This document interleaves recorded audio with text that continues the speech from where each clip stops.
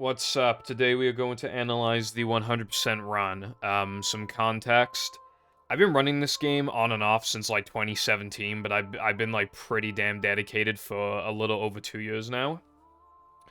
And what I usually do if the game is just in the middle of dying, I just like kind of cycle through a lot of the categories, and then by the time I'm done, like more stuff will get found, or I ascend my skill level high enough to just so the skill ceiling increases, and then I just get a new time.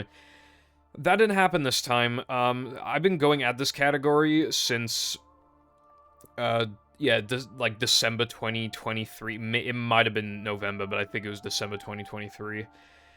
And, yeah, I've just been going and going since, and... the goal kept moving. I was originally going for, I think originally, because I started off this grind with a 224.31, so I knew I was going to go for at least 223, but I probably was just like, oh, whatever time, feels good, so probably, low to mid 223. Then I went for 222, and I was stuck on 223 for months, oh my god. And then eventually I got 222, it was so overdue that I actually, beat it by quite a lot. I was quite close to 221, or, I wasn't super far off. And, a couple time saves have been discovered as well, around the time I got that run, so I was like, okay. It's gonna be a pain in the ass, but this is supposed to be the final hurrah, because movies no, there's no time saves now. I'm going to go for 221. So... yeah, and I got it, and once again, it was a little overdue. I had a run, it was my previous PB from a few days ago. That run was on, the pacer of a lifetime, and then I mega choked and it still barely PB'd. This is... this is one of the best paces I've ever had, and then I was able to maintain that pace, so... I do think, if I got a literal 10 out of 10 run for my skill level, so not, literally perfect, obviously, but, if my skill level was absolutely maximized for 2.5 hours, I do think I could maybe barely scrape the 220, but that would obviously, take so long.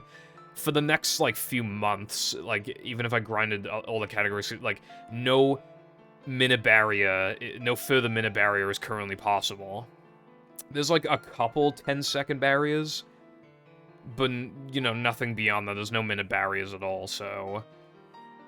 it's just gonna have to die for a little bit, I guess, until stuff magically gets found. That'd be quite nice. So, yeah, so we're just gonna analyze the run. There are parts where there isn't too much to say, but I think it would just be nice to maybe explain some things. One part of the run into, okay, actually, I should give more context. The most popular category is no pull storage. This is, not very popular at all. Hardly anybody has ran this category. Of course, it has a novelty to it because it's 100%. What I've noticed is that, 100% being flawed is, automatically more forgivable because the idea of collecting everything is cool. And it's just, it's kind of almost expected in most games to just have, some part of the run that's, kind of boring. And there are definitely parts of the run that are not particularly great. It's, the run is quite an endurance test. Quite a slow-paced category. You do a bit of nothing for a while, and then you do a bunch of stuff, and you do a bit of nothing for a while. It's kind of weird, and, it's hard mentally to play good, even in those where, part of the run is not hard. It's just hard to, play good for, that that stretch of time. This, by the way, this took, about 6,200 runs, I believe. Yeah, roughly 6,200. But yeah, we're basically just gonna look at the run, and just, it's at least one of my best runs, out of all the 11 categories I've done. So immediately, no truck skip. I dropped it a while ago, because added to maximum, it saves, 0.7 or 0.8. And even when you do successfully, in quotes, get it, you actually usually save, 0.3 or 4, and it's, and it, like, a lot of the time you'll just break even or lose time, and it's, like, yeah, like, I just couldn't be, but, like, I have PB'd by, like, only a second or less in this category, but most of the time, you just, like, you don't need to, you don't need to care about, like, that, because there's other time in the run to save. And of course you could say that about any strat that you drop, but, like, you know, that's a bit of an exception, because, again, it's not even saving a second, and it's quite hard, so it's like... Yeah, you build up speed here, and then you jump just before touching the edge, and then you jump on the edge here so that the game does not update SpongeBob's position, so that it immediately drowns him. And obviously you just build speed there for the slide skip. And then can you know, just jump spacing and all that stuff. And then, I mean, you probably know the lag stuff, but, you know, it depends on what kind of lag you're doing, but yeah, you can, and you don't have to lag. The no cheese one would be a 1 frame, but, like, the trigger's, like, off the token, so, like, there's no real visual cue, it's kind of stupid. So, for only, like, 0.2 seconds lost or something like that, it's literally, like, 0.2 to 0.3, I think it's closer to 0.2. If you do, like, select, start, it feels, like, it's hard to explain, but it's like, select, start. Like, it's not, like, super fast, but it's not super slow. It like, generates the maximum lag. And then... yeah, you're able to do that pretty easily. Dude, balcony jump is just, like, not hard, but, like, I miss it way more than I should. It's just one of those, like, weird tricks. Like, and then, yeah, Creek... a lot of beginners struggle with Creek, because you gotta, like... again, it's, like, just jump spacing stuff, and then getting up here, people struggle. Like, people... yeah, it's, like, hard to get into this game, because it's, like, I feel like you just, like, even at the beginner level, you just kind of, like, you need to know how to do, like, certain things. But yeah, I mean, we're just doing this token early, because doing it later doesn't save time, and the token requirements in this game are incredibly strict. So getting this early, like, in itself barely loses anything, but then because of token requirement stuff, it actually saves quite a bit.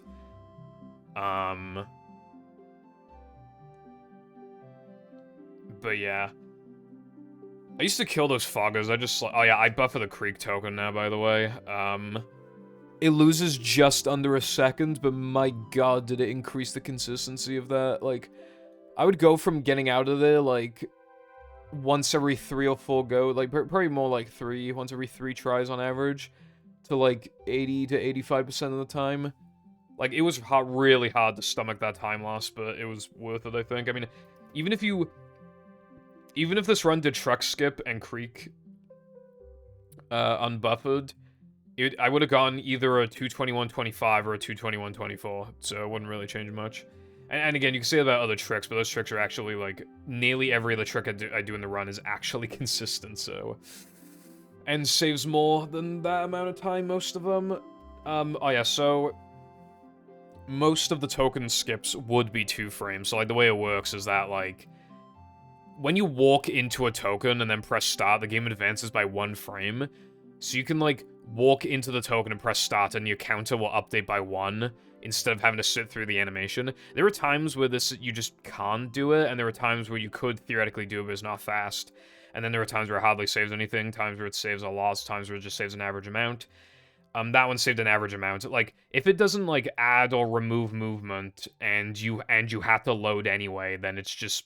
like, you're just skipping pretty much however long the token amount is, assuming it took no time to set up, which, like, these buffers are quite fast, so pretty much took no time to set up. But yeah, there is a second frame as well, where basically take what I said, but you can also be 1 frame further back and it'll still work, but the token counter will not update. So it's really easy to just assume you got a token and then warp away and you didn't get it. And I kind of said this before, and I still think it's true. Like, assuming you're doing the inching up strat, which is just, like, walking up to the token, like, inching and then pressing start to unpause, inching, pressing start, unpause. Like, that strat that we used to do back in the day would genuinely be easier if the token were a 1 frame, because then be absolutely no second guessing whatsoever. Most of the time when you miss it, it's either it's always either because, like, you couldn't tell that it was the 2 frames, so you unpaused and you collected the token, or you are assuming it's a 2-frame, you warp away and it's not the token, and you know, you didn't get it. Like, at least when it comes to the, like, getting it in other forms would be harder with the 1-frame, but it just purely the inching up strat, which is the bulk of what we were doing back then before the lag. Yeah, unironically, it would be easier if it was a 1-frame. But yeah, because the 1-frame actually has, like, its visual cue. Like you know you got it if it's 1-frame. This is, like... Dude, this is just, like, I don't know why the lamp jump is, like, weirdly harder than this, but apparently this jump is relatively easy on 360, is what I've been told. Like, I don't understand why it'd be easier on 360, but yeah, you have to have pretty good jump spacing there. And in sandwich driving, you know, not too much going on. But obviously, you know, I'm gonna save, like, seconds over, like, some, like, beginner. With, even without factoring, like, the sliding and driving used to really bog down the run, but I feel like in recent years, you know, since, like, 2020, it's kind of turned around, and while, like, people still, like, prefer the platforming first and foremost, I feel like the sliding and driving is less like, oh, we gotta put up with this, and more like, at least at the higher level, more like, oh, you know, like, well, it's not, like, the best the game has to offer, like, it's still got some, like, good stuff, like, it's still, like, part of the run. Because, like, back in the day, we tried to make categories that I had, like, the least amount of sliding and driving we could get away with, when we probably should have just encouraged people to try and, like, find strats to, like, make levels good in the first place. But yeah, like, nitro management, you know, all that stuff, like, not really anything notable here, until finally this trick. Sandwich out of bounds. There's a bunch of forms of this, but I found this one, and this is the... I found this one and a slightly different version of it that's a bit faster. With that version, this is the fastest you could do this on any version, this out of bounds, but otherwise... Also, there is a strat earlier in the level called park out of bounds, but it doesn't, like... As far as we're aware, it's literally physically impossible on this version, so yeah. But yeah, I found this, so, but again, it was, like, with the help of, like, other people finding stuff. So what you do, and this is a version of the setup as well that I used to nitro, like, around here, but now I nitro around here. It just makes this part, like, easier. It doesn't really lose time either. So you want to, like, line yourself up properly with the dirt pile. My cursor's not on the screen. Hold on. Alright, luckily I didn't really use my cursor before this. And then you have to, like... So you lose your speed, like... in mid-air, like... And then you... By the time you land on the bulldozer, like, all or most of your nitro is gone. And then you can... Maybe you need to still, like, hold X to, like, lose a bit of your speed, but sometimes you can just hold A and make it over here. There's an invisible wall there, but it only bonks you if you have a specific amount of speed. Now, there's an invisible wall here. If you go too far right, you get pushed back in bounds. This dirt pile is so bad. Too far right, you'll get, like, no height. And even if you do, you'll bonk on an invisible wall. If you go too far left, you'll get high cucked and you'll lose your speed, and then you're fucked. Like, we need 3 nitros for this. But luckily I had good height there. And then there's an invisible trigger I'm touching. If you miss even one trigger in the level, hell, if you do them in the wrong order, the finish line trigger will not be present. So you have to go through everything. Which is so AIDS, because, like, there's a couple cool theoretical out-of-bounds strats that, like, could exist, and then they just don't. Like, it's like, okay. Thanks, Heavy Iron. But yeah, and then that nitro but there is, like, a bit tricky as well, because, again, like, you have to, this is pretty lenient to the trigger, but it's like, you know, there's an invisible wall to your left, again, too far right, go back in bounds, too far left, like, no speed, you know, blah, blah, blah. Well, too far left, and you'll either bonk or be stuck on some, like, collision that loses you, like, 3 seconds to get unstuck from. The trick is pretty hard and relatively feel-based. I get it, like, 60% of the time, which is, like, fine in itself, but yeah. This level went from fucking free as fuck to just, like, absolute run killer, though. Oh yeah, there's a thing called Sandwich Crash, by the way. Basically, well, there's another reason why you want to reset here, and soft reset the console. But there's a nitro text box in this level, and if you see it twice before restarting the game will crash. However, we would have to restart the console anyway, because from sandwich driving onwards, if you talk to Mindy, and then go back to depression, you'll get this thing called Mindy Steer, where she steers at you for like 2 seconds and you can't do anything. So we would have to restart the console anyway. But yeah. Anyway, now we can go to 3K. So run's looking like fine and dandy so far. Also, yeah, you entered this level with just enough of bash, so that's like why you need Creek. Otherwise, we'd have to like do combat early, which is really slow, or enter 3K with not enough, and then go back to sandwich, which in itself also, like, it loses a load, and, like, yeah, a little bit of menuing, and, like, a couple extra seconds, like, it's just, you know, like, that's, like, 8-9 seconds of time loss. Yeah, bash boost, you fucking hold wide, like, what else am I supposed to say? And then, you jump down here to grab this extra, which actually, like, skips a little trick. I mean, it's really easy, but you either do left gang, which sucks, or right gang, where you just, like, jump, and then jump again, and then hold right, and you ledge grab here. But instead, you can do bash gang, which is very easy. That's like the beginner strat, but yeah. And then you kind of walk in a kind of specific way to manipulate the banjo guy, the slammer. And then you hit that to get the bungee challenge warp. And then you do bounceless. It's a 4-frame window, but again, the game advances 1 frame when you pause, so technically, if you're on frame 1 and then pause, like, it'll advance 1 frame, and then you'll get fucked. So, you can pause on frame 5 or frame 2, like, anywhere between frame 5 to frame 2. And it'll work. Quite easy, you can buffer it if you want, but I don't do that. Sometimes when you lag, the game just, like, doesn't fucking lag, but it works, like, enough to be worth it. Anyway, we're back in sandwich driving. Yeah. Yeah, we're back in sandwich, and this is just like, it's essentially identical to how you do it in SD 101. This really sucks, but like, I don't know. At least sandwich out of bounds is here. It's like, that's something, I guess. Although, because we used to do sandwich driving as late as possible without like losing time on the routes, but like, this is different. Like, I do this as early as possible. Now, I do it like during bounceless. And as a matter of fact, right, and let me give an additional bit of context I forgot to give. In this run, I got to NTWM twice before this run on this stream. This was like 2.5 hours into the stream or something like that. Or like, yeah, like 2 to 2.5 hours into the stream is when I started this run. But I got a run into NTWM. I think it died in... Was this the run that died in the stream ride? I think it died in Dennis too, but it's really hard. No, that might have been yesterday or the day before. I don't know. This died either in like the first run died in like SCDA or Dennis or like Sundae. I don't fucking know. And then the next one died to Quick Chris, and then I got this like relatively shortly after. So like I had gotten runs going. I was like, okay, well, today's technically a bit of an above. Like if I can get 3 runs. Oh, and then I missed bounceless, but couldn't tell if I missed bounceless. So I did all of SD 102, came back, and I saw I missed bounceless, and then I got this run very shortly after that. Anyway, ring, not much to say. It's surprising how much time you can save by cutting the corners, but obviously there isn't actually much to say. I'm not trying to make it sound hard or anything. But recently I started like really cutting the corners in like SCDA guitar and stuff, and I've just been in Rockside Ring, and I've been golding those segments by like a second, so like, it is surprising, like, it saves more than you would initially expect, but yeah. There is very, very little to say here. It's just, again, I'm gonna be saving like a couple seconds over like some newbie, but like, yeah. There is one notable thing, and it's actually notable. This extra.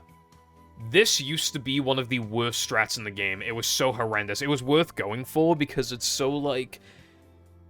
Most of the time when you missed it, it was just like, oh, you lose, like, 3 seconds or something, so it's not that bad. You might as well... And in the rare instance you get it, you can save a lot. So it was worth it to just try. But, like... This used to be abysmal. It was so abysmal. And now it's pretty easy. I miss it like once a stream on average. And I did miss it this stream already, but yeah, I missed it like once. I think I did anyway. I definitely missed it the stream before. But yeah, you want at least 2 nitros, when you get to this point. You want at least 2. Because, there was one run where I actually, like, missed this, but I was still, like, next to the dirt pile. And if you have, like, very quick, reaction time, you can nitro again into the dirt pile, And then you can, like, barely make it to the ring before it expires. I've done that once, so you definitely want at least 2 nitros here, but I had 3. So the way that the strat works, you just kind of, like, give yourself a bit of a wide turn so you can nitro, like... You want to nitro, like, roughly here, and then you kind of want to, like... It's, like, weird. You want to, like, lean left, like, a tiny bit, like, as you bounce, like... You want to go, like, a bit of a wide left so that you're, like... You're on, like, the right side of the dirt pile, but, like, you're holding a more, like, left angle. And then you'll, if successful, you'll bounce off this, and then you'll bounce into the extra. Again, it used to be horrible, and now it's, like, I have to practice it quite a bit to get it, you know, it's not like it was suddenly 100% solved, but, you know, it didn't take it took a few days of grinding to get it consistent. And the reason why this matters is because without this, you can't, like, this is what enables 3 sandwich out of bounds, right? This is what enables 3 of them, because otherwise, under normal circumstances, you can't get that extra in ring, so you can only get it during either the first token, the second token, or the 4th token. Obviously, that means then you have to skip sandwich out of bounds, so you would just kind of do this, this generic path in, like, Macho. So yeah, for a time, this was, like, one of the hardest segments in the run, like, because... What was your reward for doing this trick that works, like, 10% of the time? A trick that works, like, 50 to 60% of the time. Nice. And I've done that trick. I've done out of bounds thousands of times, and, like, there are just days where it doesn't... Dude, there was a stream recently, like a few weeks ago, where it took, like, 2.5... Not even took. I literally spent, like, over... It was, like, 2 hours and 50 minutes. I literally spent over 2 hours trying to get past... SD time, and I couldn't do it.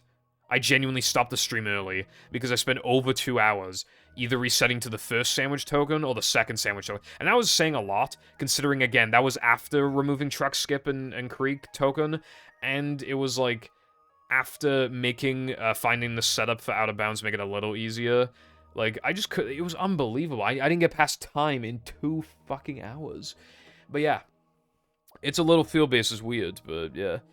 Anyway, now it's not so bad, but obviously, yeah, the out-of-bounds is still only, like, 60% consistent or something, which is really, like, I really hate tricks that are just, like, hyper-field-based, but... Luckily, like, in most categories, you only do that shit once to twice. This is one of the rare exceptions where you do it 3 times. This is the hardest form of it, too, because of that extra strat, even if it's not, like, particularly hard. That Wrecking Ball, that just happens sometimes. The way that you, well, it just depends on how fast you did the other shit. However, I probably could have avoided that if I nitroed earlier, because you can see I have 1 nitro left. If I had nitroed earlier, then maybe I could have been just ahead of the Wrecking Ball, or maybe I would have been, or maybe I would have got knocked by even harder, who knows, but, like, you know, you want to, like, have 1 nitro going to this water fountain if you're doing, like, the kind of, like, you know, movement that I'm doing. But I just, like, keep forgetting, because of it. But yeah.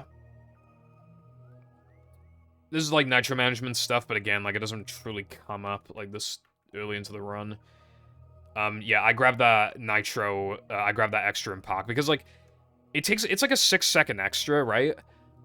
Why grab it and then reset to out of bounds, like, in time? Like, I'll just be resetting 6 seconds slower, and imagine all the times I reset in time, or the main, or the first token, like, imagine how much time I would have wasted, like, overall. You know? Also, actually, yeah, we used to nitro, like, here, but again, like, I found this to be more consistent, and it about breaks even, or maybe loses, like, a tiny bit. It sucks, dude. My sandwich driving 101 gold is, like, a fucking, like, 240.13. I know 239 is possible. Oh, yeah, I forgot to mention as well. This ultimate sandwich out of bounds. If you, like, barely touch this dirt pile in the exact way, you'll bounce off of it, and then bounce off the side of the bulldozer, and then you'll land. And then if you react fast enough, you can nitro to the side of this. So much has to go right. I never intentionally go for it, it's only accidental, and then you have to, like, quick react to it, but it does save, like, half a second, but it, again, is, like, incredibly unexpected and very hard to react to. But yeah, I got, like, a 2, I don't know what it was, like a 212 and, like, a 218, that's pretty normal. Preferably you get, like, 211 and, like, 217, although 210 is possible, but yeah, like, you know, sometimes it's just not gonna, you know, be afterwards. Again, you don't have to do Sandwich 102 as early as I did, but, like, yeah. Now we do Steamed Early, a trick as old as time itself. You don't want to spam ceiling swimming, you just want to, like, tap A kind of fast, and then you do, like, a double bash boost.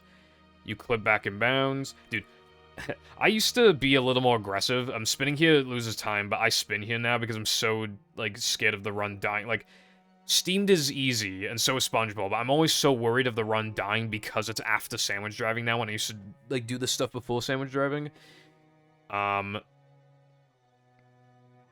yeah, despite this category being kind of slow and stuff, like, I think it's a better category than all tokens, and thanks to this PB, this category is now only, like, 4 minutes slower than all tokens, and that run is not as good as this one, but if you made it, like, 15 to 20 seconds, like, yeah, like, 15 seconds faster, it would be as good as this run, roughly. So it's still, even rounded up, it'd be, like, 4.5 minutes slower than all tokens, but yeah, this is just better, because all tokens has rubber-dub backtracking early, like, even, like, the boring extras, at least they changed, like, the path you take a little bit, you know, it's just clear, and 100% is, like, more of a cool novelty compared to all tokens, like, slight arbitrariness.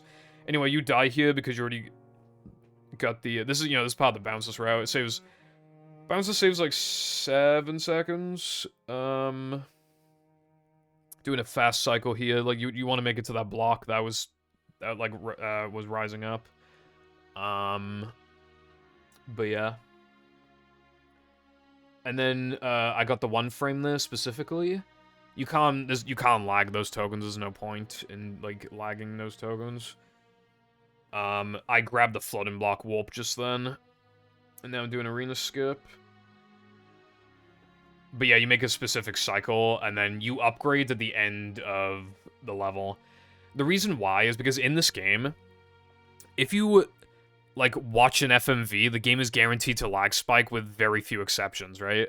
So, like, the game, and there's, like, a lot of things, little things that will, like, it could be a random SpongeBob voice line, it could be killing an enemy, it could be, like, destroying a crate, or it could be, yeah, Patrick voice line, you know, it could be, touching a token, like, basically always guarantees it as well if it hasn't happened yet.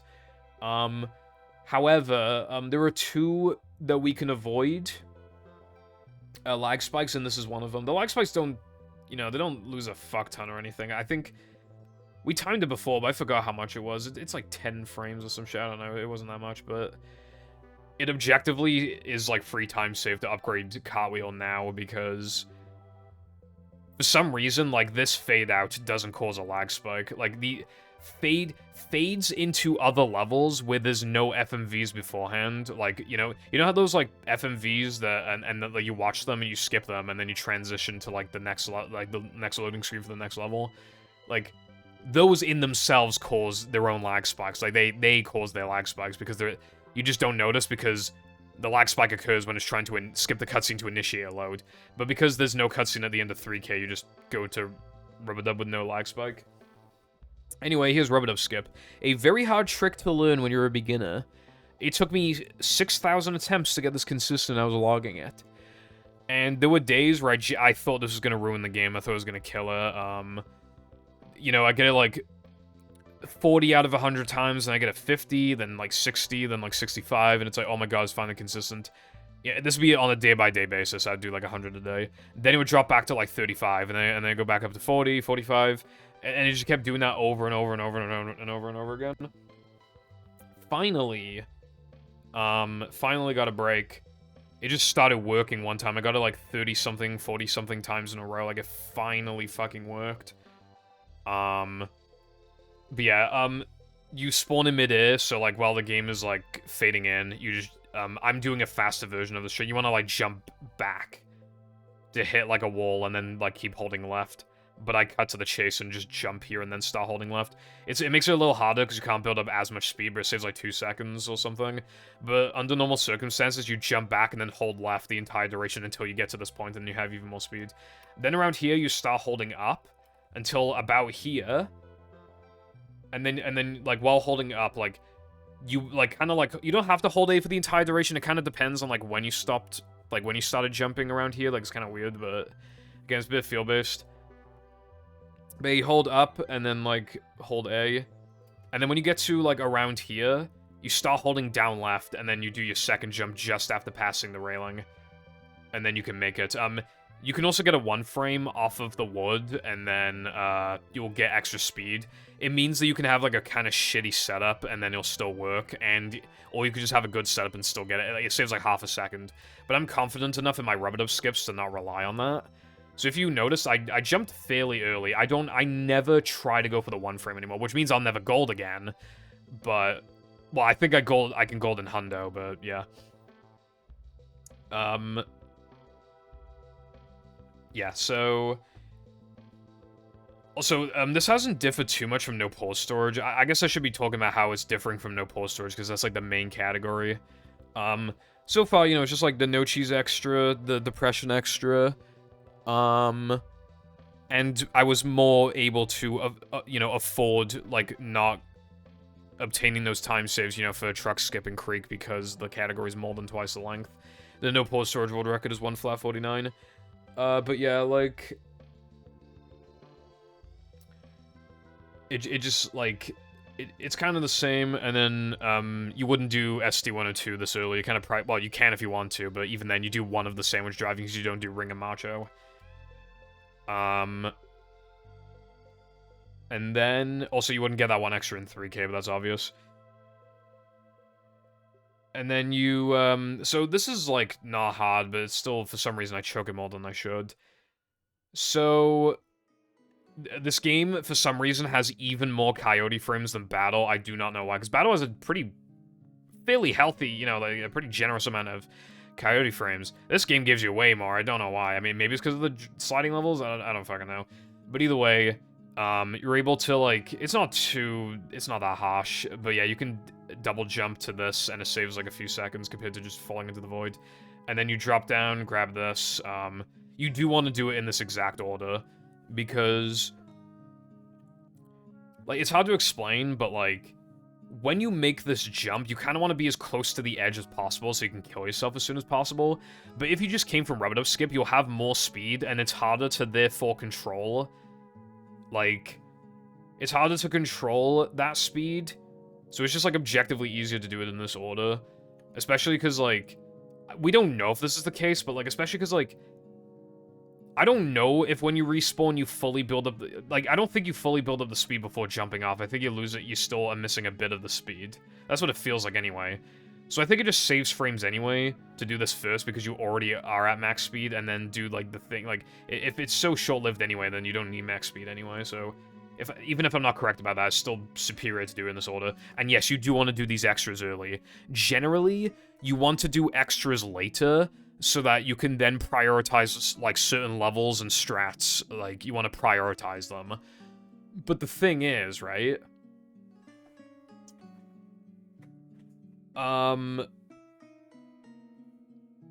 There are some extras that you literally need to get out of the way because of a really cool reroute that got discovered a while ago. But I guess we can get into that later. You can also upgrade here, by the way, like, just before touching this trampoline. Oh, no, it probably lag spikes on the FMV, actually. I'm not sure if it does, but it might, I don't know. But, if you collect a sliding and driving token of SpongeBob, and Patrick, obviously,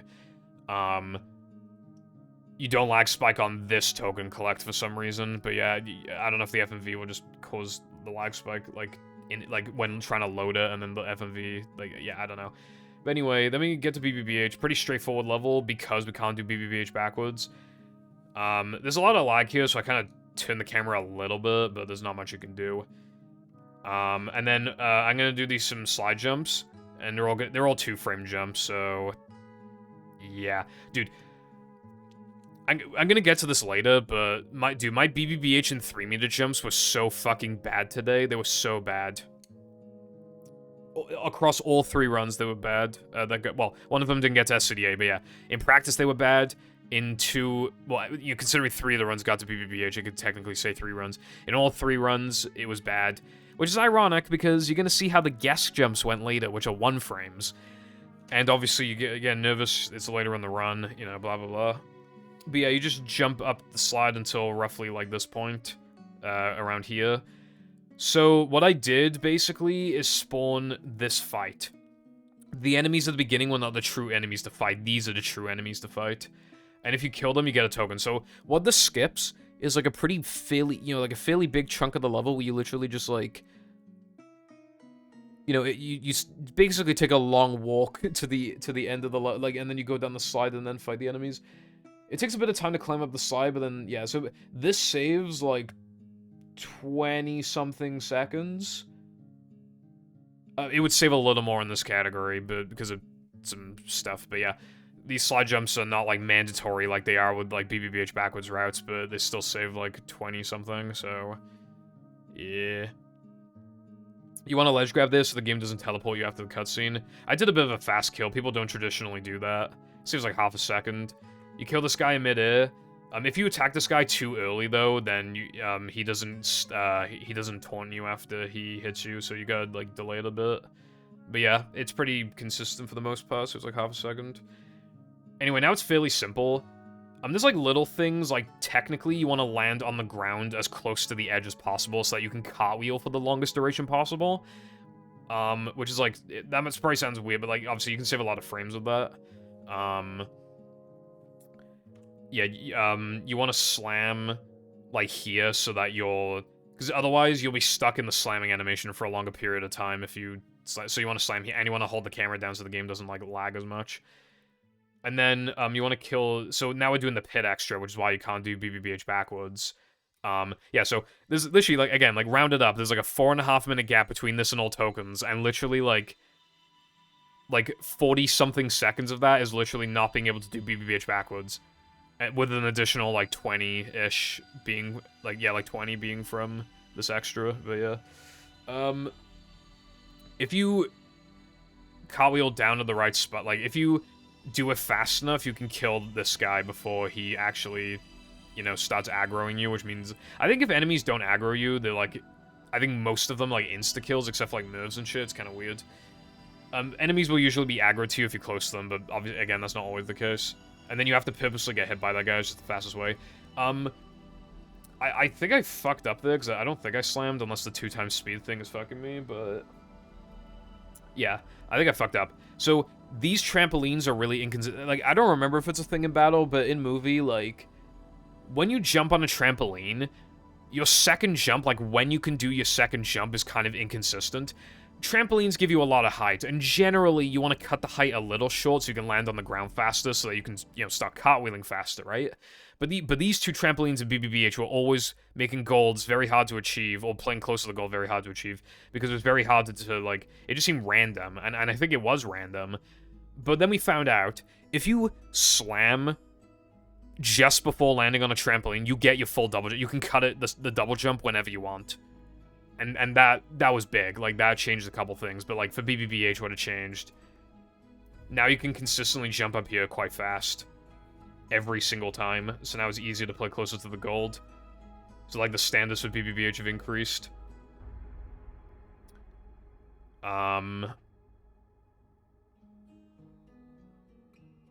Yeah, you want to slam on the edge here so that, you can... If you slam on the edge but still fall down, like, you'll cut part of the animation while falling down, so you just save, like, 0.2, but it's very minor. And then here's Disco Skip. This is a different form of lag, and it is actually usually fast to do the lag here, believe it or not. So basically, normally you'd have to go around, It loses, like, 16, 17, 18 seconds. It's like 16 to 17. But you can do a 1-frame here, like a 1-frame damage boost. Except we could buffer it. To make it more, like, I don't even know what it is, like a 5-frame, I don't even... But again, the lag is a little inconsistent, but again, it's just worth it, like... So, you do the select start thing.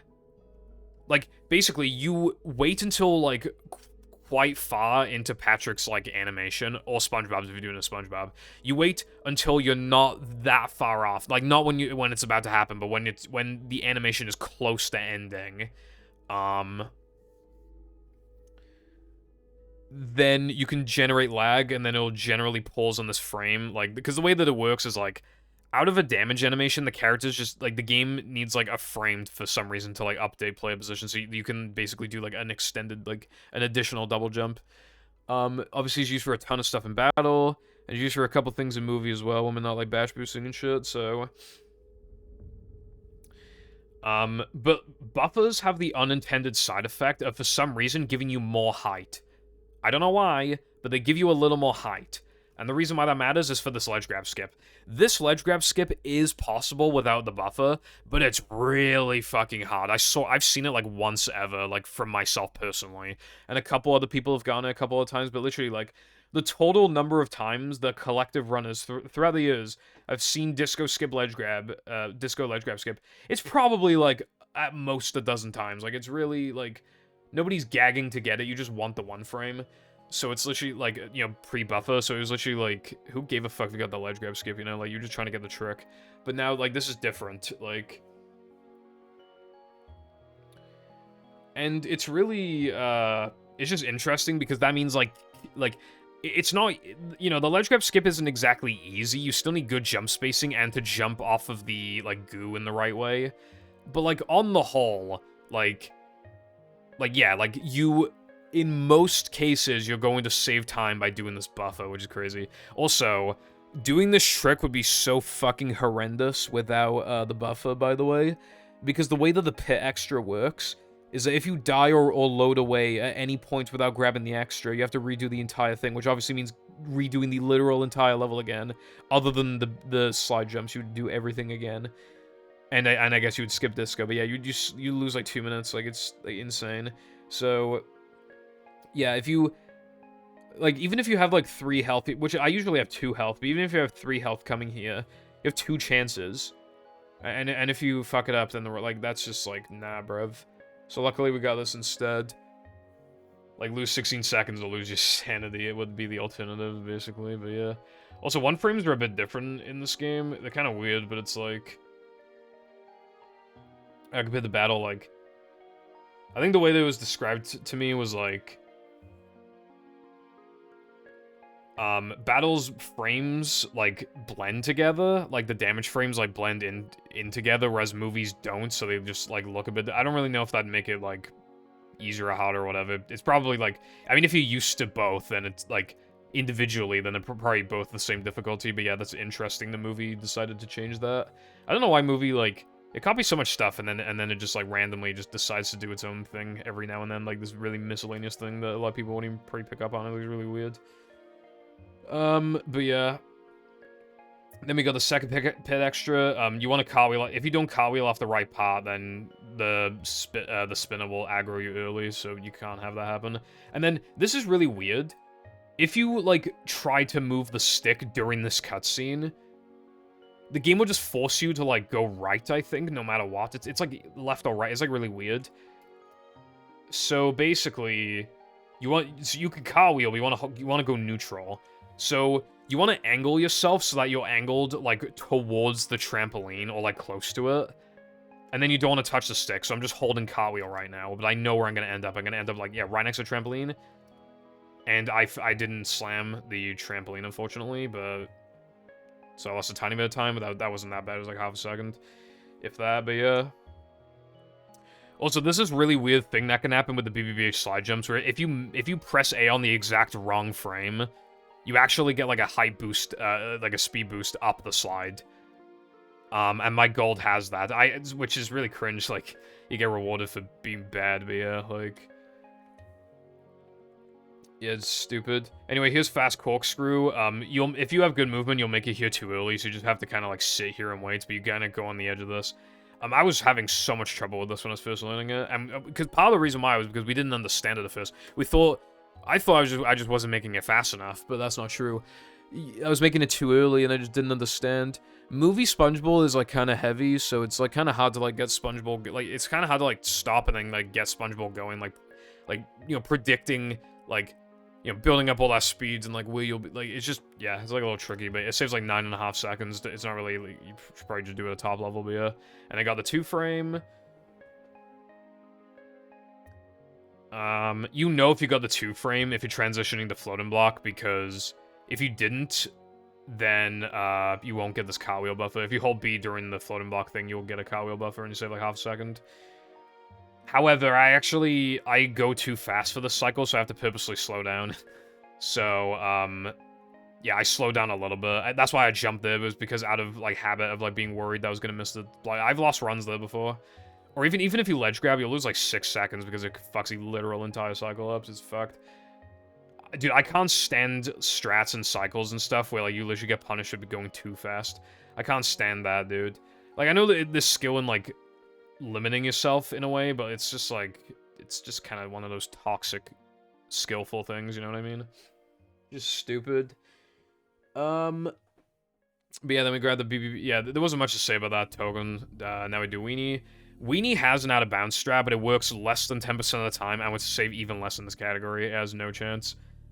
And even if you get it literally perfect, it saves like 8 seconds, and the average successful attempt literally saves like 2 seconds. That's how fucked it is. But yeah, the nitro management's more important here. This nitro here, so the way that this game, like, okay. What you want to generally do is, most of the time, if you have to go up a ramp, you want to, like, use up as much as much of the nitro as possible, and then just before it runs out, you want to go on a ramp. And then you'll maintain most of that speed in midair. Like, so, if you do that optimally, that nitro just then, it saves a quarter of a second. Like, that find was big enough for the Weenie. Like, I thought Weenie time would like, the IL would never get improved, like, to the next second, or at least would take a long time. And then because I found that, you save 3/4 of a fucking second. And then, yeah, like, yeah, it's crazy. Also, it saves like a frame or two to nitro here, but you can, like, bonk around, and it's kind of stupid, so I mostly stopped doing it. I miss that nitro because I'm bad. There are some nitros where, like, the hitboxes are kind of fucked.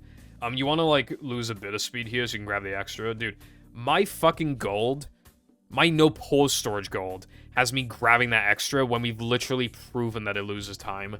And it's not a real gold because I forgot to upgrade, but I spliced in, like, an upgrade and it would have golded by, like, 0.4. Like, I already, like, okay, it was like a 309.9, and I already, like, hardly ever get, like, low 310s, or even, like, it's a little hard to even get mid 310s. So even that was, like, I don't even know how I got that, right? And because that was before I was, like, properly examining the golds. I was just like, okay, I guess I golded. Unless something was, like, truly baffling. Or I was just so proud of something that I was like, oh yeah, I gotta examine this, see if I can push any further. But, like, yeah, and then, right, this, like, fuck, what was this thing? I forgot, oh yeah, well, yeah, the extra. And then I got the extra in a run. I grabbed it kind of fast, like, but I still grabbed it, which, again, we've proven to lose time. And I got it by, like, 0.304. I've seen almost no 309s in my time since. I've seen almost none, and with a strat that loses time, I got a 309.4, and I just don't have any proof of it, because it wasn't a real gold, technically, because I forgot to upgrade it, I just didn't highlight it, so, yeah, fucked myself. Anyway, same kind of idea, you want to nitro fairly early there. So, the objective is just to collect 5 keys, but, the 5th key only spawns on lap 3. Or, I mean, it's there, but, like, the ramp doesn't spawn until lap 3. So you spend the first 2 laps just, like, grabbing shit. So... Also, yeah, so this is Conquer 2 key. Instead of going the other way, it literally saves, like, 2 seconds to, like, turn around and grab it. Dude, this is fucking... I don't know why. This shit is harder than it looks. I'm not trying to make out this is, like, insanely, like, hard task shit, but it's, like, it's weirdly difficult. And this is, like, a lot of the reason why it's so hard to gold. Like, you gotta, like, that turn was too wide, and then, like, this turn was too wide and too slow. Like, it's fucking... It's, like, stupid. Anyway, also, if you cut these corners, there's, like, especially this part of the track, if you, like, cut the corner too much, you'll just fucking get a bounce and go up in the air like a fucking dumbass.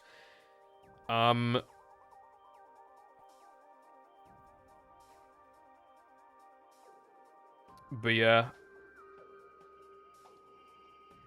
And then this is fairly shrimple. On lap 3, you don't want to go through the oil because nitroing through oil is AIDS. And then you want to nitro around this, like, black spot. That's, like, my visual cue. And then... yeah, and then you reload, and then you drive to the end, and then you upgrade Slam for the same reason as in 3K. This one's a little harder because it's hard to, like...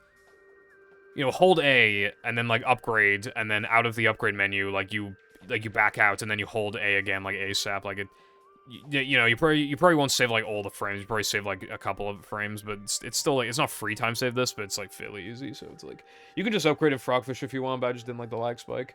Also, another thing, as of a few years ago, these FMV cutscenes, you know, basically, if it looks like a PowerPoint presentation, it's an FMV cutscene.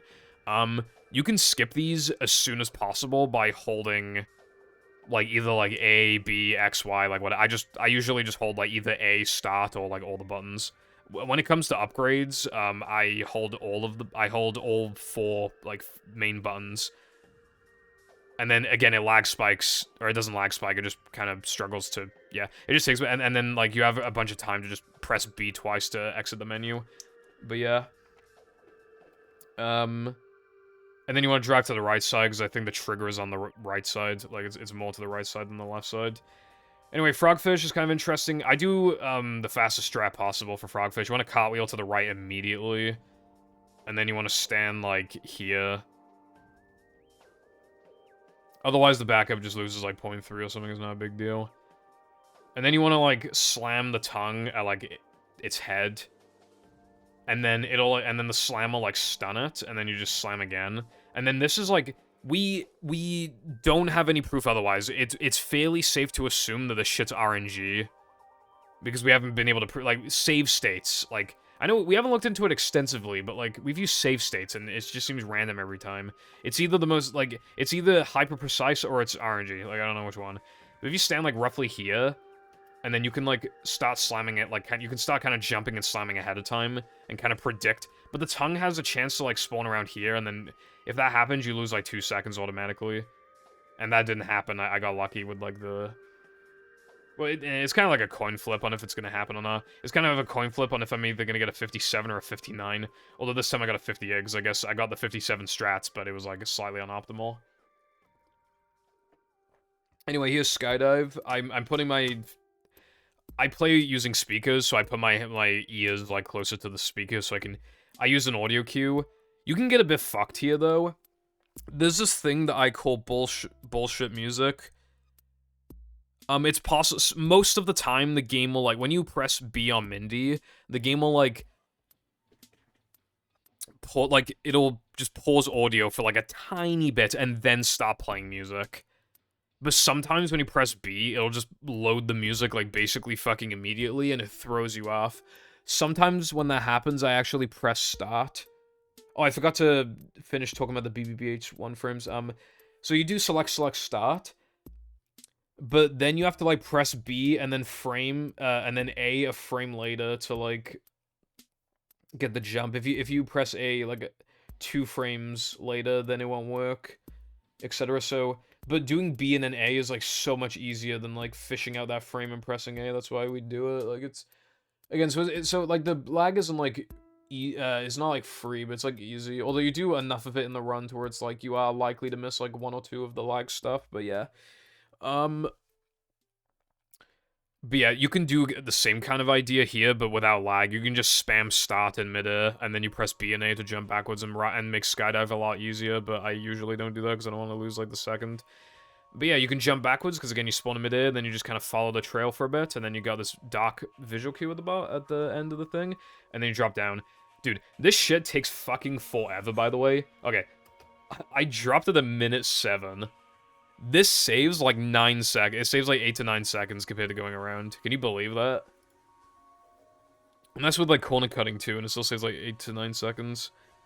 And then you drop down here. There's a Hans trigger, but you just, like, hold left for a bit, and then, like, a Gucci. Yeah, Rock Slide's not too interesting. A lot of people like Rock Slide because of the differing paths. I can kind of see casually, but, like, yeah, I don't know. I'm much more of a fan of GESK and Rubber Dub, but yeah. Anyway, here's one of those 1 frames we were talking about.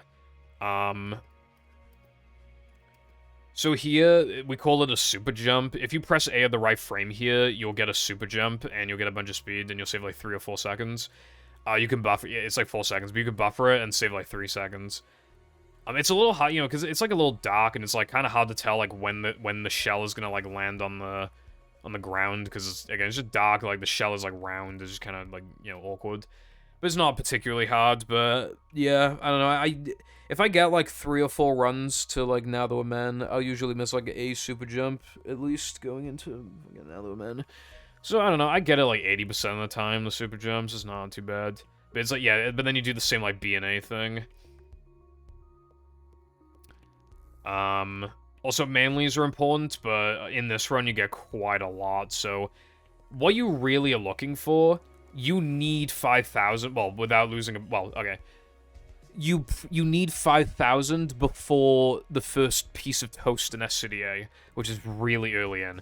If you need to, there's like a 150 stack that loses like half a second right at the beginning, but maybe a bit more than that. It's like 0.6 or something, but yeah, like if you want, you can skip that. I mean, you can grab that, and that gives you like 150. But otherwise, like you don't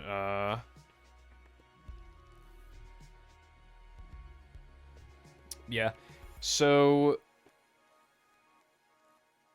like that's the actual objective, I guess, is like getting 5,000. And then if you get 5,000 at the beginning of SCDA, you're like fine on manlies for the entire rest of the run, depending on the route that you're doing. Otherwise, it could cause problems. I sometimes skip those manlies to save frames, but I guess I didn't that time. But yeah, I'm just grabbing manly. You know, this is the kind of stuff I grab in Rock Slide 1 in like every category. But yeah, this is the same kind of idea. This one saves even more. But it's harder. If you have good jump spacing and you lag clip through like this thing, you'll just clip through it and fucking die.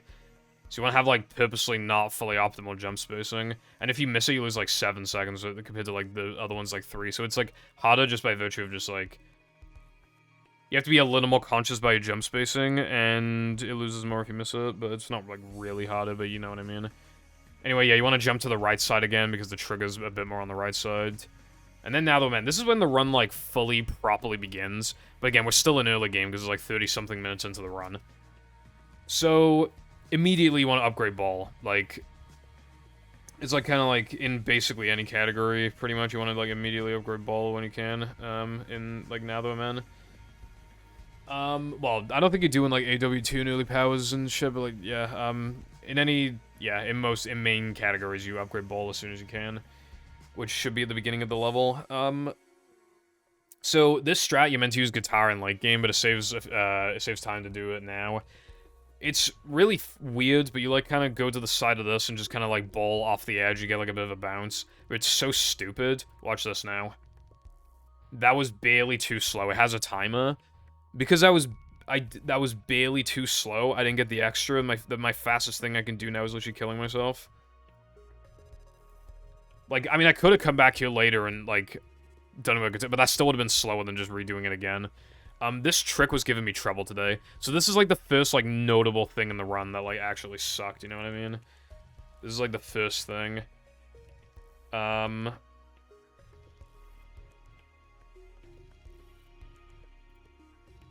So, yeah, unfortunate, because, like, it just makes the, like... The mid and late game were great, but, like, the early game, because of this, like, it's weird calling NTWM early game, but it's true, like, but yeah, it just, it's so, like,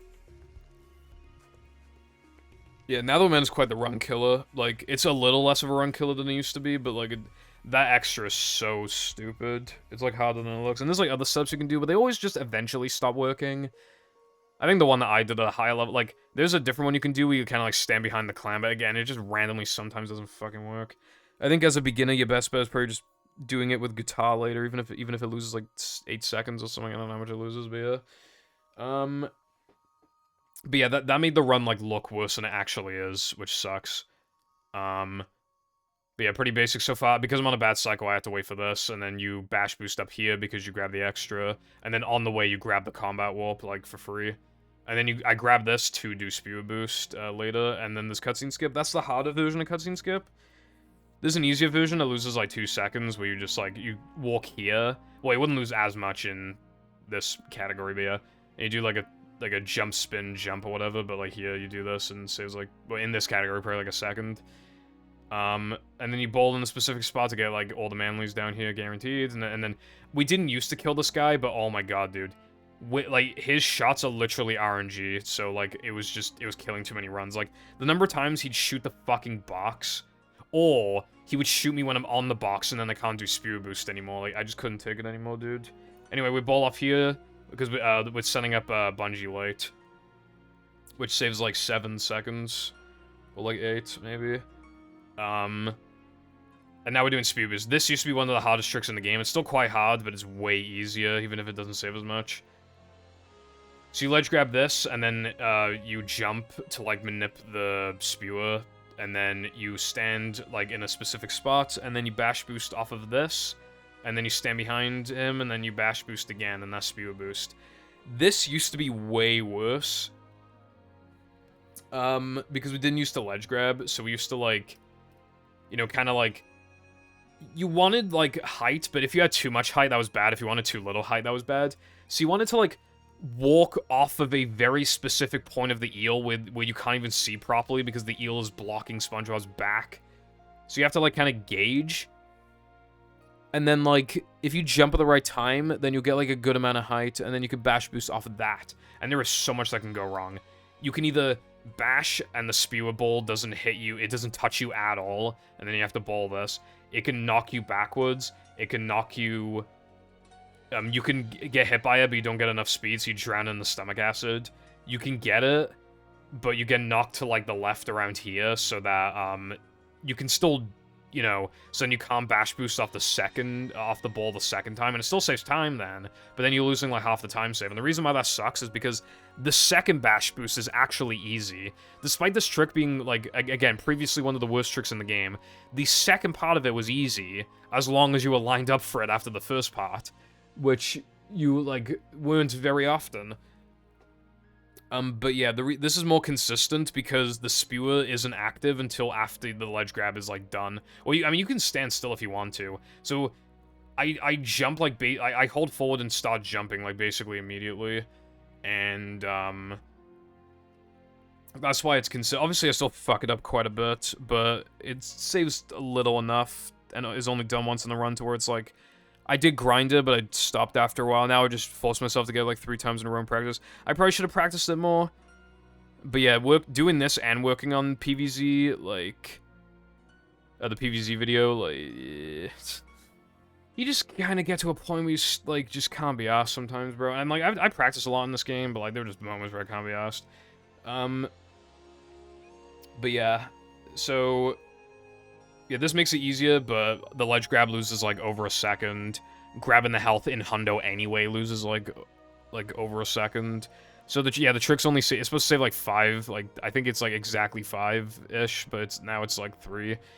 So you could argue why I'm even fucking doing it, and my answer is I don't fucking know, bro. I mean, I don't like downgrading strats just because I'm playing a longer category. I'm usually very against that. Obviously, again, no cheese and depression with, like, the major exceptions, but I don't recall dropping, like, anything else. Anyway, you don't have to kill that guy, but it just makes things a lot easier. This is Fast Lobster. You can only bowl this guy every, like, 2 seconds, or else it'll look like the hit registered when it actually didn't. It's, like, 2.2 seconds, I think. So I'm doing this in a very specific, strategic way. I delay my second shot a little more than I have to, so that the Papa guaranteed dies, because he causes issues. And once again, with ledge grabbing, so that he's not gonna, like, get in the way.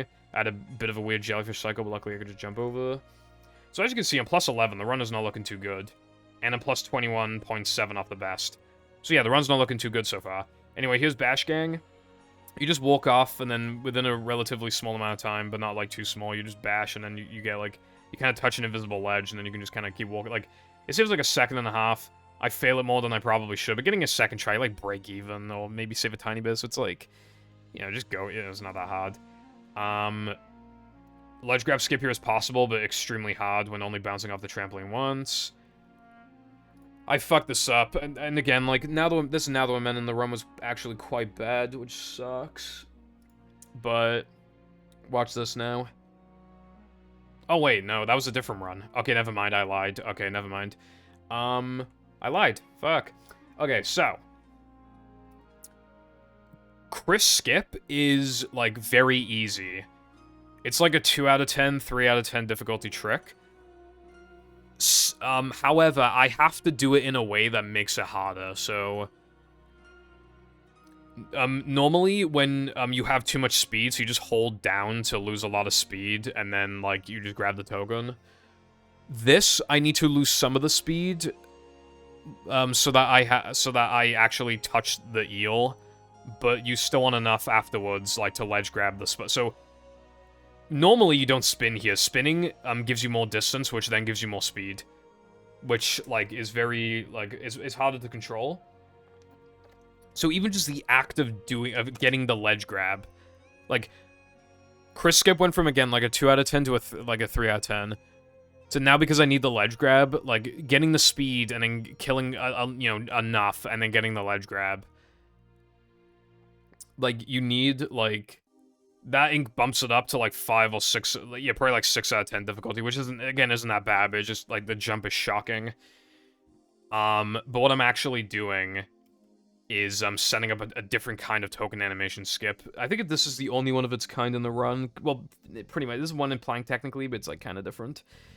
So you walk off, and then you kind of like flick left, like you kind of hold left after falling for a bit, and then like ball, and then you'll prioritize the ball animation because you buffered it, and then you'll like fall into the lava as you grab the token. It is possible to skip the ledge grab, but it makes it way harder, because not only now do you need to lose even less speed, which then makes the actual act of getting the ledge grab skip, like getting Chris Skip and then getting the ledge grab skip. What did I say, like 5.5 or 6 out of 10 difficulty before? Now it's like 7.5 out of 10 difficulty. Then, you don't have time to, like, adjust your camera properly, and, like, you know, it just, and so then the actual, like, setup for the trick is then harder, so I usually, like, if I can see, like, okay, if I can get the ledge grab skip here. If I see, I try to kill enough to just, like, get the ledge grab. But if I'm like, oh, I can get the ledge grab skip, I'll just go for it, you know? But, yeah, that saves, like, over a second, or, like, maybe a second, and it's, like, 1.2 seconds. I don't fucking know how much the ledge is, like, 1.2 seconds or something. But, yeah, it's, yeah, like, the whole thing is, like, kind of hard. It took a while to get down, and even then, there's still, again, earlier the stream, there were parts where it just, like, didn't work. Also, it's possible, to not get enough speed, to not ball enough to go too far off the edge and ball without even touching the token. It's possible to, like, touch the token and then fall into the lava, but you're too far into the token grab, so then you have to sit through the animation, like, while you're in the fucking lava. Like, or just whatever, like, there's a lot that can go wrong, but, yeah. And then use Monster Skip. Sky found a faster way to do this, but I didn't like it, so I didn't do it, but it says, like, a second, but... there's a lot of different Monster Skip setups, but I like the one that I do. I mean, obviously I like the one that I do, but... You hold, like, I hold, forward and down so I can see, like, you want to stand on this, like, little ridge. And then you want to I turn the camera so that, when the eel's mouth fully extends, it's meant to be, like... The peak of his mouth is meant to touch the peak of the pillar, but my camera was a bit off, but I like the setup because you can be a bit off and it still works. And then you do 2 full jumps and a spin. And then, this is something that hardly anybody does, but I really, really think it's underrated. Holding the camera down here is so underrated, because it can be really hard sometimes, like, when the monster's moving left or right, it can be hard, he's kind of, like, swiveling his, like, eyes a bit. It can be hard to, like, stand on the right part of the eyelash, and if you pan the camera down, like, yeah, it's an extra input, but it's, like, I really do think it's easier in the long term, because then you won't get situations where you're further back on the eyelash than you think you are, and therefore it doesn't work. Like, I just want to be at, like, this, like... I still fuck up occasionally, but I feel like I fuck this up less than a lot of other runners, and you could just say that's because of my general skill level, but, like, honestly, I really, like, I really dig this setup. I've been doing this for a long time, and I really, really like it. And then, this is unnecessary, but I buffer here to skip it saves, like, half a second, maybe a bit more, but yeah, you skip the ledge grab. It's kind of goated with the sauce. But yeah,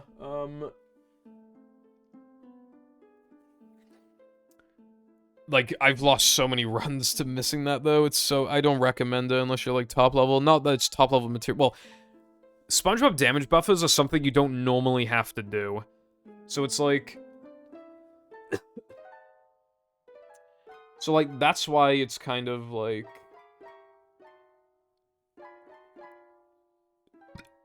Burp. That probably came out gross on the mic. My half apologies. Yeah, again, it's just really unnecessary, but, like, yeah, SpongeBob buffers you're not really used to, so it's like... Yeah, SpongeBob's animations end quicker than Patrick, so it can be a little harder to just, like, quickly react to, especially because, like, I'm just got done, like, flicking the camera, but, yeah. It's worth it enough to do it, I suppose. Now that I'm Floating Block went through a bunch of changes recently. It went through, like, 2 time saves, and, dude, it went through, like... There was this new time save, and it was kind of a little hard, but it was, like, fine. And then there was another version of it that saved about twice the amount as, like, the... Well, there was, like, the standard strat, and it was known you could go a bit faster, but it was, like, really hard. And it saved, like, 2 seconds anyway, it wasn't even that much. And then, this got found, which compared to the standard strat, not this, but, like, a cycle, that saved, like, 4 seconds, and then this one saves, like, 4 to 5 seconds over that. And at first, it was so horrendous, dude. Every fucking run was dying here. Every run that got here died here. I never saved time with the strat until we finally, like, figured some more shit out. So, a big thing... well, it's not really worth explaining because it wasn't in any of the records, but... There's, like, some stupid cartwheel thing we were doing here. We found out you could just jump here and it loses, like, hardly anything, so that's, like, now free. We were jumping originally to over here, but we kept getting hit by spikes and stuff. You jump this way, it's even faster, so you can make the cycle more easily, and you almost never get hit by the spikes. So I found that, and then Cotton found the beginning thing, and then again, like, slamming the trampolines, like, you don't need to, but it just makes it easier. What we're doing is avoiding this checkpoint, and now you just make it here with leniency, like, basically every time. And then you need good movement, but, like, with good movement, you can, you know... And then this part's kind of hard. You need to, like, jump off the spike and then walk to the side. The reason why you skip these 2 checkpoints is because if you skip the checkpoints, the Hans triggers don't update, which means that after grabbing the extra, we can drop down to the token earlier than normal. So you want to, like, hang, like... Yeah, and both checkpoints have the exact same Hans triggers for some reason. So you want to avoid both of them. If you avoid one, it's not good enough. It's not going to mean anything. You want to avoid both. Damage boosting off the spike is kind of hard, by the way, because, like, if you, like, hold a direction during it, you might get knocked. So you need to kind of, like, go neutral for a bit, and then, like, yeah, it's kind of weird. And then if you get, like, a little too slow, then you might want to wait for a whole rotation, but then it's, like, then it fucks the whole cycle, and it's just kind of, like, fucked. But yeah, and then this part can be a bit tricky right here, because this is turning. We want to, like, jump when it's, like, turning, like, when it's flipping upwards, and then you can, like, do it. And then the reason why this saves time is because instead of jumping up here, like, trampolining up here, we can literally just cartwheel from here. That's where the time save comes from this cycle. So yeah, this cycle went through a lot of changes in the span of, like, a week or two, like, save, like, 9 seconds or something. And I was still losing, some runs to it. I still lose runs to it on occasion, but, like, I got it pretty consistent, you know, like, I get it, like, 70% of the time now, it's like, you know... Well, now I may never have to do it again, so that's funny. Alright, now, to complete... Well, obviously we did Eel Bowl for Bungee Light. You wanna, like... two-frame the floating block token. Oh yeah, you have to, like, do a different setup for the floating block buffer as well, because you're approaching it, like, from a different, like, angle, which means, like, the distance is, like, different, and then I lost a couple runs to that, which is cringe, but again, that's, like, that was a quick adjustment. Yeah, the only reason this, well, not the only reason, it would still save a tiny bit, but yeah, you really want this 2-frame. Not only does the floating block 2-frame, like, save a lot anyway. Oh yeah, I forgot to explain 3K floating block late. You do it late so that you can skip the token animation, it's quite that simple. And, I don't know, the 3K one saves, like, 10. This one, you don't do later, you could just do it now, and it's, I don't know how much it saves. I mean, without Bungee Late, I think it saves, like, 8 or 9 or something, so, yeah. But yeah, you need this load here for the same... And then I do something that you will generally not see a lot of people do. It's called Bungee Bowl. You bowl for a little bit, and what it'll do is destroy a target in the distance. And then you just kind of do, like, although I was a bit slow, so I had to, like, dive that again, but preferably, yeah. So, there's a third target here, and you can just skip diving for it if you bowled it, like, if you bowled the thing. there is a side effect of this, but it literally, like, does not matter in extras categories. It just so happens to not matter, which is crazy. But yeah, so then we're gonna finish this up. Also, we get infinite dives. I just realized, yeah, this is the first bungee challenge you do in the run because we skipped 3K bungee for later. That's kind of funny. These targets, you can actually destroy them from underneath, unlike the other two bungees. But yeah, if you dive down enough without going back up, like, I don't know how to explain it, but you'll get infinite dives. And then you can just keep, like, pressing A, and then you buffer the token. And then you warp to the second task, which is where you'd go after 2 framing floating block. And then, this is a spawner bash, dude. This ends, like, a run. I get this, like, 70% of the time as well. Maybe 75 is just, like...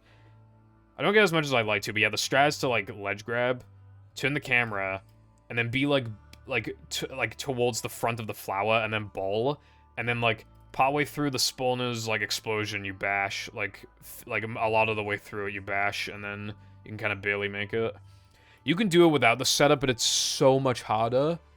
You can, like, just spin the spawner and then adjust yourself. That's, like, insane, though.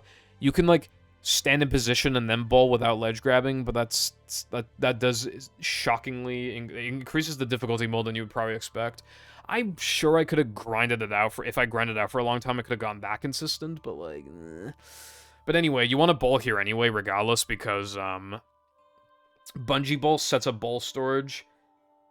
So ball storage, obviously, you must know, surely, like, you pause during an upgraded ball detonation, and then it writes to memory, and then you can have effects occur, or, like, no effects, or crashes.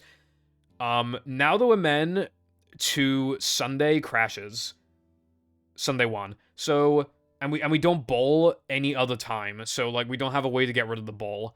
I did figure out a route in no pause storage. Oh, no, actually, hold on. It was now that we're men to SCDA SpongeBob to Sundae 2. To Sundae 1. Or it might have been floating block. Yeah, I think it was floating block. I don't know, it was one of the two. Definitely one of the two. So maybe you could avoid in this category because you don't do SpongeBob early. I don't know, but either way.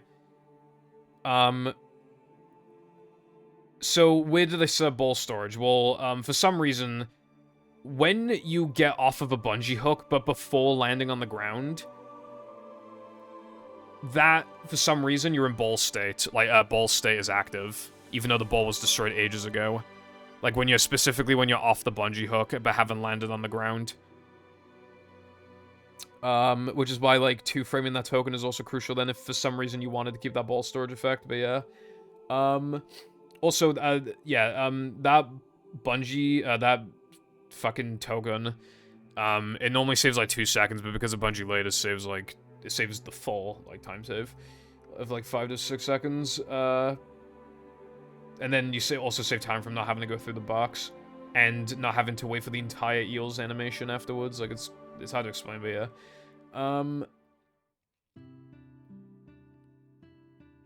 Yeah, anyway.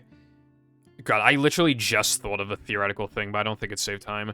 But I'm thinking, like, what if you, like, ball the eel, go back in the box, and then collect the bungee token, and then go through... Like, I think the eel would probably be too far gone, but maybe it wouldn't be. That still would definitely not be faster, even if that works, but that could be theoretical free time save. Dude, I actually need to remember... I'm actually going to look into that later, probably, if I remember, because that could actually be really cool. That'd be a really cool thing to look into, but yeah. God, I'm finding something every day, except that's not true at all. But anyway, yeah, so bowling there for Monster Ball, Monster Boost just gets rid of the fucking ball storage anyway, so you don't have to worry about it. But yeah, I do a route and no pause storage where, like, I just don't do floating block and SpongeBob lights because I didn't know which one of the two it was, so I just... And it's not, like, if you skip one for later, you might as well skip both for later. That's, like, optimal. So I can still do bungee ball. I have to do slower routing, but it still saves, like, I don't know, like 0.75 or something, and you get to do guest jumps like 3.5 minutes faster, or like 3 minutes faster, so it's actually kind of goated. Although it does mean a significantly later block boost, so, But anyway. Yeah, so this is why you need 5,000 manlies. You upgrade throw, and then we do toast early. This shit saves so much. It saves like over a minute over doing it casually. And then we do toilet skip, saves like 6 if you have upgraded throw, but otherwise it saves more. If this is no upgraded throw, but yeah. Quite easy, you just go around some invisible wall, it's pretty easy. I'm trying to speed this up a bit now, because I realize this recording has been going on for about as long as the No Major Glitches world record, so, yeah. Anyway, here's Invisicrate. I'm dodging the spitter, because killing him takes, like, a little over 2 seconds, so I just dodged him. You just dodge him. So, Invisible Crate is usually not seen, but this is one of the rare instances where you'll see it. So let's watch.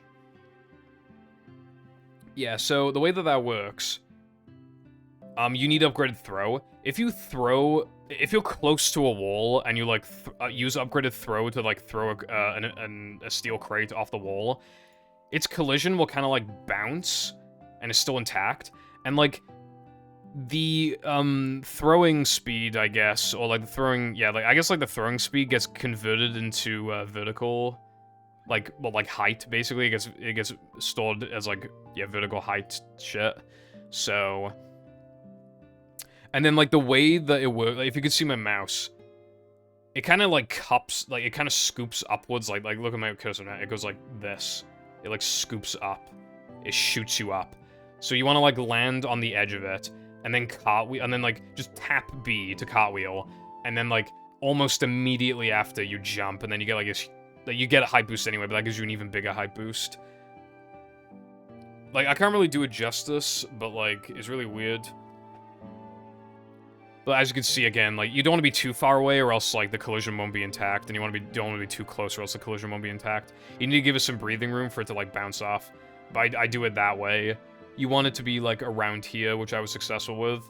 But again, it's possible to fuck up here so much that the spitter hits you and then you lose ice physics glitch, so it's just like, bruh. Sometimes I kind of wish I killed that spitter, but most of the time I'm fine with not killing him. Yeah, then you cartwheel jump, and then you get shut up. And then you get to do this unintended.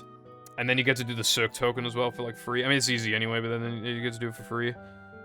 Normally, I have these guys burp on me because they're already spawned in, but because of Toast early, they spawn on top of me rather than burping on me, so I have more speed for this than normal, which makes this easier. And then you navigate out of bounds. Getting the sledge grab skip is a little hard, but I got it. It's, like, kind of finicky.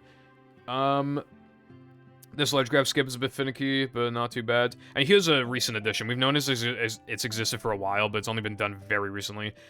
This was implemented, like, right after my 222, because I was, like... we try to figure out, like, oh yeah, can you use upgraded slam for this? Not upgraded slam, but can you slam for this, the trampolines like in BBBH? This is, like, the biggest application of it. So... yeah, so when you get the final toaster a cutscene plays, so, like...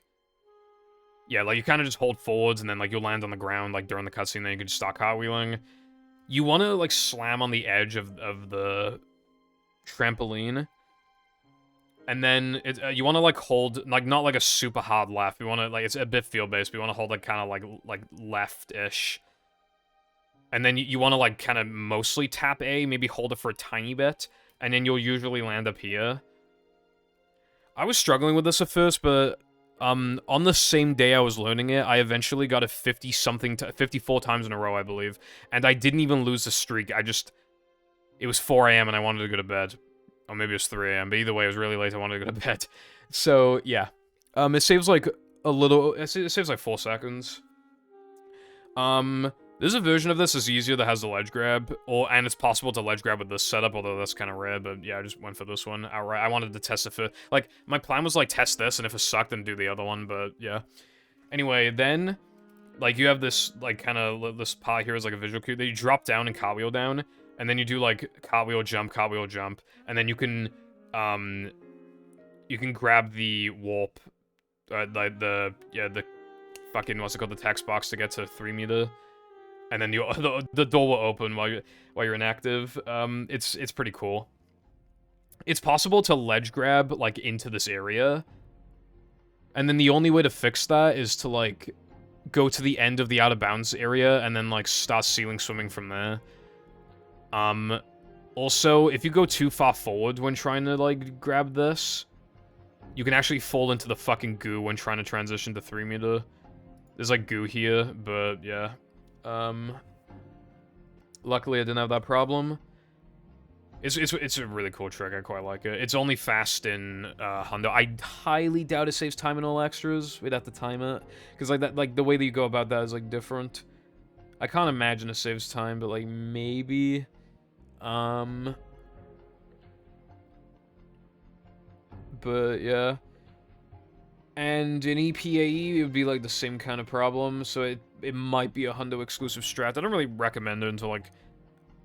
Because it just loses a lot of time. Like, it's possible to, like, on the trampoline, it's possible to, like, overshoot it. Like, that happens sometimes. And then either fall in the goo or just, like, land back on the ground and lose, like 10 seconds. Like, it's not that hard, but it's just one of those ones, you know? And it's a little inconvenient, a little bit out of your way to practice, a little slow to practice. Anyway, when you load in here, you want to, like, immediately cartwheel. Like, you want to cartwheel, like, kind of facing the front of this steel crate. Because you want to, like, break the wooden crates so that you can, like kind of, like... turn around and just, like, grab this crate immediately, steel crate. And then you want to walk forward. The visual... Well, I say visual cue. This hand will eventually disappear off the box, but, like, it'll keep targeting it until you're either too far forward or you actually just, like, stop holding forward. And then if it's still targeting, even when you're a little far away from it, it means you're too far back. But otherwise, like, I stopped here and I saw, like, okay, the hand is not here, so I can throw this. And then you can do Invisicray here, but I've already been on a rant about it before, I hate it. Technically saves time, but it's fucking horrible, I genuinely really don't like it. Anyway, here's a bunch of 2-frame jumps up the side, and again, I'm just choking, because specifically today, I just cannot do the fucking jumps. Getting this 2-frame now is crucial. I didn't used to buffer this, and then I started buffering it, but, like... You gotta trust me on this, right? It's so worth buffering. Because the buffers that lose the least amount of time are the ones that you, like, are falling into anyway. And I fucked up the jumps here, so I had to, like, actually jump on top of it. But, like, most of the time, if you didn't fuck up, you'll, like, jump into the token. And thus buffering it only loses, like, 0.2 to 0.3. We do cartwheel buffers, by the way. As Patrick, it's better to do cartwheel buffers instead of jump buffers for tokens you're not forced into, unless you don't have cartwheel. Which is only the Creek token. So, yeah. But yeah, and in 3 meter as well, if you miss it, because, well, it can sometimes be worth cartwheeling, but, like, you can see the angle that I had. It would have just been kind of awkward. Like, I would have had to, like, turn the camera for, like, safety reasons, or I didn't have to, but, like, you know, it just would have made things a lot better, so I just jumped into it, like, even though I could have cartwheeled. You definitely want this, because, again, a fast cycle got discovered here pretty recently. It was technically already known, but then, you know, it was just thought to be, like, a one-time fluke where you need, like, perfect movement in the RNG, but, yeah. It's fairly hard. This cycle, like, you need to do floating block late, and you need to get, like, the 3 meter... Well, you can do this cycle and miss the 3 meter too, but you need to, like... You need to, like, not really miss any, like, jumps in 3... Like, it's kind of weird. Like, you have to play really fast while also missing the token if you want to, like, still get the same cycle. And even then, you still need to do floating block late. But yeah, like... It's kind of hard to explain, because it's, like, just, like, movement, but... Yeah, spin, cartwheel, double jump, get a ledge grab skip. You don't have to get a ledge grab skip, but, like... Normally, if you're not... You don't need to do this ledge grab skip if you... Because you get the floating block warp here. So you can just press start and then warp to floating block here if you go into floating block, but... This one saves, like, the least amount out of, like... I think this one's, like... I think the other two save, like, 11 to 10. Like, this one saves, like, 8, and it's just, like, the harder of the 3, and it's later in the run. Like, bruh. But yeah, what made this, this cycle possible is that we found out that you can just single jump for this, rather than double jumping, and you land on the ground, like, a little faster. So, this went from, like, a relatively, like, easy part, where you just, like, if you don't choke anything, you'll just make the button cycle, to, like... If you fuck up, like you can only, you have, like, a very, very small margin of error. This spinner was in, the spinner was in a really bad spot. Like, his movement is completely RNG. And I did get bad RNG, but as you'll see, I barely made the cycle. So you'll know if you, well, I say you'll know, but, like when you're, like, good enough to be going for the cycle, you know if you got it. If, normally you have to wait for the button to move down, but I was able to just jump to it. That saves, like, 5 seconds. Like, I'm not done yet, but it saves, like, 5 seconds. So here's the strat, right? You throw, like, that's why it saves so much time. Normally, you have to kill the move and then and then you slam the foggers again and then throw the fogger at the button. You don't even need to do that now. Like, you literally just, like... And then sometimes the spitter tries to hit you, but you have a way to combat that, right? And I'm gonna destroy this spawner on... It is free manlies, technically, but that's not the reason why I do it. It actually, like, is pretty much objectively beneficial. and then you killed the Foggart over there because he can sometimes hit you otherwise. So you slam these two guys. You walk all the way over here, and then you get in between the MIV and the spawner. And when the MIV is far away enough from the button, you can aim at the button, and if you are angled correctly, the Fogger will hit the button instead of hitting the MIV or the spawner. And all that saves like 5 seconds if you do it optimally. You can, I think you can like fuck up the first MIV throw, but still get the second one, and you'll still save like 2 seconds on the cycle or some shit, but it's like, you know, if you fuck up part of it, you'll probably fuck up all of it, let's be real, so like it's just kind of the way the cycle works. So yeah, basically, it's kind of fuck, well, I did say the floating block late saves like 8 seconds here, but honestly, like, well, that's not time with the extra, but I wonder, like, there is a fast cycle here as well, without the extra, but that one's actually fucking really hard. I hardly ever see it, but maybe I could, like, maybe if I went back to it, well, I don't plan to, but yeah, like, if I did, then maybe I'd quickly look into it to see if it was just, like, some angle thing. But yeah, you might have seen that, the hand was targeting the MIV for a while. It's really, like, you need to, like, change the camera and your direction on the stick a little bit, like, to adjust so that it retargets on the button. But it's really hard to because it's quite far away. Generally, when you lock onto something, the game doesn't like to let go. So, if I delayed holding R a little later, I could have actually auto-targeted the button a little earlier. But because I targeted quite early, it was focused on the MIV for a bit, and I lost a bit of time. But so it wasn't a full 5 seconds, it was like 4.5 seconds, but yeah. You just upgrade through this, and you grab this from here, and then we're done. Alright, Dennis, you don't want perfect movement to the melon, or else, he'll jump around and stuff, you'll lose a bunch of time. Also, you don't have to, like, move immediately. Most players, like, wait for Dennis to, like...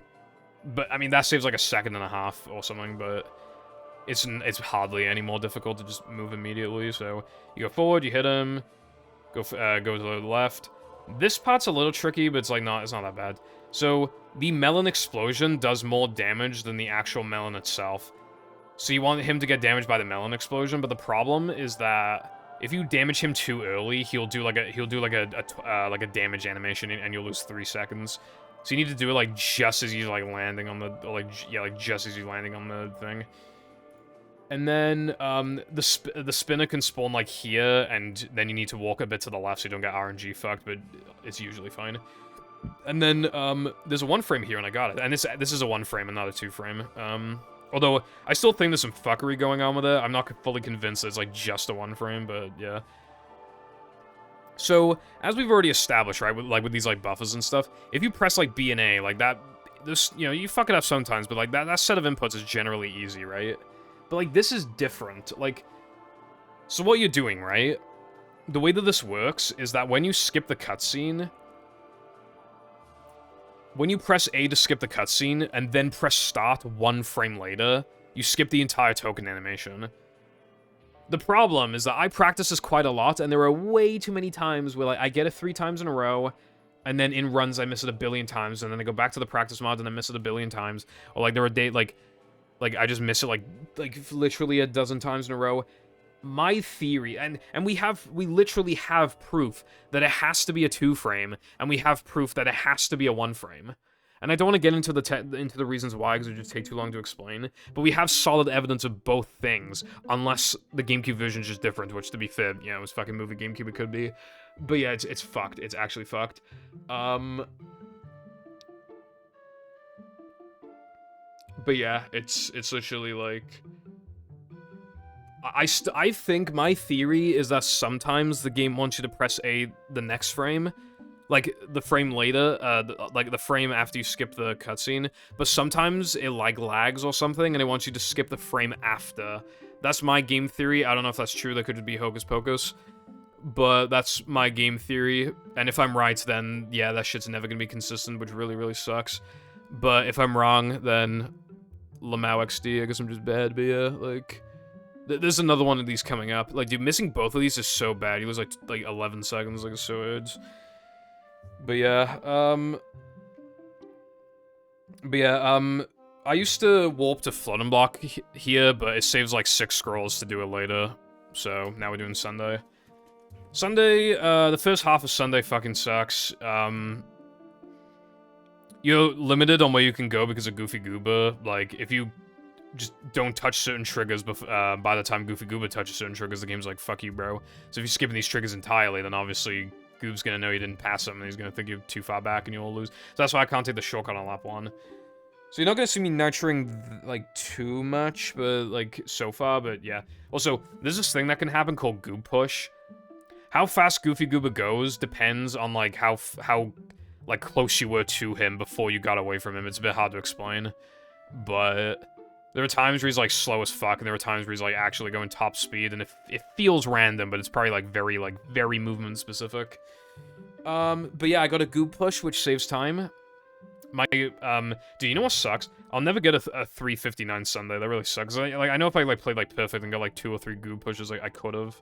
Which really sucks. Like, one time I got, like, a full flat point, like, 3, and I missed a nitro, and I only got, like, I don't think I got any Goob Pushes. Like, I know it's possible, bro. But anyway, yeah, you want a nitro on that ramp again, like I said earlier. You know, again, we can kind of speed through this now. But yeah, like, a lot of, like, little things go into the run.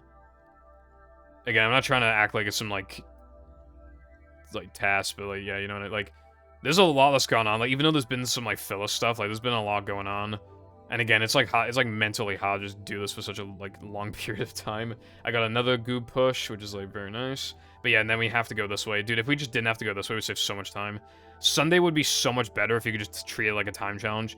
3 Sundae jumps would be AIDS, but, like, it would save, like, over a minute. Like, it'd be so much faster. And then that spiral skip. It used to be one of the worst tricks in the game, and then I found a setup that made it bussin'. But yeah, lap 2 is when you can actually start. From lap 2 onwards, like, there's less triggers, and then lap 3 has even less triggers, so you can just keep avoiding triggers. But yeah. Basically, you want to aim to, like, the right of the pole a little bit, and then you nitro, and then, you kind of hold, like, a little left, and then...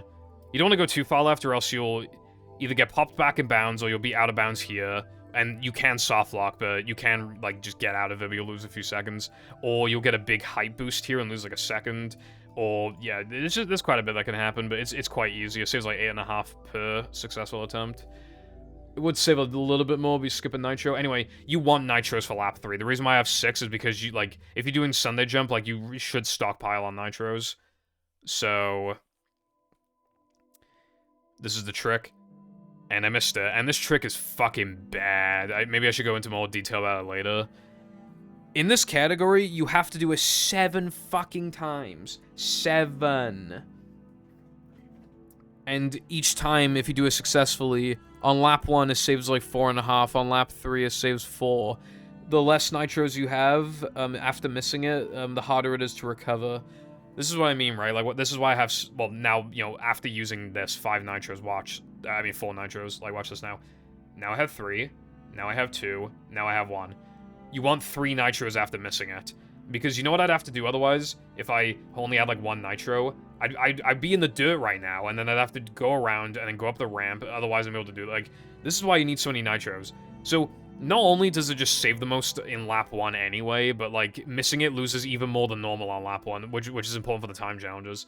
But yeah, this trick is really, really, really bad. I've done it thousands and thousands and thousands of times. There are days where it works a little better than others, but it feels less like days and more like an hour of the fucking stream that it just decides to work. You have any idea how many times I miss it? Like, I'll get it like 2 out of 7 times in the run.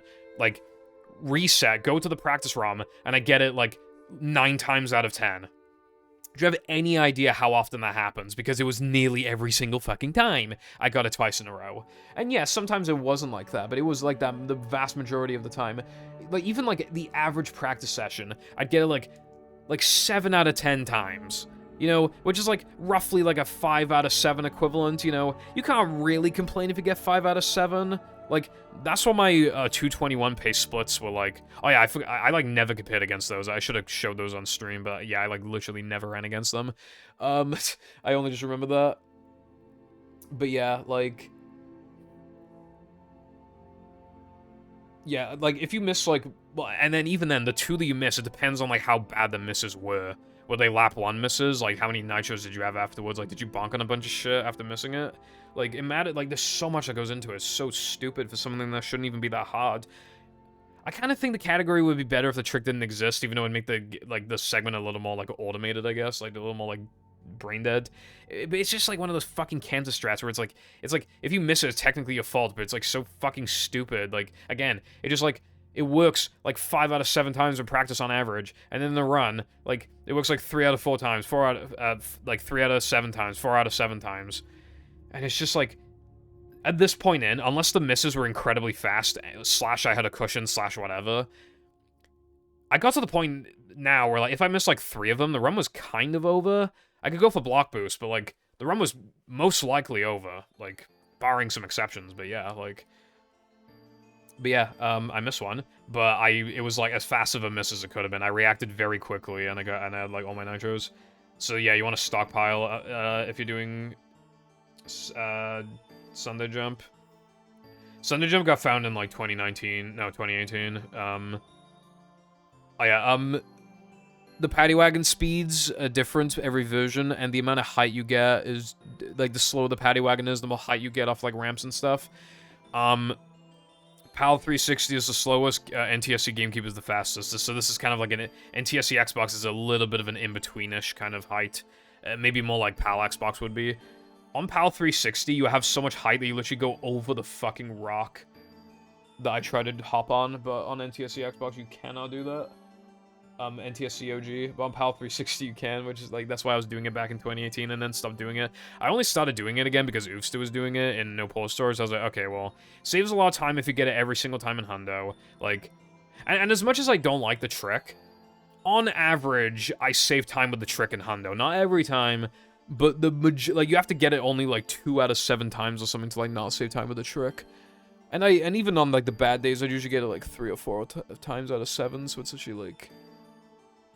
It was unfortunately worth going for. But yeah,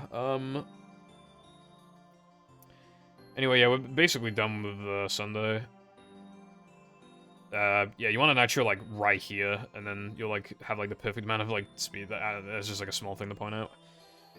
Anyway, GESK is, the beginning of GESK is actually the old faucet routes that we used to do back in the day, because, like, you just grab the extra for free, but now we have to, like, go out, so now it went from a 0, like, most extras have gone faster. Originally, there was, like a I don't know, like a 9-10 minute gap between all tokens and all extra, and 100%, and now it's 4.5 minutes, but this is one of the rare instances where a token, run extra actually got slower. Very rare indeed. So yeah, you jump here, and then there's like a 1-frame turnaround, so it's technically harder than the other one, because there's nothing like that, but yeah. You don't need it or anything, it's just, yeah, but I did get the 1-frame turnaround. And my manlies are, like, mostly fine right now. I want 9,000, that's all I'm looking for. Newer players, you kind of want as much as you can get, but at the world record level, you want 9,000. It used to be, like, 14,000 was, like, what I'd always go for. Then it was 11,000, and now it's 9,000. It's because it saves time. You'll see why later, but yeah. This is Cardin strat. This used to not save anything, really, because you would just grab it in ring for free, because, like, it's literally on the way. However, because we need these extras now... Well, you don't need them, but you'll save time. Like, you'll save a bit of time for grabbing it now. Otherwise, I'd have to just grab it in GESK ring, which makes it, like, harder and a bit slower, so you preferably get it now. In all extras, if you miss it, you have to go, like, all the fucking way around again. It literally loses, like, 20 seconds, bro. It sucks. But anyway, yeah, and then we got, like, the target route. That patty has, like, the world's fattest hitbox, but it's not too bad to avoid.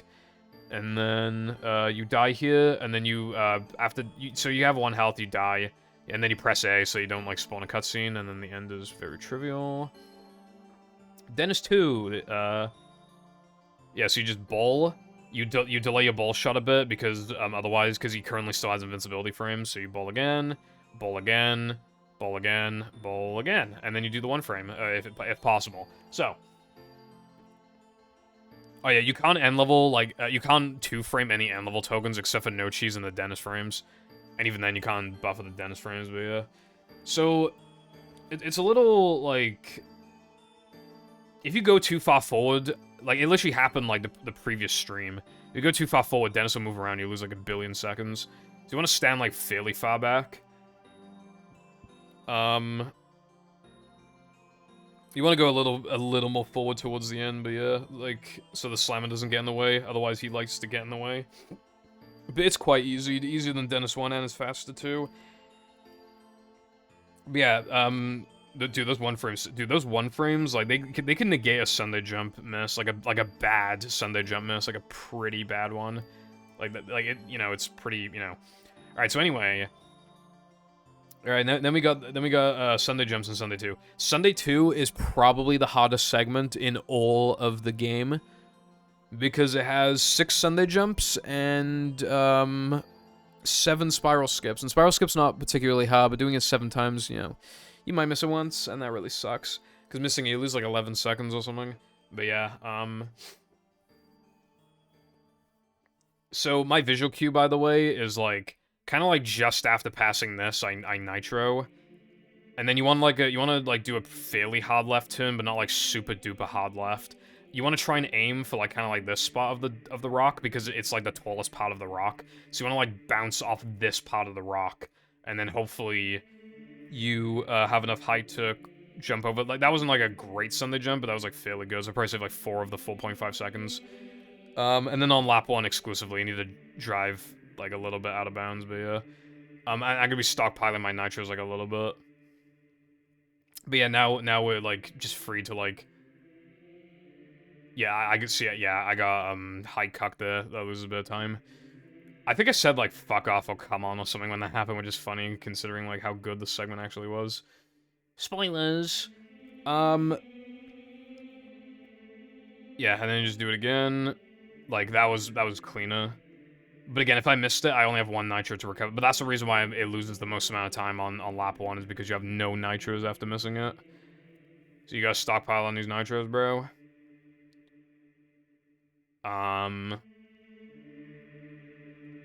I remember grinding, dude. Here's the thing, right? Like, it goes to show like how difficult like this shit can actually be, right? Vaz, a person who has like, he hasn't put a ridiculous amount of time into the game or anything, but he's really good at the driving aisles, and he does have like a 106 or something, or yeah, something like that in No Pause Stories. Like, he got that time fairly quickly. Like, he is good. Like, he's a fast learner, and he's pretty good.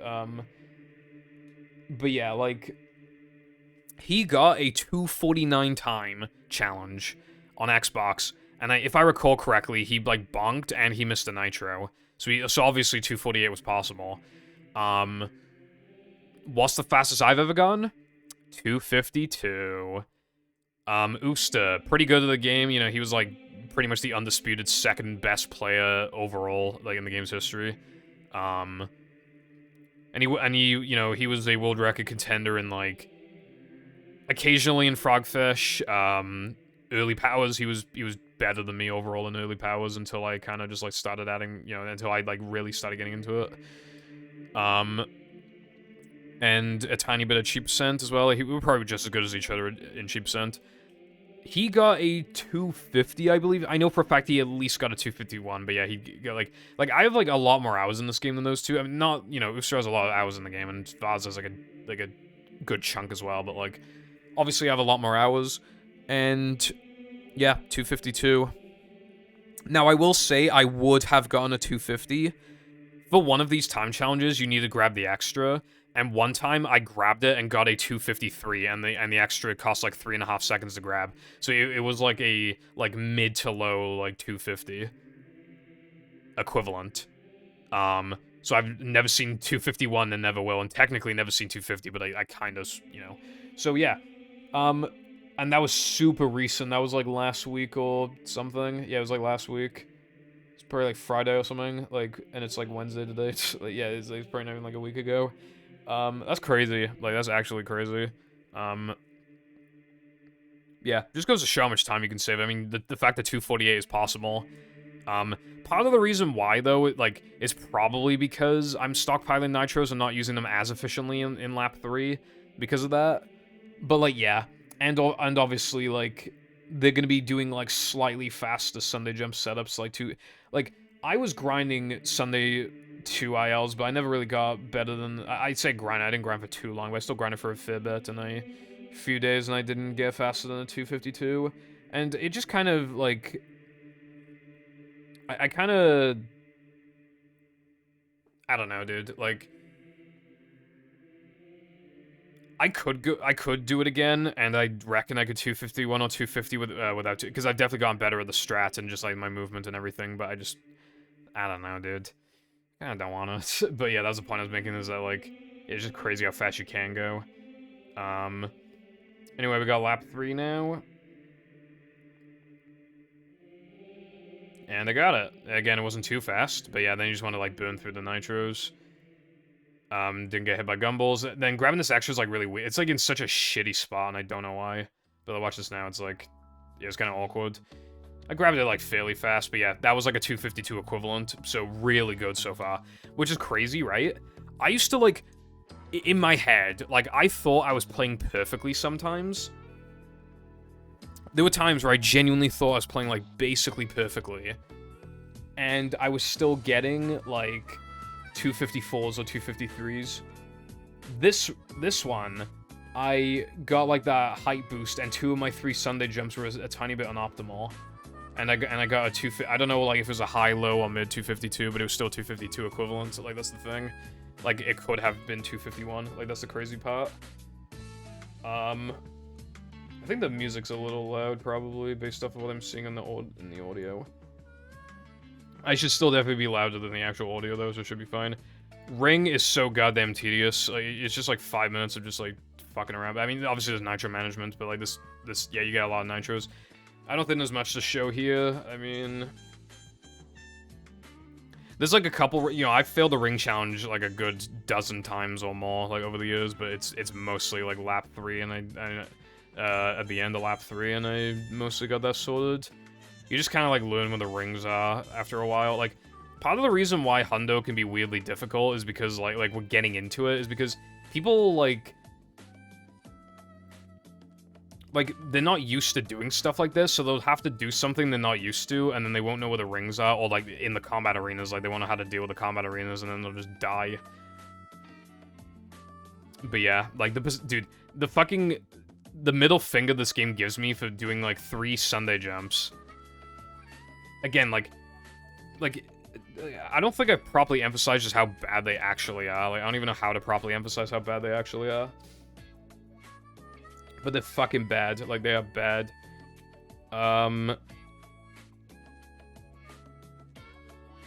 Especially when you're doing, like, a total of, like, 7 of them. But yeah. I don't think there's too much to show here. Like, I think I got a pretty good ring. I don't think I missed any nitros or anything. I'm just willing to... But yeah. You gotta be kind of... Yeah, also, this water slide, it's really hard to be optimal on this water slide.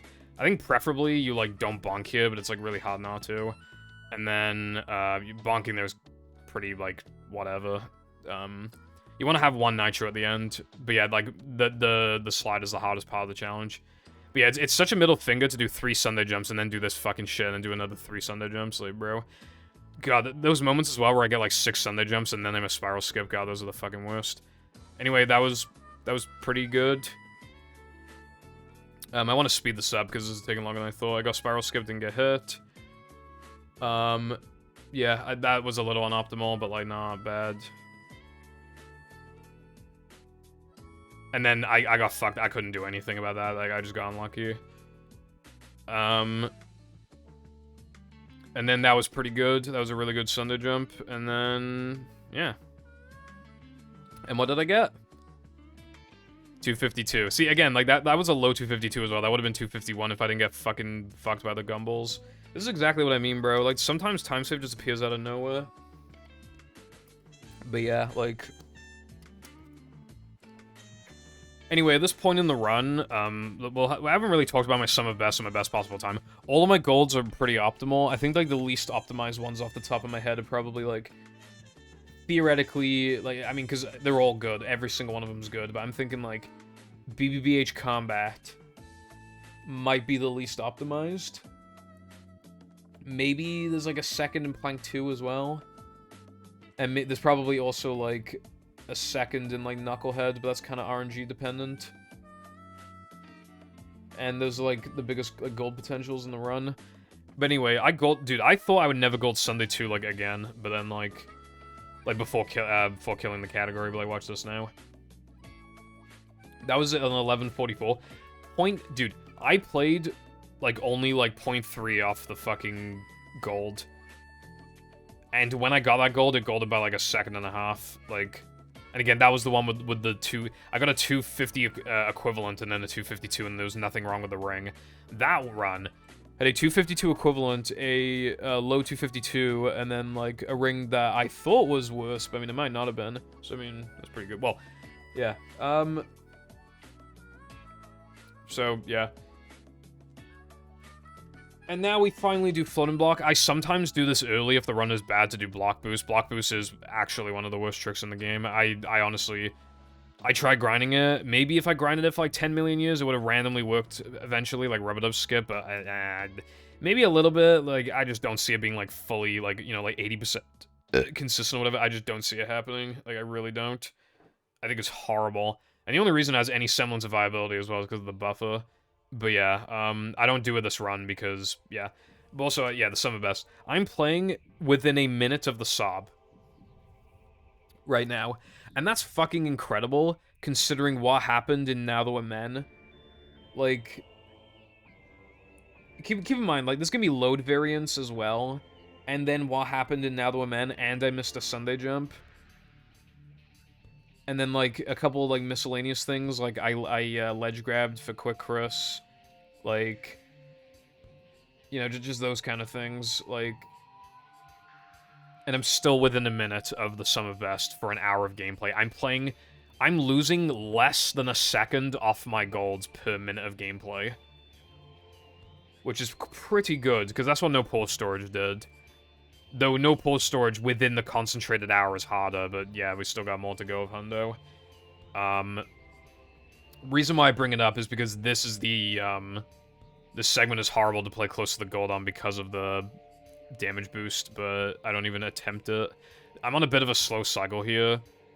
You have to get the fast cycle if you want to go for block boost, but yeah. But instead I can take like a bit of a faster path, so I kind of negate some of that time save anyway that the fast cycle from block boost gets, but yeah, I just go this way. So, it's hard to show it, but like,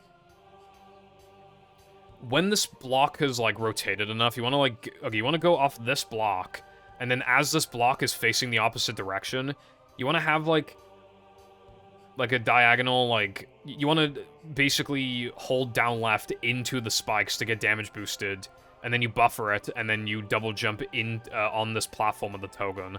And I don't think words can truly, like, do it justice, right? We have a practice mod for it, and it's still not consistent, right? If you don't have ice physics glitch for any reason, the run's instantly dead. So if you got hit, if you got spat on in Frogfish, or just spat on at any other point in the run, like, you know, you instantly can't do the trick. On top of the time loss in this level anyway, you lose like 7 seconds or something for not having ice physics glitch. So yeah, you lose that time, and then you lose, also, if you're on a slow cycle like I was earlier in the thing, you can't do it.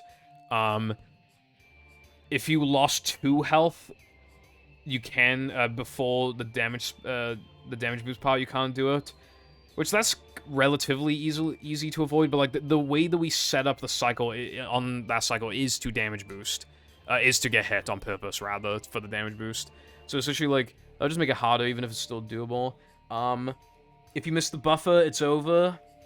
If your angle is even remotely off, which happens the majority of the time, it's... Well, not remotely, but if it's, like, more than a little off, it's over. Again, the buffering position is different for the actual token, when, you know, if you miss that, it's over. And yeah, for how late in the run it is, too, now, like... Yeah. If you went to go for the actual 1-frame, like, because the camera pans down, you can't even fucking see Patrick's animation properly, so that it's, like, half a lock at that point. Like, the buff is the only way to make it, like...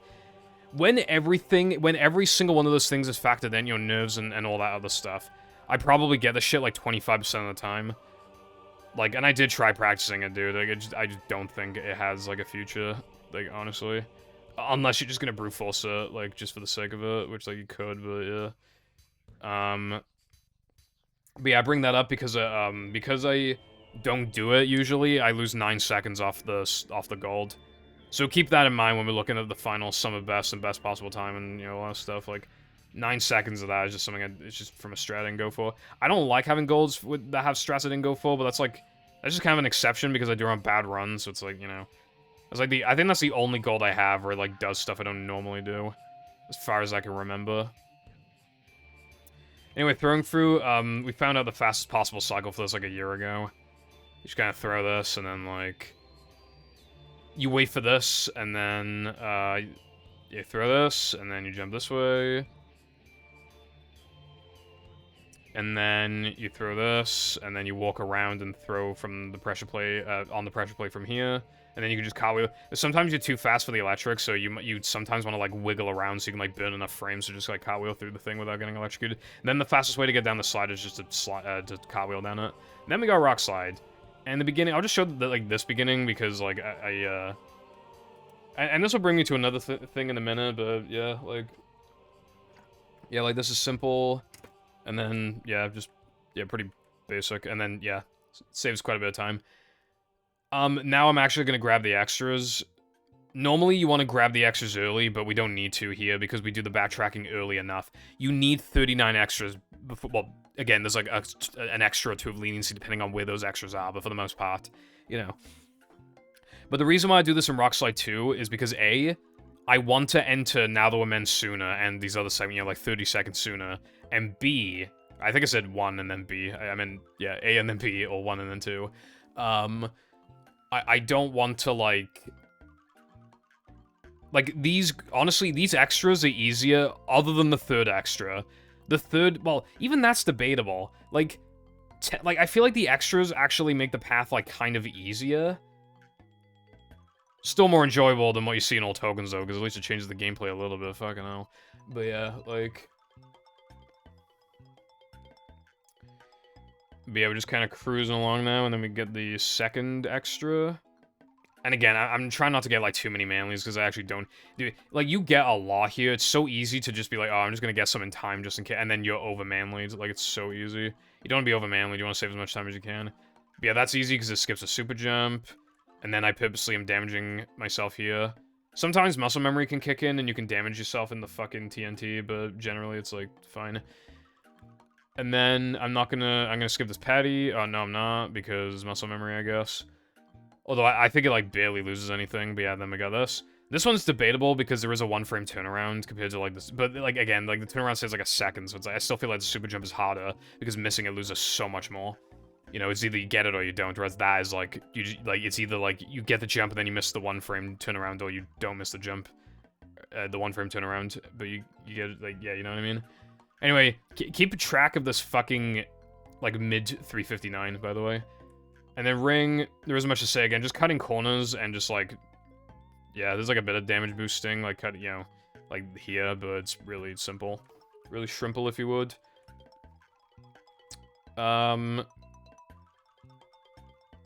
Yeah, just, again, try not to, like, have too many and look, you can see that I have enough manlies. I don't need a single other manly point for the rest of the run. This is a bit of leniency. You get, like, 200 after the segments. You get, like, 100 to 200 before you actually need to upgrade. But, yeah. There's no real point in showing you this other than the final time, because it's just regular rock slide with no skydive at the beginning. The reason why there's no skydive at the beginning, by the way, is because you don't spawn in midair. So what you'd have to do is, like, do a 1-frame jump, do another 1-frame jump, and then you're overshooting. Like, if you do a full jump after that, you'll overshoot. So then you need to, like, jump on the edge of the thing, and then get that 1-frame jump, and then you need good jump spacing, and then after 3 very specific 1-frame jumps, especially the third one, that's incredibly specific.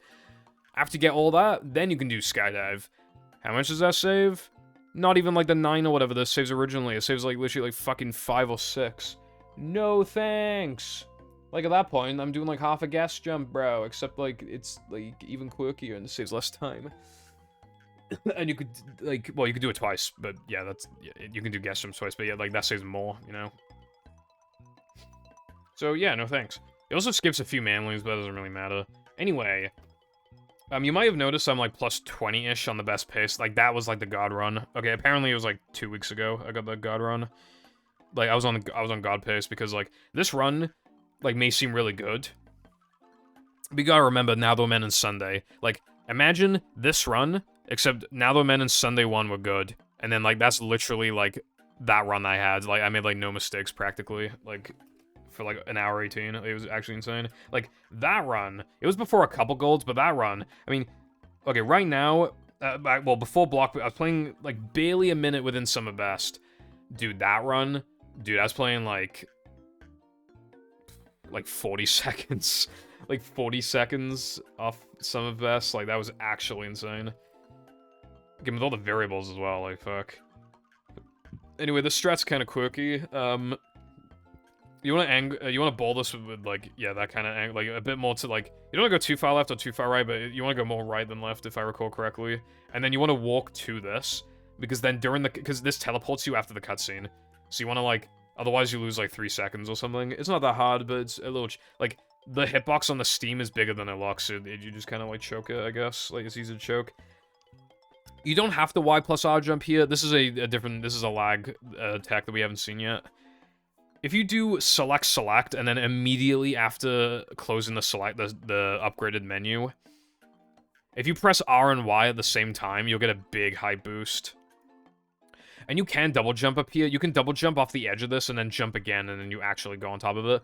This loses almost nothing, and it makes the jump go from actually really hard, actually. You need, like, nearly perfect jump spacing. Easily chokeable this far into the run. You go from that to, like, it being, like, pretty much free. And it loses, like, nearly nothing. And then we do another form of lag we haven't seen yet. So you do select, and then press R. Like, you need to be, like, you can't be, like, too close to the ground, and you can't be too far away from the ground. The more height you have as well, like, the easier the lag is. Well, if you're really high up, then obviously it'll be hard to, like, keep track of SpongeBob. So, if it's too high up, it'll be just hard to keep track, and if it's too low, then you have, like, no lag to work off of, practically.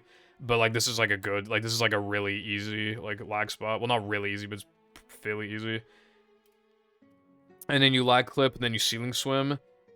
You can only do this if you have a guitar. That's why we need to do rock slide early. That's also why, like, depression's important. Like, the only other token we could get at this point, like, we could have done SpongeBob early, and we could also do depression combat early, but, like, there's no need to, like, because doing those two things early loses time, whereas, like, rock slide early doesn't lose time, really.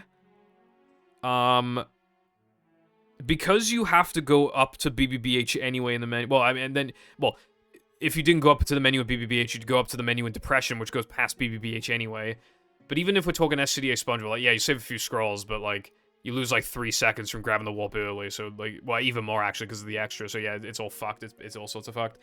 But, yeah. Like, anyway, the reason why I wanted to point out that rock slide, by the way, I lost 2.5 seconds off the gold, and I have literally no clue how. Like, 359 is really good. I lost, like, I didn't grab any more manlies, really, than what I needed, except for stuff that was literally directly in my path. Like, my macho wasn't perfect, but it was, like, pretty good, and there was nothing wrong with the ring. I genuinely thought it was gonna be, like, within a second of gold, at least, and it was 2.5 seconds off the gold.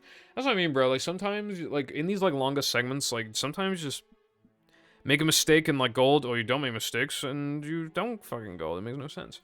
But yeah, you jump around here, so that you can get, like, the lag clips save, like, 30 or some shit. It's, like, 30-something, I don't remember, but, like, yeah, it's, like, 30. You save, like, 10 or 8 or whatever from not having to re-warp to upgrade guitar here, and then the rest come from the lag clips.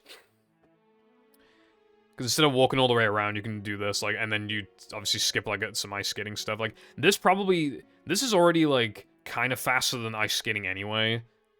Or, like, the amount of time it takes to do this and the second lag clip takes about as long to do as, like, ice skating and grabbing the combat warp. But then you just save, like, a bunch of, like, well, actually, no, it's faster than that, and you save a bunch of walking. Actually, yeah, you save a bunch of walking. That's, like, the big time save. But yeah, you grab the warp here, and then you drown. This is what I compared to Quick Crisp, but obviously it's, like, actually easy. But it's, like, similar, like, obviously. You want to manip this Papa so that he doesn't shoot you. Like, I've lost runs here before, dude. Pissing me off, bruv. But yeah, this shit's actually easier if you do lag clips because the Merv will never spawn. Dude, like, half the time when you do Plank Bungee, the Merv will shoot one of the targets and you have to, like, purposely dive to, like, resync the target. And it's like, but sometimes you'll still just hit you or you'll lose infinite dives. Like, this shit's literally just easier because there's no fucking moves. There's, like, the only thing getting in your way is your own skill. The cycles, unlike 3K and Now That We're Men, the cycle starts as soon as you touch the bungee hook, which is really nice because it's the hardest bungee. Well, the hardest one to do fully optimally, in my opinion, is Now That We're Men, but I think a lot of people are not going to agree with it. Yeah, you move away from that token before grabbing it so you don't get springy legs, and then you jump off this, like, invisible, like, ledge, and then you lag clip. Like, this one's a little tricky, but it skips, like, so much walking. And then doing the ceiling swimming here can be a bit hard. What'll happen a lot of the time is that you'll, like, accidentally dip here. But if you're close enough to this, you'll still get the warp. But if you jump directly on top of it, it saves, like, 1 to 2 seconds. So, yeah. And then that's basically it for Plank, because, like, this shit's just the same as no polar sword, is very easy. There is a thing here called Patrick Ledge Grab, but there's a really, really rare chance that Patrick Ledge Grabs around here, and it saves like 2 seconds, but it's like some actual like 1 in 100 shit just like happens for like no reason. It's more consistent with SpongeBob, but obviously we don't do this with SpongeBob, so yeah. These lag clips are not too bad, but they're like really easily chokeable this far into the run, and as you can see, I was like 0.6 off the gold. And so yeah, so basically the only like bad splits so far, just like the first Now That We're Men split and like the second SCDA split, and even then it wasn't like even like that bad. Anyway, guitar challenge, you grab this extra. We spawned it earlier, but it actually stays put, so you can just grab it. I'm cutting the corners here, like again, I've been doing that more lately, and it saves like a second, but you don't really. It's kind of funny because like this shit is seen as like this is one of the hardest things to like learn when you're getting used to no major glitches. That's the funny thing. Like, genuinely, like, it's fucking funny as fuck, but it's literally, like... It's so trivial, like, you still lose the occasional run to it. You know, I was reading chat, so I fucked it up, like, a week ago, but, like, that was the first time I missed it in months. Like, I fuck it up, like, twice a year, like... But yeah, just very easy, And then, this is what I was talking about, by the way, another Y plus R jump. Like, this shit saves, like, 3 seconds. You can do something called XD boost, where, like, you stand, like, here, and then the spinner, like, damage boosts you over to the, and then you grab, like, the warp, and then you just, like, warp to the thing. That is RNG dependent for it even being fast or even fucking possible. Or even, like, remotely, like, there's no consistency to it, basically. It's, even if you could get the same RNG every time, it'd be kind of hard. But even then, it's really inconsistent. And the RNG can change as you're fucking walking over to them. So it's absolutely horrible, basically, and you want to actually do this. Because you can actually do the Y plus R jumps, even on any version of the game, except you use the pause menu. So you like, open the menu, and then, like, basically, like, right after closing it, you just kind of, like, do the Y plus R jump. There's less of a window, like, OG is, like, the easiest to do it on, but, yeah. Also, you can do the lag clips on 360 as well, but they're way harder, because you have to use the pause menu, and it generates way less lag. And because you're opening the menu, it saves less time as well, although that's, like, a small thing, because a lot of the lag clips are fast. Anyway, you got away here at the beginning. Lamb would be pissed, and you, yeah, this is, like, the hardest, like...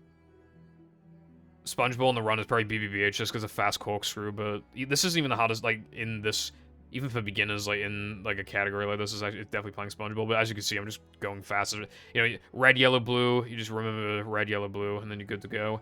And then this is the last, traditional 2-frame in the run. Like, we hadn't seen any 2-frames in ages, like, if we're not counting the Dennis frames, because they're very different. The last, like, 2-frame I did before this was throwing fruit. And that was a buffer, so if we're not counting that, then it was floating block, and that's a buffer, so we're not counting that. I think, like, yeah, I think the last, like, traditional token frame you do, other than Dennis, before this point, is literally BBBH SpongeBob. Yeah, that sounds right. That's crazy. But if, obviously, I think Dennis counts, because it's, even though it's different, it's like a 1 frame, and it's, like, hard, but, yeah. And, like, rather than a 2 frame. But yeah, this is the last traditional, token frame in the run. The only one left is 3K Bungee, I think. Yeah, it's the last one.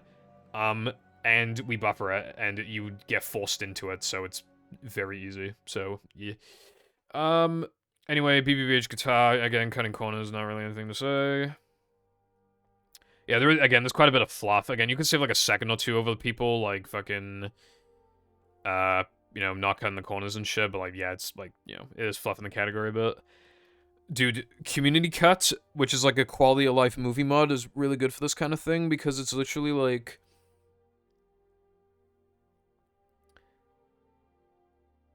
okay, it's, like...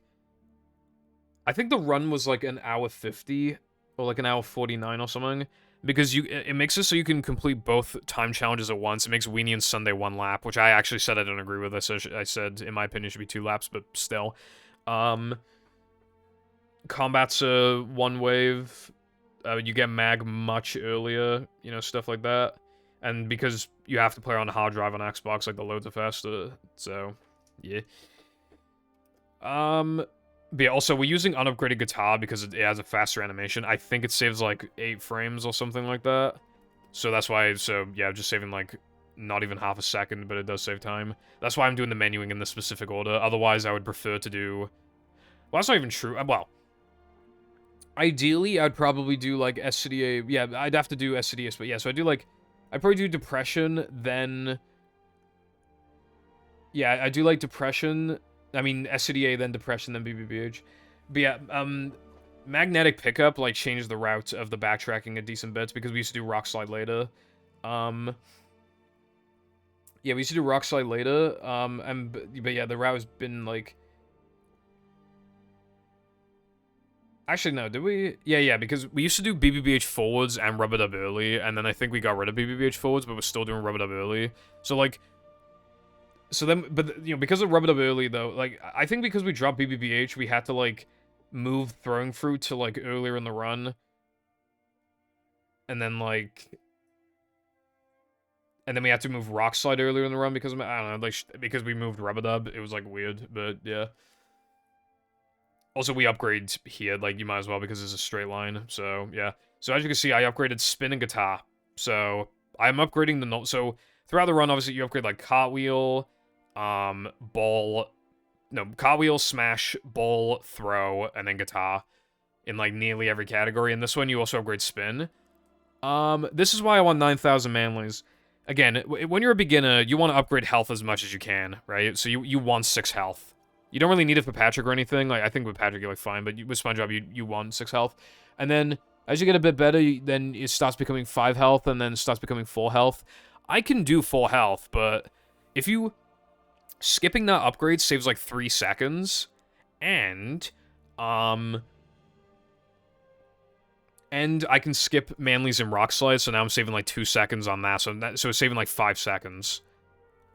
Also, if you upgrade, like, multiple moves at once, you only get 1 lag spike, so that's why I upgraded both, and because you're already in the menu anyway, so it's literally, like, if you are on your way to upgrade Guitar anyway, like, why not also upgrade Spin? It just doesn't really work out like that in, like, most categories, but it does in a category like this, so we have more time for that kind of shit. You know, you have more time on the run to delay upgrading, but yeah. So, 3 health is really risky because of the combat arenas, but something got found for Now That We're Men not that long ago that made it way better, even though it still aids. Like, it made it way better. BBBH combat, the beginning of BBBH combat, like, wave 3 also got easier. But yeah, like, the combat's got a bit more consistent and easier, like, all around, and then that, you know... It more justify. I have lost like 2 runs to specifically to having 3 health. Well, you don't know if I would have kept choking, but probably. There's one run where I'm absolutely positive it would have, like, I don't think it would have been a 221, but I think it would have been like, I think at the time, I think it was, I just feel like, I don't know, I just have the hunch that it would have been like a low to mid like 222 or something, and like I only lost a PB because I got hit in combat like unexpectedly, but yeah. Kind of getting ahead of myself. Anyway, now we do a guitar glide. It's pretty cool. So, if you, like, press R, like, when SpongeBob's trying to enter the wall jump state, like, he'll just, like, be stuck in midair, and then you can use spin to guide him around. He'll, like, slowly descend, though. He slowly descends. But you get over here, and then you bowl this at, like, a quirky angle, and then you bowl this. And then the extra spawns. The way that you're supposed to do this, and the way that we used to do this, is that you would warp to the second token, and then you would, like, basically do the game, like, casually, except you would do, like, a tiny little skip in the ice cream room that was pretty easy, and then you just cartwheel the boxes as Patrick, like you're supposed to casually, and then you get the extra. In all extras, it saves, like, 4 seconds, but then it saves more time, it's, like, 3 to 4 seconds, but it saves more time, because then you can do ball storage stuff. I don't know how much it saves in Hundo. I think it's, like, probably, like, 8 or something, because it, like... Because it's after guitar. Like, in all extras, you have to warp to guitar just to do this. Like, so, actually, it doesn't even... You don't even save a load in all extras, but yeah. It saves more here, or about the same because of ball storage, because then that actually saves a load, but yeah, like, it's kind of fucky, but... It saves a good amount of time. The ball shot's gonna be a bit tricky. You might accidentally, like, leave 1 or 2 boxes and lose a couple seconds, but it's usually fine. Anyway, there's a lot of RNG that goes into combat. This is one I'm most experienced with, though, because it used to be in NMG. I mean, it is still in NMG, but, like, that back when it was 90%, the back when it was the most ranked category. But yeah, like, you want to get, like, good combos, like, if a fog is close enough to you, or a slammer, you just spin. So, recently, this is, like, the least notable discovery of the 3 combats, but it is notable. It actually makes the NMG route even slow because we do this without guitar, but like it's got to be done because of the shitty manly route in that category. So it's like fucking the route, but yeah. Basically, you want to stand like here. There's like a dark patch. You want to stand like here on wave 2 with upgraded guitar, and then you spam guitar until there's like 25 or 26 enemies left, and then and then you kind of want to, like, sometimes you want a camera facing this way so you can see like what angle the enemies are spawning at, so you're not just taking complete shots in the dark. These Gooba guys, if they only get hit by the electric shock and not like the direct impact, like they'll only take 1 damage when they're supposed to, like, they have like 2 health, I guess you could call it, like they have like 2 HP, I guess. So yeah, that's another reason why you want upgraded spin now, by the way, is because like that insta kills the peanut guys. Slammers. And then you want to do the exact same thing in wave 3. Until you can do it when you have either like 37, anywhere between 37 to 35 enemies left, then you want to, again, like, I wasn't paying fully, yeah, so I knew there was some enemies around here, but I wasn't, like, fully, like, you want to look in the corner of your eye and just kind of determine, like, see, I just kind of guessed there, and I was wrong. And if that happens, you just want to, like, immediately detonate the ball and just, like, go again. But yeah, like, it's easy for, like, Foggers to, like, cock block, like, shots on the slammers is kind of annoying. But yeah, that was a good combat. And then, this is part of my split as well, like, I just do 3k2. So you want to stand, like, it's not that, like, it's fairly lenient. You guitar here. This is why we do it later, by the way, because, like, warping here does not lose time.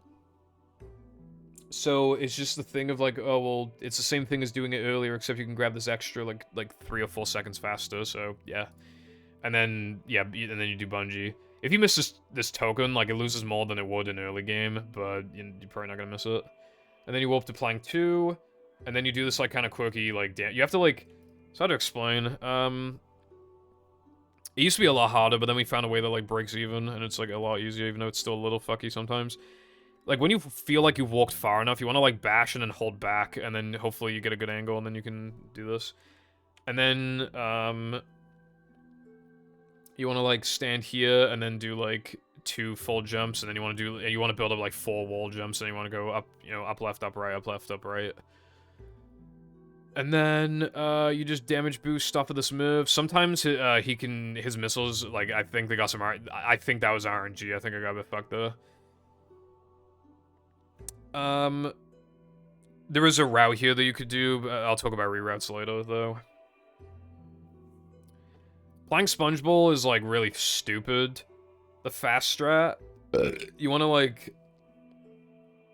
move forward at this point, and sometimes it just doesn't fucking work. I haven't figured it out to this day. I just usually... I feel like if you hold back on the fan a little bit before holding forward, like, it seems to work more, but I'm not actually sure. And then this part can be a little fucky. Like, building up speed can be hard. Like, that was kind of... I should have built up speed more. And then, I swear... Dude, sometimes you'll do this, like fast. And then these will still be, like, off-cycle. Like, I don't understand that. But, like, they'll be off-cycle, like, in a slow way. Like, as if you missed it, even though you went fast. I think sometimes the platforms, like, load in slowly. Like, or they load in, like, off-sync or something. I don't know if I'm just making that up, but, like, that definitely... I should have probably done, like, 10 Plank SpongeBobs and just seen, like, if any of them, like, you know, record it to, like, see, you know, compare. Probably should have done that, but, like... Yeah, I'm pretty sure there's, like, some weird lock thing to it, but I'm not, like... Anyway, you grab this emitter. It is... I think it might be possible to grab this go this side while also grabbing that extra. If it is possible, you need to play, like, absolutely perfect. As it currently stands, it's technically a 0-second extra, but it's also technically a 2-second extra. Without the extra, it's been proven that you can barely make the cycle, but I've only done it once, and it was in practice, and it was on accident, and I almost died like 3 times on the way. You need to play insanely risky. And you're not going to do that, so it's basically a 0-second extra, but I still reckon, like, in, like, a task, I'm sure you could, like, grab the extra and then grab the block. But yeah, and then, fun fact, by the way, like, when I say this, I'm not talking the pad challenges, I'm talking, like, the actual, like, world, you know, this load is the fastest platforming level load in the game, not counting pad challenges, or, like, Dennis 1 or Dennis 2 or, you know, like, I'm talking, like, an actual, like, proper platforming level. Watch this now. It is the fastest in the game. And the one entering this area, but yeah. Normally the lifesaver thing would have gone would have moved like all the way up, but it was like it went like halfway up and then yeah. Like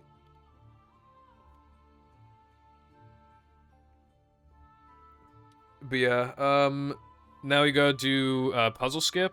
It's not hard, but it's like the thing that you do after it kind of makes it hard. You want to make it with like a good amount of height. And now I'm holding A for, like, all these wall jumps, and you want to do that, because you want enough height to be able to do this. And there are a lot of times where you're not going to have the height. Sometimes you have to, like, jump in the corner, but then sometimes, like, if your angle is, like, too straight or whatever, like, you won't get, like, the invisible ledge, and you'll just fucking drown, and, like... But, I mean, you still got the checkpoints, and then you could just die, but yeah, it's so stupid. Like, there were just days where I'm really struggling to get it, but luckily my jump spacing was good and everything, so... And the whole reason why you want to do that, not only does it in itself save time, but then you actually get to do this. If you do it too late, you won't even have, like, the opportunity to do this, but you, like, wall jump behind it. It's a bit tricky, but the whole thing entirely saves, like, 5 seconds or 4 seconds. Anyway, you wall jump up here enough until you do a guitar glide, because the thing is moving up anyway, so it doesn't lose any time. Like, it's a 0... Well, it's not a 0-second extra, but...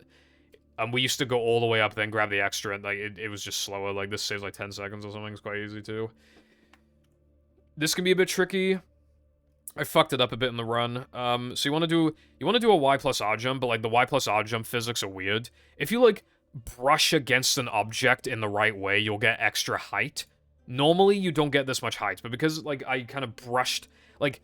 If my angle was a bit different, it wouldn't have worked, and I don't fully understand it, to be honest. I was getting it consistent enough to not really properly look into it.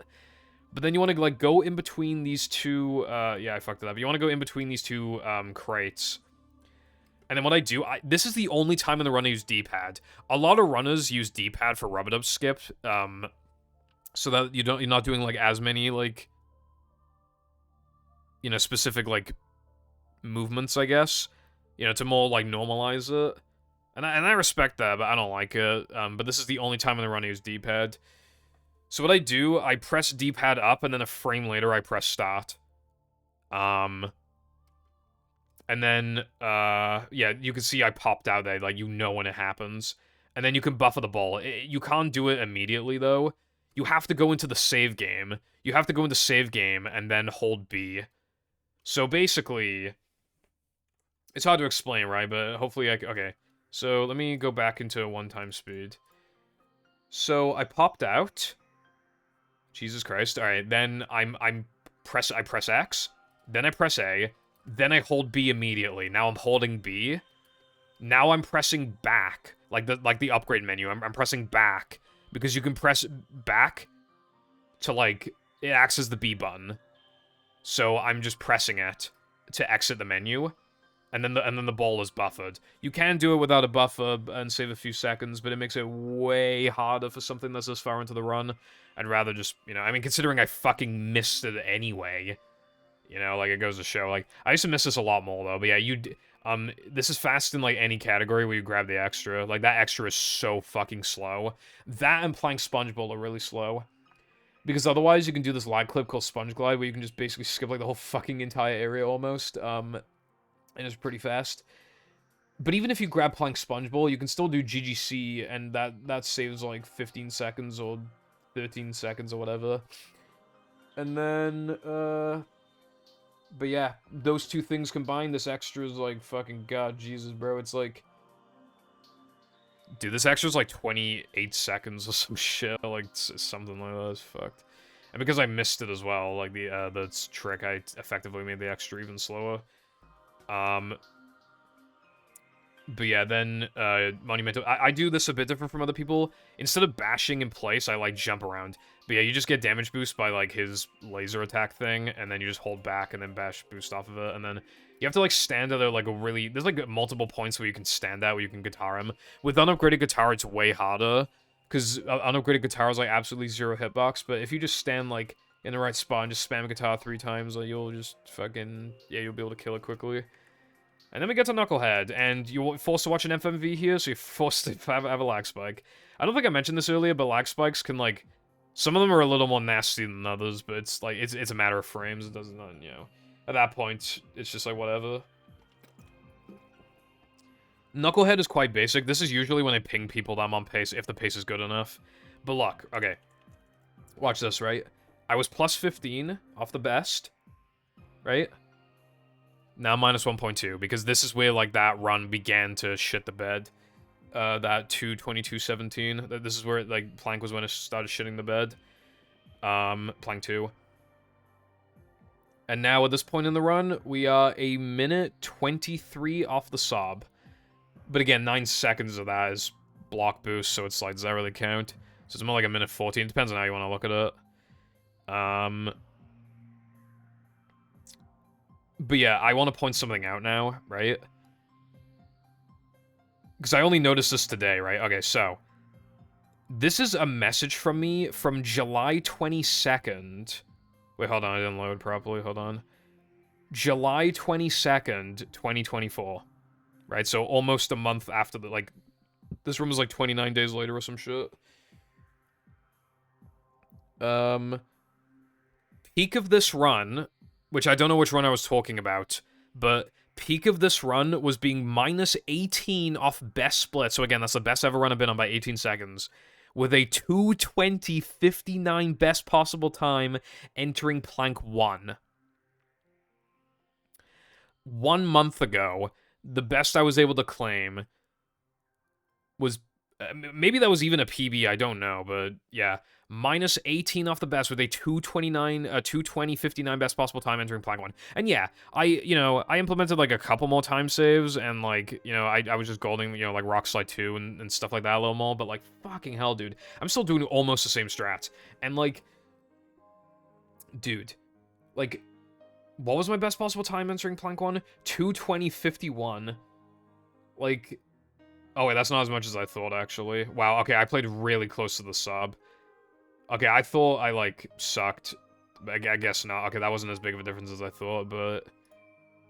That means I played 12 seconds off the sub for a long period of time. And yeah, it was like 3 guitar challenges, but still, I did plenty of it as stuff too, bruv. But yeah, 2:21:03 best possible time entering Plank is crazy, because, like, dude, if it wasn't for that ball boost... If I even just got the ball, like, the second try ball boost, like, immediately, I think it would have maybe barely been 59. Either that or would have barely missed it, but yeah, like, that's insane. But yeah, there isn't too much to say about Knuckle. It's just better sandwich driving, but without the strat, so it's worse sandwich driving, but obviously it looks a lot cooler, and it's, you know, it's got its extras add more to the, run. But yeah, this is when I ping people.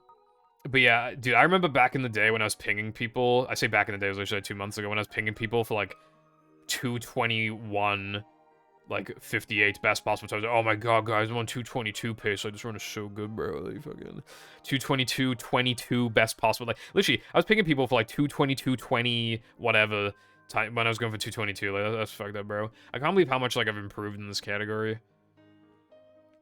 Like, all this like insane time. Like, oh yeah, by the way, you just like this extra is weird. You have to like hit this and then until the thing like falls over, like nothing you do in this time matters. So you literally I just wait. So I nitro to immediately get my speed back, which is like optimal. There's like this little like thing you can do where you go in between the wall and the spikes, but it's like yeah. It's hard and I don't like it, and it saves like hardly anything, so I dropped it in like every category. Anyway, you want to go this way. This way is fast, and then also, we used to do Knucklehead as the second to last thing, so it's so funny that we do it like this early now. We do it with like 46 minutes left of the run or something. Like, it's funny. Also, middle door. There is a 1 in 3 chance in every Knucklehead task that that the middle door will open. 1 in 3 for this one, 2 in 3 for the right door, the left door never opens. And if you do get middle door, you save you save like half a second. So keep that in mind. So yeah, just pretty basic nitroing through the park.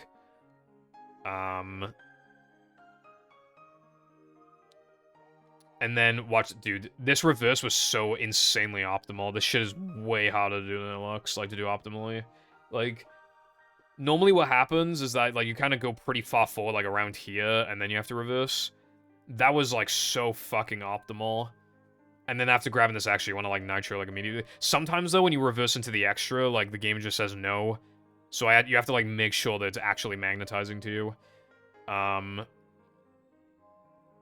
But yeah, that was a really, really good Knucklehead. And then you get forced to load into Neptune, and then you just go back to... So unfortunately, it's a wasted load, but that's like, you have to do that regardless of, like, the route you're doing in this category. It forces you to Neptune no matter what. So anyway, this is gonna be, like, identical, except this part is different. You can, like, if you hold left here, you can, like, hop off this. It saves, like, 0.3 or something. But yeah, this is gonna be the same. Did I get middle door? No, I did not, so that's a second last.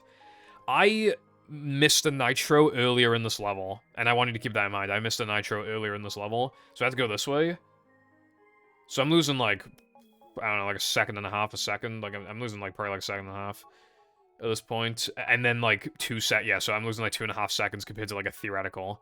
But obviously, I negated some of that time with that, and fucking... That has to be the best reverse I've ever done on that extra, dude. So crazy. So, the strat, by the way, is to have 38... Well, you can do it in time or macho if you want to.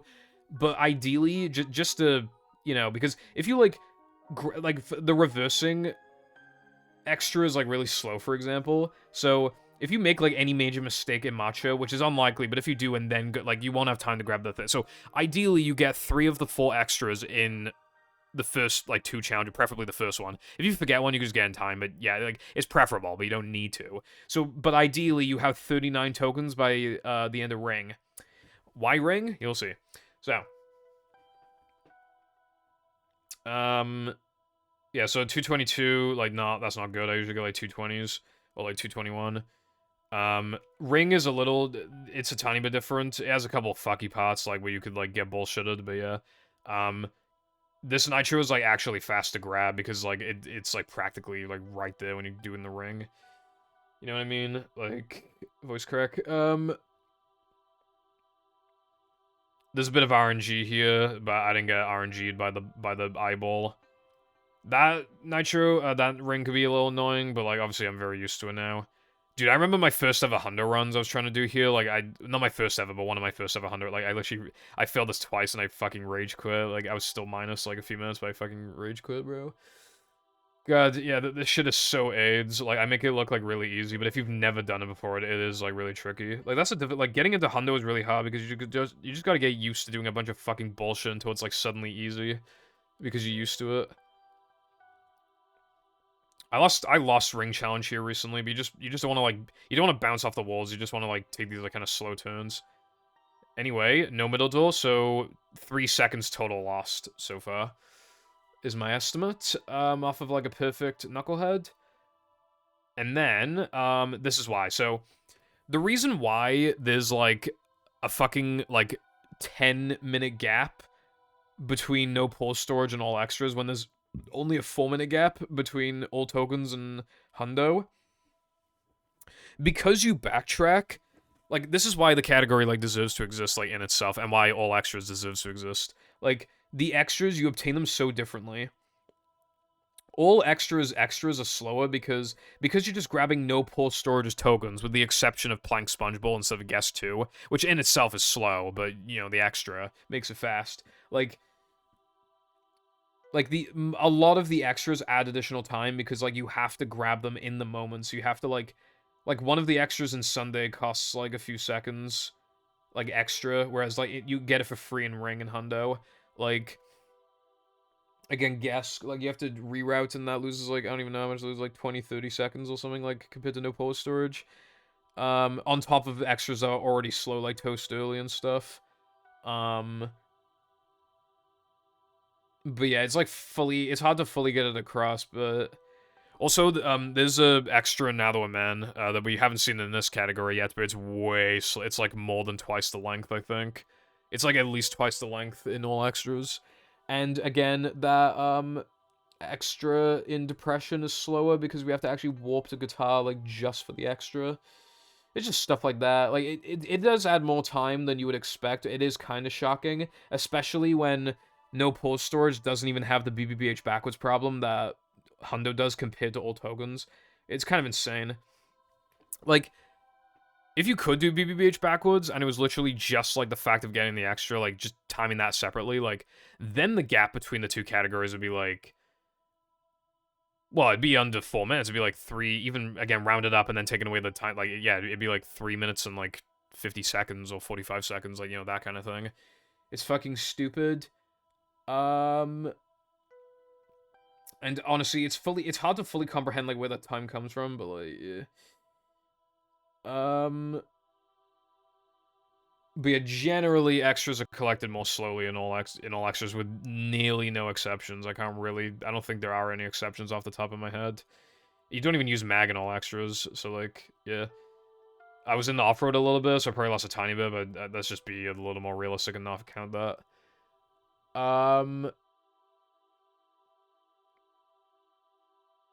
Yeah, this thing can happen, kind of, where, like, sometimes you want to use a nitro immediately, but if you're, like, a tiny bit too far to the left or right, the game says go fuck yourself, and then you just can't do it.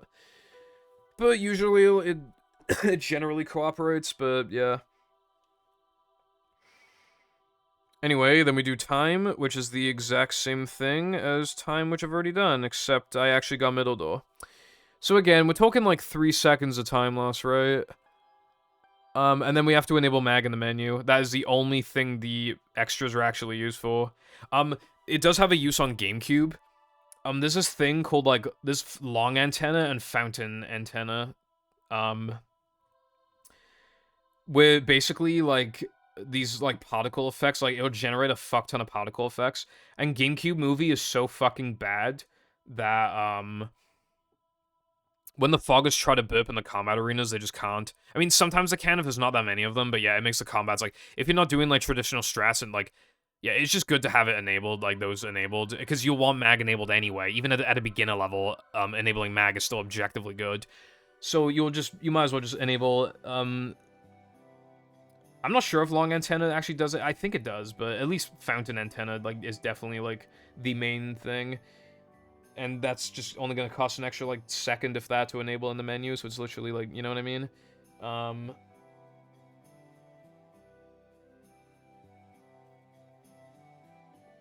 But yeah, like, that's the only thing you actually enable, like, on Xbox, for this category. Anyway, we got the guest jumps. Every jump is literally a 1 frame, bruv. Let's see how it goes. Holy, I got them perfect, bruv. Other runners do this thing I really don't like. If you notice, I try to do single jumps. I sometimes fuck up, but I try to do single jumps. It normalizes the jumps, right? Because, like, Like, it normalizes the jumps in the sense that, like, if you double jump, like, sometimes you just, like, I don't know how to explain it, but, like, the less time you spend, like, closer to the ground, like, when you descend, it's a bit hard to react when the character, when the crown is descending, and then you gotta press A again, like, it just makes it, like, it's easier to get into a rhythm if you just single jump, single jump, single jump, even though you have to do a couple more jumps. GESK jumps, like, the key to, like, the GESK jumps is, like, after you get the first one, it just becomes easier after that, like, because you're in the rhythm. And I'm quite happy with my GESK jumps consistency on the whole, so, like, I do, but... Also, by the way, could not get a single good BBBH or 3-meter jump to save my fucking existence, but of course I can get perfect GESK jumps, I mean, come on, bro. Anyway, yeah, so, like, this is, like, easy after you... Oh, yeah, I forgot to... Yeah. It's, this is why it's important to, like, have 39 extras by now. So this is the first use of mag. We use 3 uses of mag with this one, saving a lot. You want to, like, jump off the edge a little bit, and then start curving back to the left, and then hopefully you land back onto the wire while also grabbing the extra. Under normal circumstances, you cannot do this. So what you have to normally do is jump to the extra, grab it, kill yourself, and spawn really far back, and then just repeat gameplay. Or, you have to, like, grab an invisible checkpoint, do a couple one-frame jumps, get a really weird, like, turn, have, like, really good jump spacing, grab the extra midair, die, then respawn back, like, further up in the level, like, you'll respawn, like, roughly where you were. This is faster than both of those, and, like, almost no... I think, yeah, Tedious was, like, the only one who ever went for that shit, and even then, like... I think he gutted that often. Because if you get it, like, second try, I think it, like, loses a bit compared to not going for it or something, so it's actually, like... This is easier. You do kind of need a practice mod for this. Like, this is one of those ones where it's such a bitch to practice, because, like, well, you're gonna go all the way up the level just to practice it once. You kind of need a practice mod for this, but it's literally, like... Yeah, this is the kind of setup I do. I kind of line myself up. I often, half the time I go off vibes, but you kind of line yourself up with, like, the sign. And then, like... Yeah, I don't know how to explain it, but, like, yeah, it's just, like, feel-based. It is kind of hard. It's possible to, like... Well, obviously just miss the whole fucking thing. Or it's possible to miss the extra, which doesn't actually lose very much. As long as you can't do it in ring, but as long as you get it in macho, it doesn't matter. That's why it's so important to get card and extra early, right? If I got it now... Oh, yeah, here's another reason as well, right? I enabled mag after opening the menu in Knucklehead, which means that I didn't have to open the menu again. So because I was already opening the menu, I didn't lose time for opening the menu. I lost time for navigating to the extras menu and enabling the extra and then backing out of the menu. But I didn't have to open the menu an additional time. We used to in older routes, but then we figured out, like, oh yeah, we can just, yeah. Like, if you have to open the menu anyway, like, that's when you want to enable mag, because then you save, like, 0.8 or whatever from not having to open the menu. Or, like, 0.9 or something.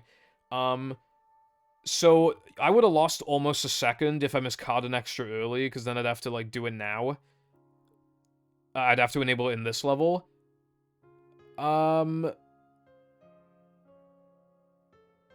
And then if you missed any more, I can't even imagine you could possibly miss any more. Well, actually, no, that's not true. You could have missed some in Weenie.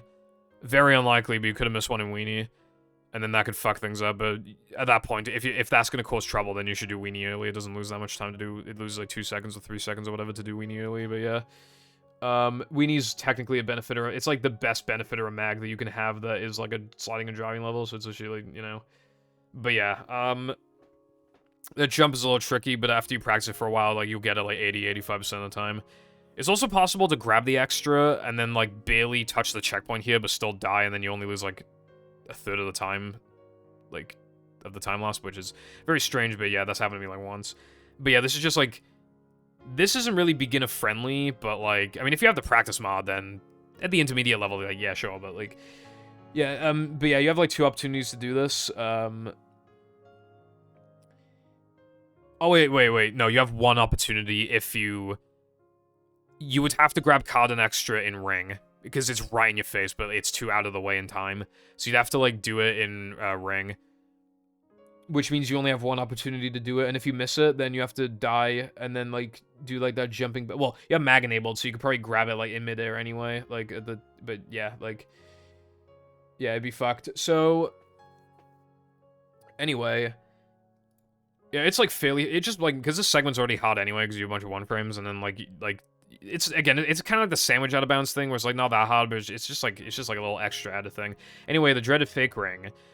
It can only happen in this level and only the rings move left to right. I went a really long streak without fake ringing. Maybe the longest we've ever seen. I wasn't counting with it. It was probably like 20 to 25. It was probably like 25. And then I fake ringed like twice in the span of like 4 or 3 rings. And then ever since then, I haven't fake ringed to this day. And I don't know what streak I'm on now, but I reckon it's at least like 15 or I think it's even like 18 or 20 again. Like it's not that far off like the original streak. Which is actually nuts. Yeah. You can't really react if you miss it. I feel like the only way you can react is if you were jumping through the ring anyway, and then you somehow reacted so fast to missing it that, like, in midair, that by the time you landed on the ground, you were like, oh yeah, I need to jump backwards. Like, I think that's what, like, happened, but I don't fucking know. I mean, well, I was thinking of previous memories. I kind of mixed 2 sentences into one, but one person has recovered it ever, and I've tried recovering it, but like you need like actual like instant reaction time. You practically aren't recovering it, especially because jumping. It's better to like I haven't really talked about it, but like in sliding levels, you can lose a bit of speed if you're in the air for too. Like you want to jump as little as possible, pretty much. You want to be fully optimal, but yeah. No fake ring. And I'll never see one again, so it's crazy. Anyway, I missed one jump, and then I went all the way up the slide. Oh, I forgot to talk about Knucklehead. I lost 1.07 off the gold when I lost a theoretical 3 seconds, and it's literally because of how fucking fast that reverse was. And because my gold didn't have 4 out of 4 middle doors anyway. To get 4 out of 4 middle doors, I think that'd be, yeah, 1 in 9, 1 in 2, yeah, it'd be 1 in 81. It'd be 1 in 81. 1 in 81. So basically, I've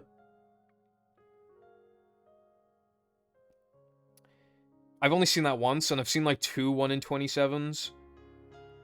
Realistically, you can only expect 1 middle door in a run. So, and that's what I got. So I'm not complaining. I'm just saying like that lost me a theoretical 1.5.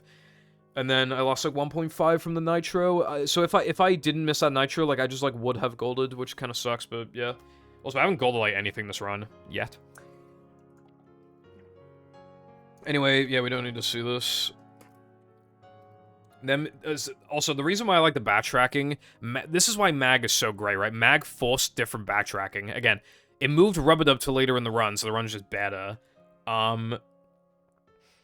Like, and it forces the route to be different from all tokens, which then, you know, it more justifies all tokens and Hunter's existence. And then,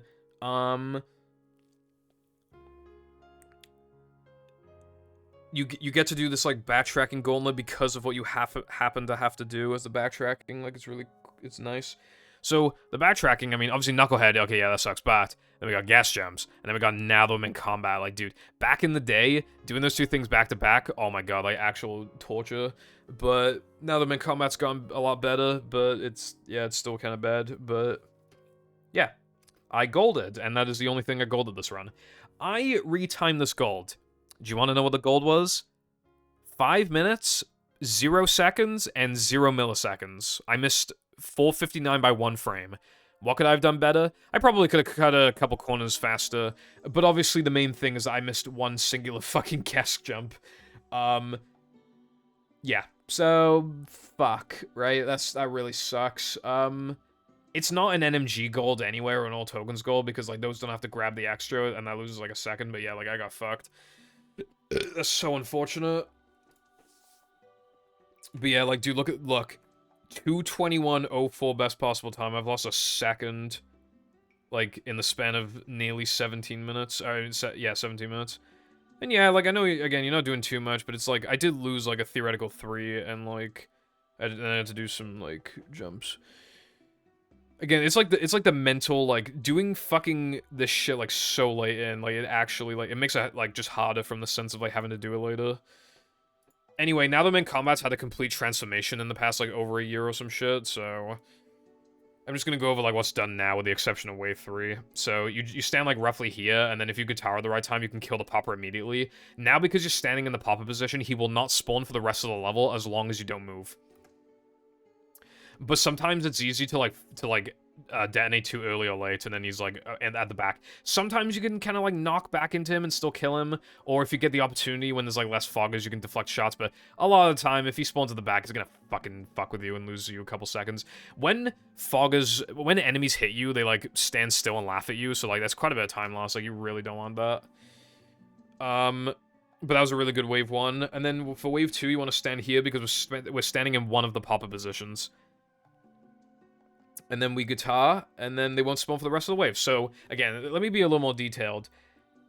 So, 2 poppers are meant to spawn here, but because you stand on one of the spots, as far as the game is concerned, like, so the way that it works, if I were to kill both poppers, they would keep respawning for the rest of the wave until there's, like, 5 enemies left.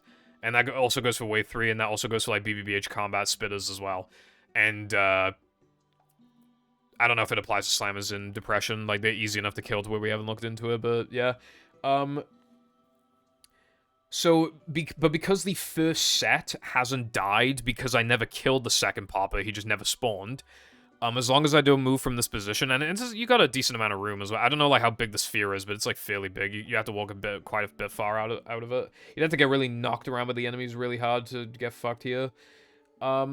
So yeah, I was able to kill, well, the first set of enemies, if you kill one of the poppers, the other one will just be present until the end of the level, until the end of the wave, unless you kill him early, and then they'll spawn in 2s. Then if you kill one of them, they'll keep respawning over and over again. So it's like it's the first group that matters. But because I never killed one of the poppers, then as long as I don't move, the second popper can't spawn. And that's massive. The reason why that's so optimal is because you know how bad it was to circle around the fucking arena, grabbing health, bowling enemies that are faster than you? When bowl, like, you have to stand still, and then, like, you go to bowl, and then a popper shoots you, and then, yeah, then you have time to kill the enemies because they're laughing at you. And then the popper, like, probably, like, shoots you, or, like, you deflect shots, but then the amount of time it takes to deflect a shot, then the fogger walks up to you and burps on you, and then you lose even more time. We used to have to walk in fucking circles. And I will say, right, it is theoretically possible to get these, like, really fast combats, even when walking around in circles. If you play, like, perfect and get, like, good RNG and, like, you play amazingly and just everything happens to work out, you can get wave 2s and 3s, like, about as fast as, like, this shit. But this shit just, it changes everything, dude. You want to know how bad it was originally, right? Playing within, like, 18 seconds of the gold was genuinely fucking hard. And now, I've beaten the gold by, like, 10, 12 seconds? Yeah, like 10 seconds, maybe? And now I consistently play within, like, 9 seconds of the gold. I'm consistently getting times I wasn't even fucking physically achieving before. Like, this is, like, bro. And yeah, I'm bound to have gotten the gold down more, and maybe improve the consistency a tiny bit by now, because I've been playing for so long. But like, a lot of runs died here, even in spite of these strats, which just goes to show how shitty it is anyway. But, like, the amount of times I had a good run die, or, like, the pace die at least, or the run actually dies, to now they're in combat, dude. It's unfucking believable. Genuinely unbelievable. Back in the day, and now it's not nearly as bad, even though it's still bad. So, yeah, you want to stand here, you want to stand, like, here, because we had a problem with, like, the foggers would, like, almost always burp on you here, and you just had to accept it. But if you have, like, this kind of, like, if you're facing this way, then the foggers will, like, basically never burp on you, and then when they're all gone, when there's, like, 29 enemies left, you just... The way that the enemy spawning works is that, it's kind of clogged at the beginning. You need to kill, like, most of the first batch of enemies, and then they'll keep spawning. Not all, you don't have to kill all of them, but, like, the faster you do, the better. You need, I don't know if it's, like, the consistent throughout all the combats and all the waves, but it's, like, it's probably, like, you probably want to kill, like, 85% of the wave or something until it actually starts spawning more enemies. So, if you notice, the Depression strat, and the Now the Men strat, and the 2B BBBH strat, the idea is kind of the same. Well, not the, you know, the main idea was to despawn the popper, but for the other two, like, the idea, and partly as a side bonus, standing in these spots just allows you to just, like, kill the enemies, like, faster. Well, not really for now, though, remember. For the other two, you can kill the enemies, like, literally as soon as possible. That's the only reason why, like, you can even, like, why the old strat even can theoretically keep up, is because, like, you could theoretically kill the enemies faster, but not the popper, and then, like, they'll spawn faster, but, like, literally, like, yeah, fuck that, dude. Anyway, yeah, I got bad RNG there. Yeah, hold on. Watch this now. Sometimes you can... It's risky to bowl here, but, like, he was really far away. I just wanted... Yeah, so, I mean, and I got away with it, but yeah. I almost got hit twice, so I'm, like, slightly navigating around. Then I moved forward because I was about to get hit, so that's 3 times. And then I moved a little forward again. And then I couldn't do anything about that, so... Again, that was just bad RNG. Like, I'm spamming guitar as fast as I can, like... Yeah, that was just bad RNG. And again, look, I lost, like, 2 seconds or 3 seconds from that. Probably not... yeah, probably, like, 2 seconds. Which, again, is, like, that's completely fine, but you know what I mean. Anyway, here's the new Wave 3 strat. The old Wave 3 strat was that you would stand in the same spot that I was just in. And then you would kill the popper over here. And then you would purposely get hit by a fogger so that the enemies, like, stop attacking you for a bit. And then with guitar, you have invincibility frames other than Merv shots. That's why you do it, so the Merv doesn't shoot you. And then you'd guitar this popper over here that I'm standing over. Now the strat. This strat, on average, it loses time, but it has the theoretical potential to be as fast. I've golded with this. But on average, it loses time. It's weird, right? There's more RNG elements to it. There's less setup to it. You're more likely to get bad RNG. But the problem, right? If you get bad RNG with the old setup, there was a fucking, like, 1 in 3 chance that you would die. Dying with this strat is almost impossible. It's happened to me once. I think, like, once in practice and once in a run. After months and months and months and months of doing this. But... when you do successfully get it, more things are more likely to go wrong. So it has the potential to break even, but you'll usually lose like 3 or 4 seconds over like a good, like the average attempt of the other method, if you didn't get absolutely fucked. But the other one had so much RNG, dude. Like, again, we used to have full health. I used to have full health. So you'd have like full health, and then like, dude, when you hit the first popper, you would almost always go down to 3 health, and then you'd have to get hit by the fogger on purpose to hit the other popper, so then you go down to 2 health, and then sometimes you'd even get hit again after that and have 1 health, like, and then you'd have to play perfect for the rest, and then you know you could just get RNG'd. Usually you'd have 2 health, but sometimes you'd have 1. But the reason why I decided to finally start doing 3 health is because of this strat. I'm in front of a patty, right? The patty regenerates every, like, 10 seconds, which means that's why it's almost impossible to die. More's more likely to go wrong, because now you're actually in danger of getting hit by popper shots. But even if you get hit, as long as you don't get hit, like, 1,000,000 times a second, you'll be fine. That's why there's more of a variable, because the actual thing would be worse and would be harder, but you actually get health, so it's not hard. Well, yeah, so it's not harder. So instead of, like, starting off with, like, a consistent, like, fucking, like, 2 health, you start off with, like, hell, if you get unlucky, like, 3, but usually 4. You usually have 4 health, even 3. And then, like, a few seconds after having 3, you'll just go back to 4. Like, it's amazing. That's why it's so much better. So, you remember how I said that this method, it on average loses about 3 to 4 seconds? The upgrade saves like 3 seconds. So, maybe being a little optimistic, but like the average-ish attempt of this is faster than the other method when you also factor not upgrading, and it's not worth upgrading, not upgrading with the other method. That's the thing. I mean, obviously in a task, or if the run is like absolutely super duper dead and you're continuing it for some reason. But, like, 99 times out of 100, why the fuck? Like, I just described how atrocious it was. And you are not doing that with fucking 3 health starting, because you'll have, on average, 1 health afterwards, and then you just need to get not RNG'd. And then your chances of dying go from 1 in 3 to, like, fucking 50%. Or you could just lose full health right off the bat, and then, yeah, you can go fuck yourself. Like, that's exactly what I mean, dude. Like... Like, if you walk out of these circles, then the poppers will just start spawning, so it's literally, like, you can't afford to get more health, but because I can, like, this is a good standing spot, though, because there's a paddy behind me. You don't need mag for it, I just have to stand a tiny bit further back, which isn't really a problem, it just means you'd be deflecting shots a tiny bit later, which technically gives the poppers, the foggers a tiny bit more time to walk up to you, but that's, that kind of hardly matters. But yeah, the point I'm making, this strat is pretty much as fast as the old one. Except even faster, because also, when you also factor skipping the manlies and rock slide. So this strat basically saves time, while also being way better. Because instead of, like, having, like, a 1 in 3 chance of dying, which, by the way, the reason why I finally decided to do this, we finally looked into it, I lost 3 NTWM combats in a row to the shit. 3 in a row.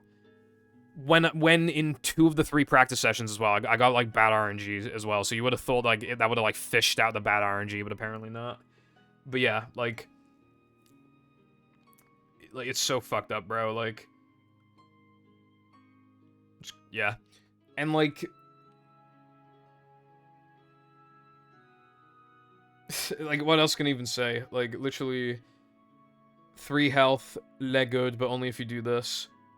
So, like, it basically saves time. Obviously, in, like, a task or something, though, like, obviously, that would be different. Anyway. If I was saying something important a minute ago, I don't remember what it was, so hopefully I wasn't. I'm probably just wrapping it up. So, the way that this works, you guitar this popper, you know, that's expected. Then you kind of, like, guitar the side of these, because it also gets rid of the move's missiles. And then you need to get a little lucky. So you need to deflect these shots, and the spin is not a perfect spin, so you kind of have to, like, swerve. That's why I, like, moved forward and, like, kind of, like, swerved around, like, moved, like, you know, kind of did, like, a circular motion. And I got hit, but that's pretty expected. But look, now I'm back to 3 health. Then I deflect more shots, and the poppers... See, it's hard to deflect the shots when the move's in the way, and the poppers and the foggers are just, like, fucking your ass. And sometimes you just miss the spin, and it sucks. That's what I mean when I say more can go wrong. Because you don't have to worry about that at all with the other method. But yeah, it went pretty average, and now I have max health. Ideally, towards the beginning of the combat, wave 3, you deflect the move shots. You don't want to deflect all of them. If you deflect all of them, but, like, 1, then that's ideal, because if the move dies, it'll just immediately respawn. You can't even start the level, like, the wave, like, underneath him, like, because he floats, so he actually spawns in front of you. I mean, he wouldn't be able to kill you, but then you get hit by, like, 3 poppers, and yeah, no, you're not doing that. If you could somehow disable the poppers ahead of time, then yeah, you could just start here and it'd be, like, objectively good, but yeah. That's not how it be. So, ideally, you deflect move missiles, but not all of them, and then you'll get a quick kill at the end, because then you'll spend as little time as possible killing him, basically. You want to spend as little time as possible killing him. You can literally lose upwards of, like, 6 seconds or something just trying to kill him, like, it's so AIDS. Whereas, theoretically, it could cost, like, basically nothing, but I kind of just, like, wasn't thinking about it because I was, like, a bit nervous. My guitar was about to, like, eat his, like, missiles, so I just kind of, like... Yeah, so that sucked, basically, unfortunately. That was, like, definitely not what you want. If I deflected earlier, and then I only had to deflect, like, 1... See, like, I deflected, like, 2 or 3 shots, and, like, that would have been fine normally, but, yeah. Also, you don't want to like, if you've already guitared him, and then there's missiles coming towards you, you don't want to deflect the missiles as he's already dying, because that'll reset his, like, death animation. It'll just take longer.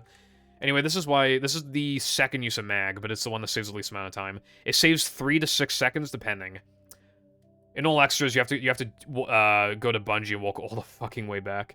Fun fact, though, in No Major Glitches, all extras, which is not a category, but if you did do it, you would actually do NTWM combat over Depression combat, because it makes this extra way faster, and because the strat is so good now, you can actually do this faster than Depression combat, because we kill the enemy so fucking fast. It's actually insane, right? This used to be, like, so slow and such a slog, and now it's faster than Depression combat. Like, it's actually insane. Like, at its best. Well, not even at its best, it just is. Yeah, no, it's actually quite a bit faster than Depression combat, like 15 seconds faster or something. Or like 10 seconds. But it's only worth doing if you have upgraded spin and upgraded guitar. So, yeah, it's not, like, worth it. Well, it might be worth it, but then you'd probably have to revert to the old setup if you're going to do unupgraded spin. And then the move kill is slower. Yeah, I don't know. I mean, that would still be faster, No Major Glitches, all extras, but, like, yeah.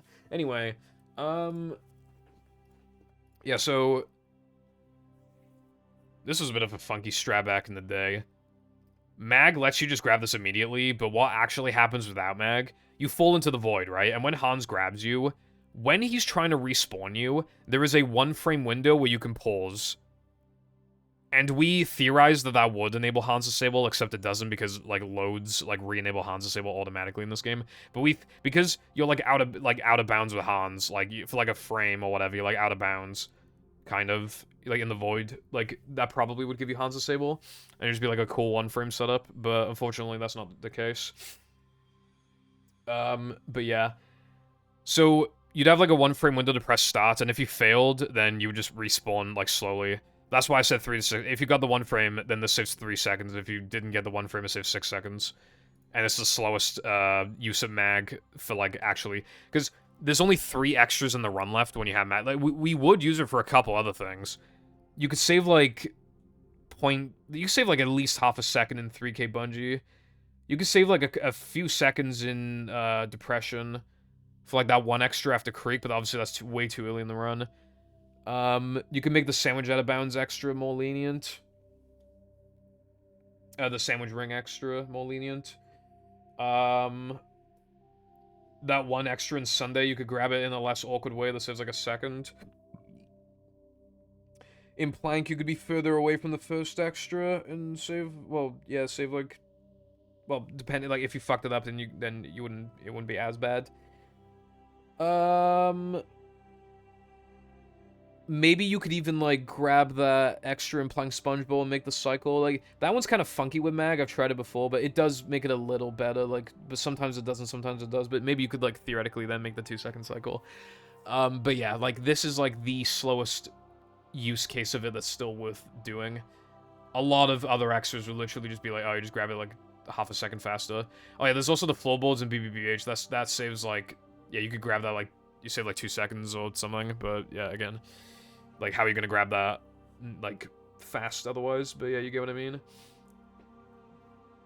Oh yeah, BBBH combat. So this is, like, it's not the hardest, but it's, like, maybe the least consistent? That's, like, I don't know. I don't really know how I feel about that statement, but... Anyway, oh yeah, I played a few seconds off the gold. Like, that was basically all the Merv kill. Like, even getting hit by the Foggers... I probably would have, like, roughly broke even with the gold if I just didn't get fucked by the Foggers, by the Merv. Like, the Fogger thing was fine. So these guys, they have the same issue with the Goofy Goober Peanut Slammers, where they can take 1 HP and not die, so upgraded spin's very nice here. But this is really why you want upgraded spin. You know, you can revert to the old Now The Man setup if you need to. This is why you want upgraded spin. Because you need to deflect these spitter shots. Like, genuinely, right? Having upgraded spin saves time here. Like, it just, like, maybe in a task, maybe you can make it, like, not be faster than upgrade spin, but I can't, like, nah, I really... RTA, I can't imagine there's ever a single fucking instance where, like, not having upgraded spin doesn't, at the absolute bare minimum, break even, while also making things objectively way easier. So anyway, I got a bit fucked here. This is definitely the worst combat of the 3. Yeah, I lost Ice Physics Glitch, and I should have bowled more, but I was just waiting for guitar. Like, I kind of forgot, like, because I don't usually lose Ice Physics Glitch. And even then, it's in Frogfish when you don't move around afterwards, so it's actually, like... I kind of forgot how long you just have slippery effects for properties, and, like, that really fucked me. Like, I lost a couple seconds there, at least. Anyway, wave 2. Now, this is when you want to stop managing spitter health. So the same thing applies with the poppers. Like, you don't want to kill too many of them. You want to leave one at, like, half health, which means deflecting one of its shots. So, I deflected 1 shot. And then I'm just kind of, like... You want to find, like, the good, like, the optimal opportunity to deflect shots. And I think it was just then. So now there's 1 spitter left, and there you go, now he's a half health. Again, like, I'm just doing it in moments where it doesn't really lose time. You want the spitters to hopefully be 0-second kills. But again, they respawn if there's even, like, 8 enemies left, so you gotta be careful. Dude, I fucking hate when this happens, dude. This happens, like, once every, like, week, I swear to God. Like, maybe even more than that. Like, once every, like... Well, I mean, yeah, probably once every, like, 3 or 4 streams that actually gets to a combat. Like, Do you have any idea how many times there'll be one enemy left? I'll do a literal entire rotation, and where the enemy just so happens to be was directly behind me, so I lose the absolute maximum possible amount of time. It is the worst fucking thing ever. It happens too often. Alright, now here's an actual strat. We tried Wave 2 strats in BBBH, but they just weren't fast. Like, it just... This is a good strat, though. It doesn't really save time, more that it just, again, makes it easier to play close to the gold. So, very far into this Gotex, like, almost when it's complete, you want a guitar, and then guitar around here. You usually have, like, TNT as a visual cue, but again, like... Oh, yeah. It's also possible to accidentally kill the spitters with, like, upgraded bowl, or, like, you just... you're not... Because they move around a lot, so you might accidentally forget which spitter you're supposed to hit or whatever, or, like... The TNT can kill them, like, if you just guitar real quick, like, not realizing the spitter's behind you. You generally don't want a guitar. I mean, sometimes guitaring, because, you know, the detonation is just so massive, there's just, like, you know... But, yeah, So, you just spam guitar here. If a fog of bib is about to get you, you can walk, like, a tiny bit forward. But, basically, now the spawn has been unclogged, but it takes a few seconds to register, so this is your sole focus right now. So you just do it, again, you do like a swerve to deflect both shots. And then you do the same kind of thing again, but then you just deflect one shot, and then you, yeah. That's like basically 0 seconds spent, like, killing the spitters. At least so far, we'll see how slow my thing, yeah, and then I got hits, although that was a fast hit. Because there was so few enemies just on the field anyway. Like, yeah, like that lost like almost nothing, luckily. So how much you lose, again, it just, like, it depends a lot. Like, sometimes when an enemy spawns in after you got hit, like, very immediately after you get hit, sometimes they'll taunt you, sometimes they won't. It's kind of weird. Like, I think it's, like, if it's, like, far enough into the animation, like, it won't bother. I don't know.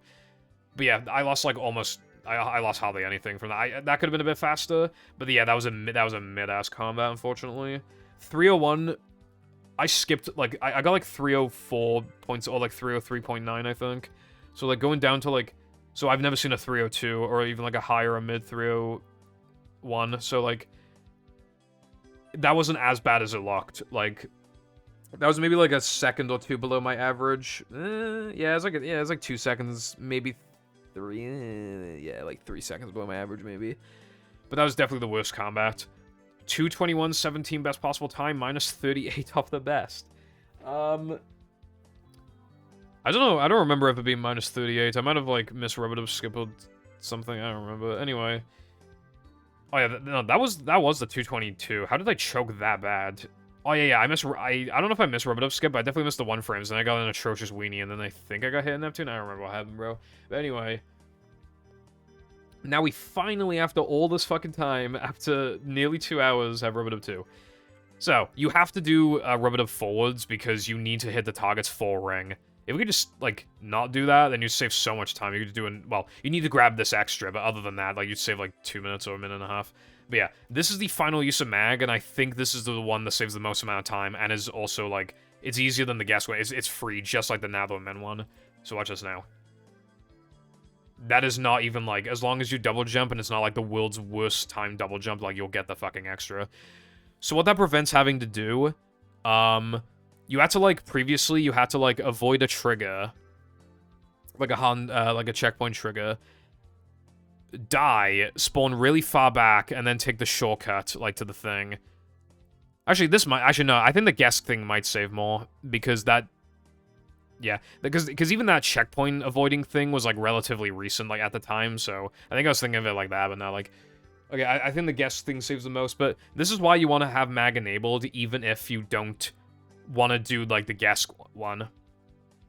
Is literally just for, like, this and NTWM combat, and then you can use the third one on, like, 3K Bungie, or, like... I don't know, fucking something like that, bro. You can do something with it. You just want to enable it when you have 39 extras, basically, and when it's, like, convenient to do so, but yeah. Anyway, it's gonna be pretty, you know, just some corner cutting. It's funny, you're not supposed to do this during the time challenge, so you actually, like, it's kind of funny. Anyway, this is bridge jump. It's actually easier than dumb jump, but it's, like, you don't see it often because, like, it's only done in categories where you need to do 4 rub-it-up tokens, so it's very, very specific. It's just only 2 categories that have it, but yeah, some people find it difficult, but that's actually just because, like, like, you just don't practice it. Also, if you die and then respawn, like, practicing it is really hard, because, like, then you need to, like, jump backwards so you can even build up enough, but then you have, like, less speed than you're supposed to have, so then you gotta do 1 frame jumps backwards so you get all the speed if you want it to actually be easy, but then you do 1 frames. Basically, it's fucked. Missing it is never really an issue after getting it down, but, like, I mean, you'll miss it, like, once every century, obviously, but yeah. Anyway, yeah, that jump is easy. Dude, dumb jump is not... As long as you do rub-it-up skip, there's literally no route where you do dumb jump. It's so sad. I kind of miss dumb jump. I haven't done it, like, this fucking year, as far as I'm aware. It's kind of funny. If I play movie again, I should just do dumb jump, like, one more time for the funnies. Yeah, you want to jump to the right side. Again, triggers, like... Finish line triggers, like, a tiny bit, like, leaning. And then, yeah, just cutting corners. Fucking... You know...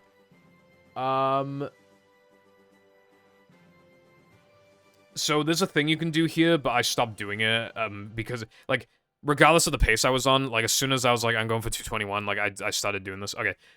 So what I normally do is skip a 1-frame jump, and, so normally if you fuck up the 1-frame jump, you lose, like, 7 seconds or 8 seconds, but doing it this way, you lose, like, 4. So it was pretty worth it for a category this long, right? But I just started doing it. So, you'll see now.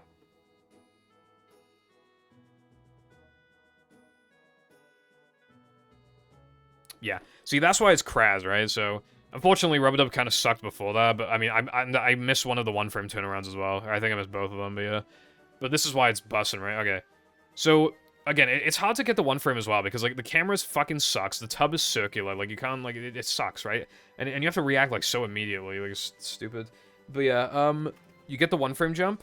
You don't have to do the second 1-frame jump, but it makes it even faster. If you have good jump spacing, you only need one 1-frame jump, but I accidentally, I meant to do 1, but I kept instinctively doing 2, and I don't know why, but it worked out because it makes it a little faster. And then again, you jump like here. It kind of fucks your camera angle compared to Rub-a-Dub Time Challenge, but like, yeah. So it makes Rub-a-Dub skip like a little harder, but what usually happens like 2/3 of the time is that I miss the jumps and then I respawn and I lose like 7 to 8 seconds. Because like you lose an additional like second or 2 for even trying to get the jumps, like even if you miss them ASAP. Even though, like, it's like, oh, I might as well try them, I really don't recommend it to, like, anyone who's not, like, at the high level, because, like, it's just so unnecessary. Imagine getting a gold with that, dude. Like, do you really want that in your golds? Imagine getting that in a PB. Do you really want to lose time every single Rub-a-Dub 2? Like, normally you do this shit really early, but the reason why I like this is because, like, it's so late in the run. It just makes it so much harder. So, like, so much more, like, nerve-wracking, you know? Like, it's fucking crazy, like... Like, the actual, like, 1-frame itself, like, in itself is like, okay, like, if you, like, I was obviously on 221 pace, but, like, yeah, and then it makes Rub-a-Dub skip a little harder, but I get Rub-a-Dub skip, like, consistently. I miss it, like, once a stream or something, but yeah, maybe, it depends on the day. But yeah, then I finally, then I got it. Also, for a while in this run, I've just been thinking about how I'm just, like, I already know I'm gonna get 221. And I've had that feeling in the middle of runs a lot where it's like, oh, I just know, like, well, not literally 100% know, but I'm like, yeah, I'm, like, pretty certain this is gonna PB. And then I start thinking about, like, oh, if this could 221, like, imagine, like, you know, never running the game again, and blah, blah, you know, I spent so much of my life doing this, blah, blah, blah, blah, blah, blah, blah, blah, blah, blah, blah, blah, blah, blah, blah. So, yeah. And it's kind of, like, obviously I'm very bittersweet about this run, especially because the early game wasn't really that good, but I just knew I was gonna get, like, dude, like, look at my best possible time, 221.17. Do you have any idea how hard I would have had to have choked? Like, do you have any idea? Like, I would have had to have, like, missed the 1-frame jumps, and then miss, like, Rub-a-Dub skip, and then, like, I realistically would not miss it twice. And then I'd have to get, like, a really bad weenie, and then, like, either, like, choke a fuck ton of Neptune, or just straight up get hit. Like, I would have...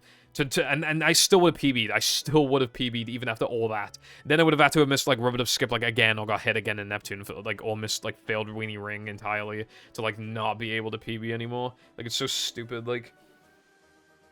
I was just on disgusting pace. And I was actually, like... Here's the thing, right? That 222.17, that was on a much better run, that I hated that run because it made me feel like 221 was easy when it wasn't. You know, it was one of those runs where you play perfectly and then you choke, so then it's like, oh, I could replicate that again. And I was content with just never getting a pace like that again, and I was right. I was 20 seconds off, or, well, 15 seconds off before I truly took the lead. But, yeah, like...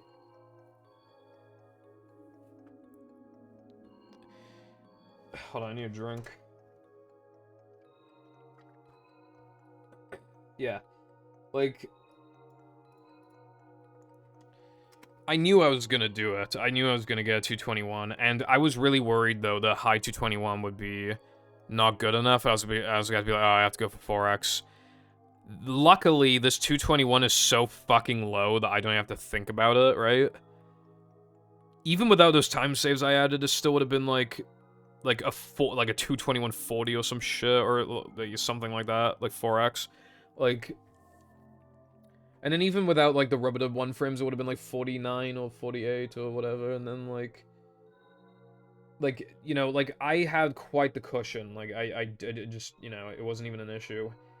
But yeah.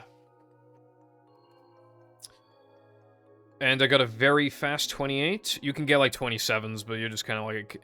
My goal is a 27, but that's just fucking absurd. So anyway, now it's Weenie. This segment is dumber than it looks. Really shouldn't be difficult, but for some reason it kind of is. It's impossible to play close to your goal, bro. It doesn't matter how good you play, it's impossible.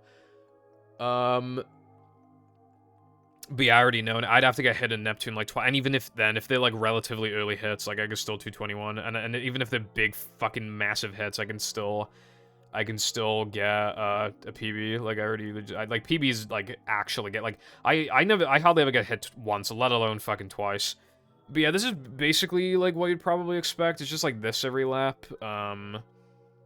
You have mag, but, like, it's not as useful as it seems because some of the nitros are kind of annoying. But yeah, it's just, like, yeah, so I think we can skip ahead. 250 is not good, but it's not, like, horrible or anything.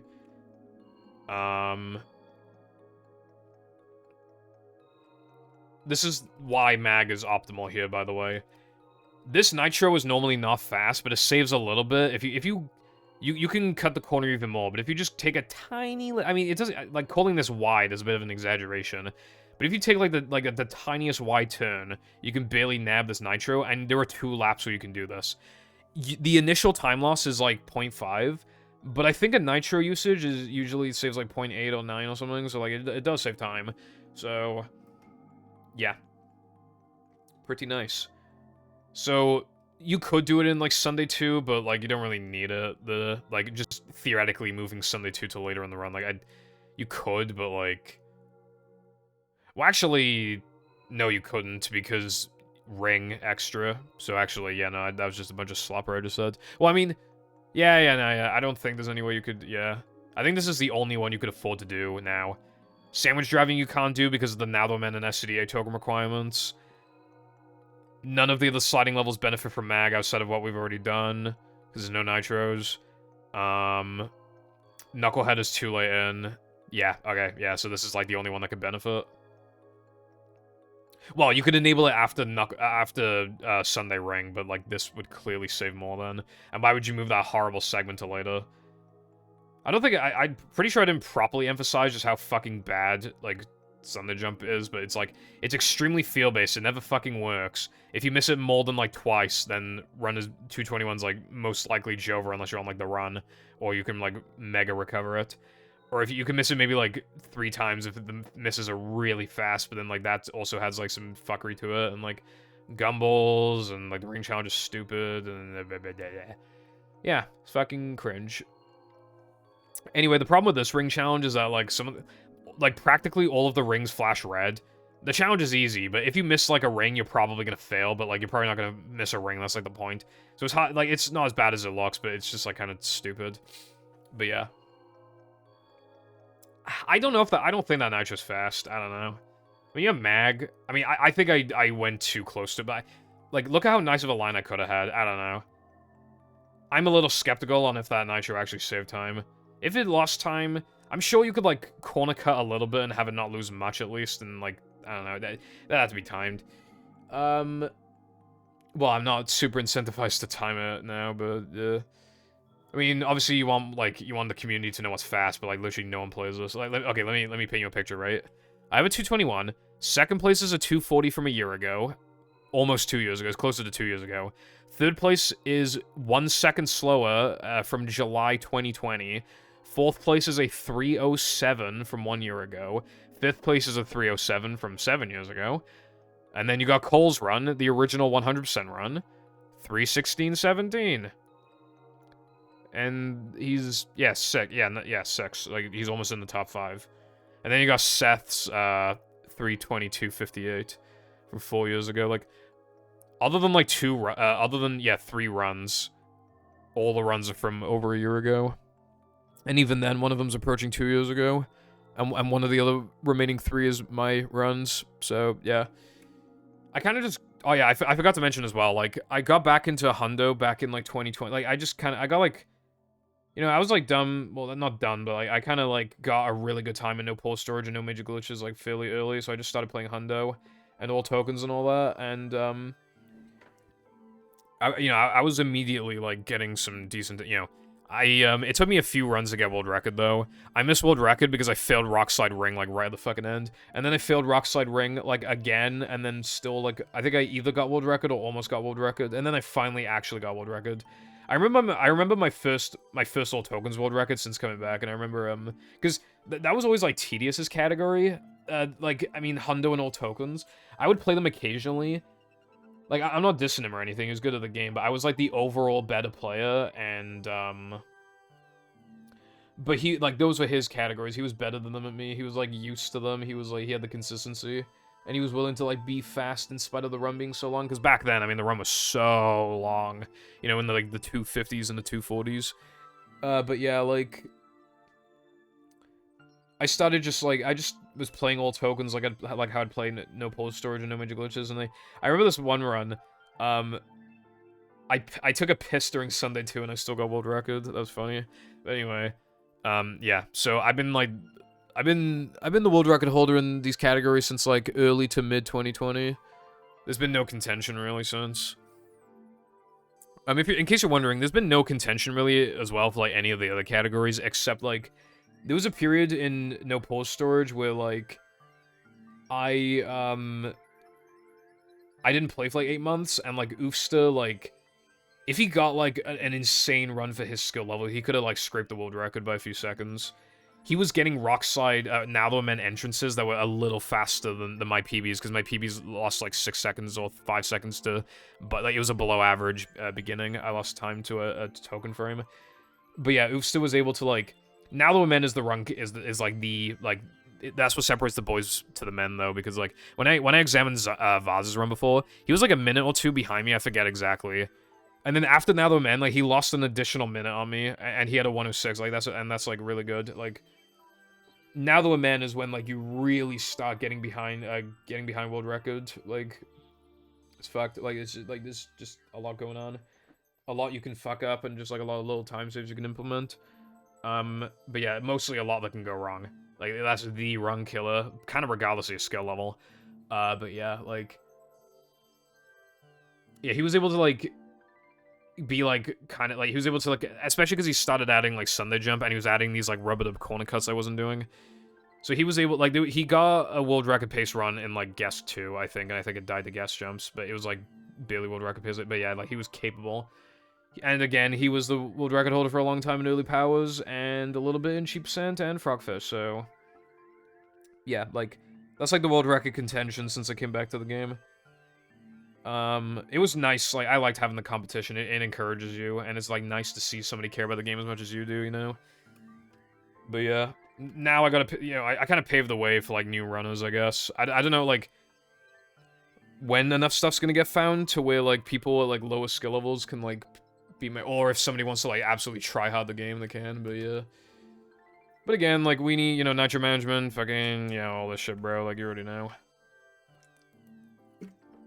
And then finally, we got Macho, which I don't think we really need to see.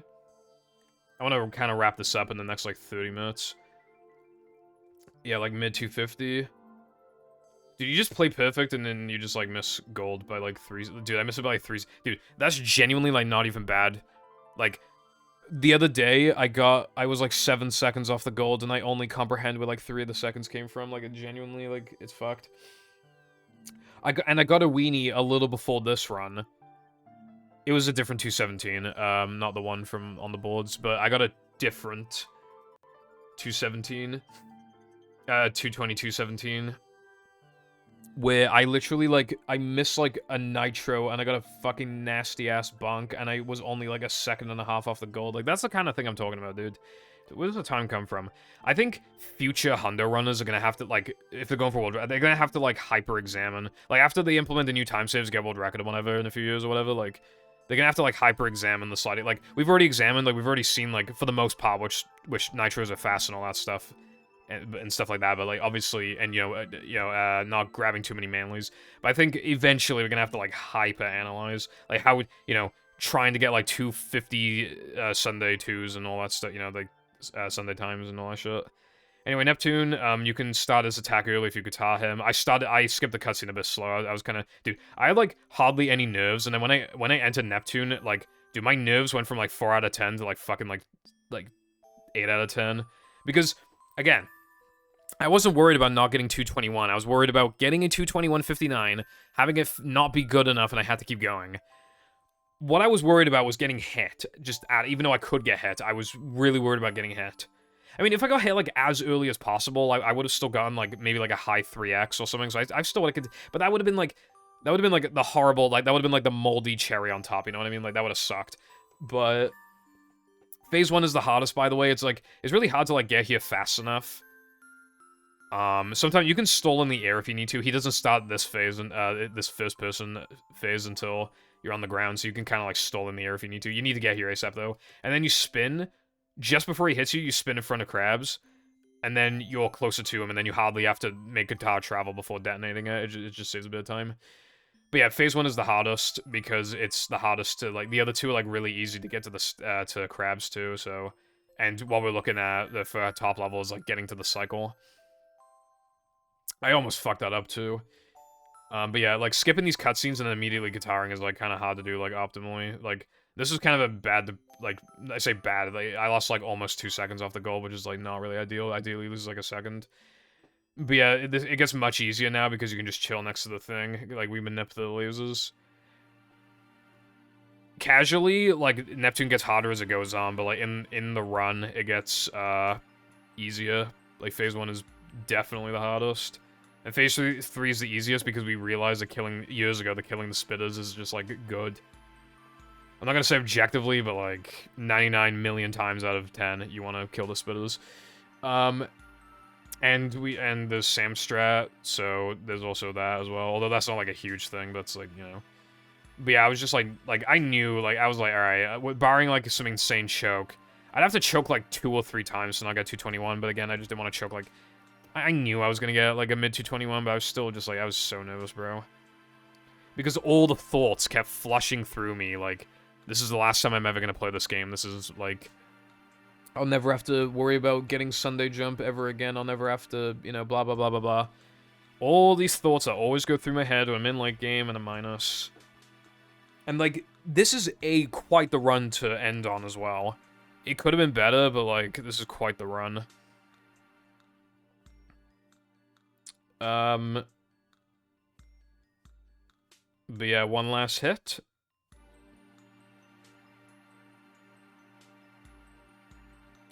And...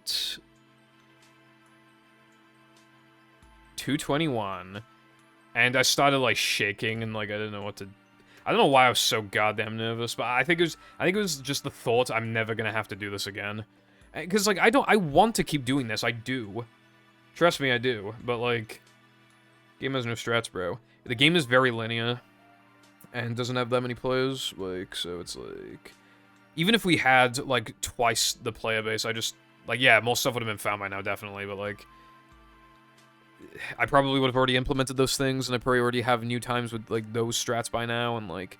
The game is really linear. Like, I just, We need something... We need, like, Hans to save or some shit, but, or, like, VMS or something, but, yeah...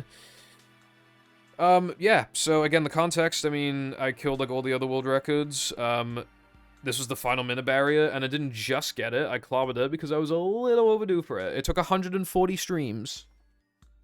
The only time I didn't do this was one stream where I ran all extras as a temporary break so I could implement hundo strats after getting 222.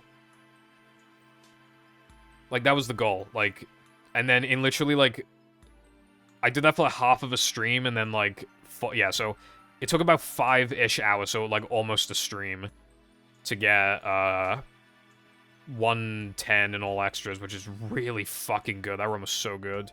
The early game was I think it was either the early game or the mid game was like a little iffy, but then the late game was like insane. And this, yeah. So the early game was not PogChamp because of like now that like so where's the time save effectively, right? Because obviously you got like a second in Neptune, but it's like, you know what I mean? Like, where's the time save, right? So if we're looking at it realistically, there's not really any time save until, like... Yeah, I could save, like, a second in 3K. Actually, didn't something happen in Steam early? Hold on, let me check. Let me just check. Yeah. If you touch the cacti too soon after collecting the token, that happens.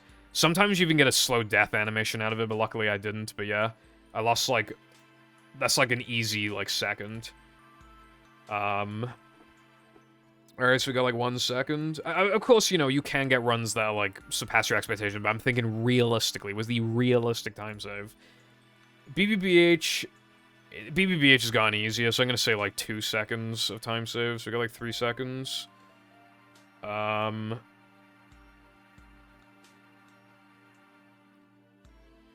And then, yeah, so we got, like, 3 seconds of realistic time save into NTWM. And the rest of this was, like, fine, right? So I think it's just about... Yeah, it's just... Yeah. So... I don't know if getting Spew Boost is exactly realistic, but I mean, it's a hell of a lot more realistic than it used to be, so let me think carefully. I lost, like... 17.5. So let's say, like... I don't know, like 12 seconds. Say, like, yeah, let's say, like, 12 seconds. So now I'm, like... I forgot. How minus am I? Like, minus, like, 14.5, I think.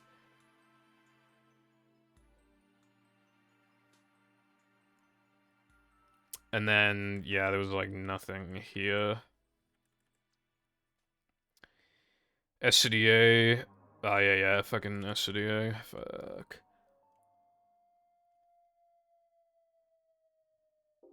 I got, like, 152, right?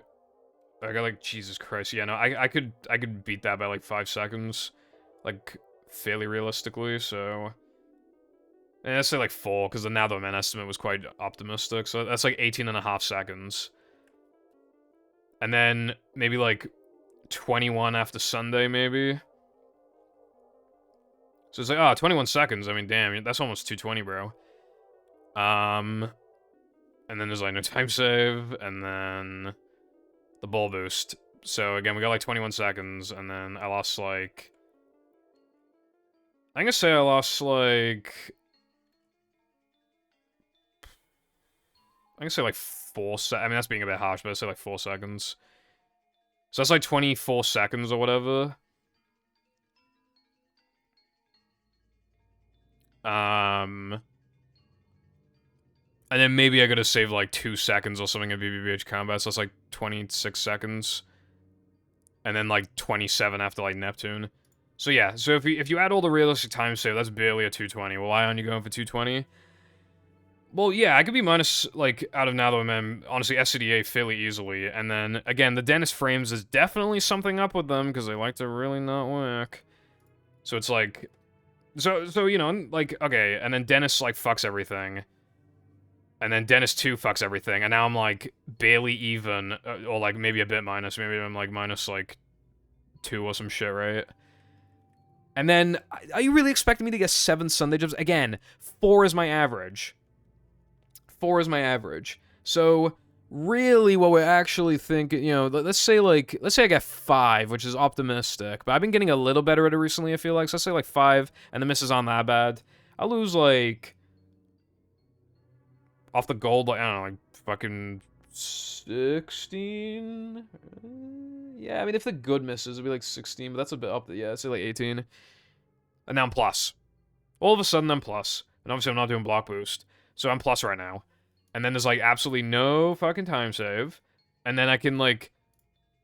And then I'll probably still be plus out of plank. Maybe I could be minus. Perfect guess jumps. Alright, well, I'm plus again. Even if I get them good, I'll still get, like, a 504 and lose time.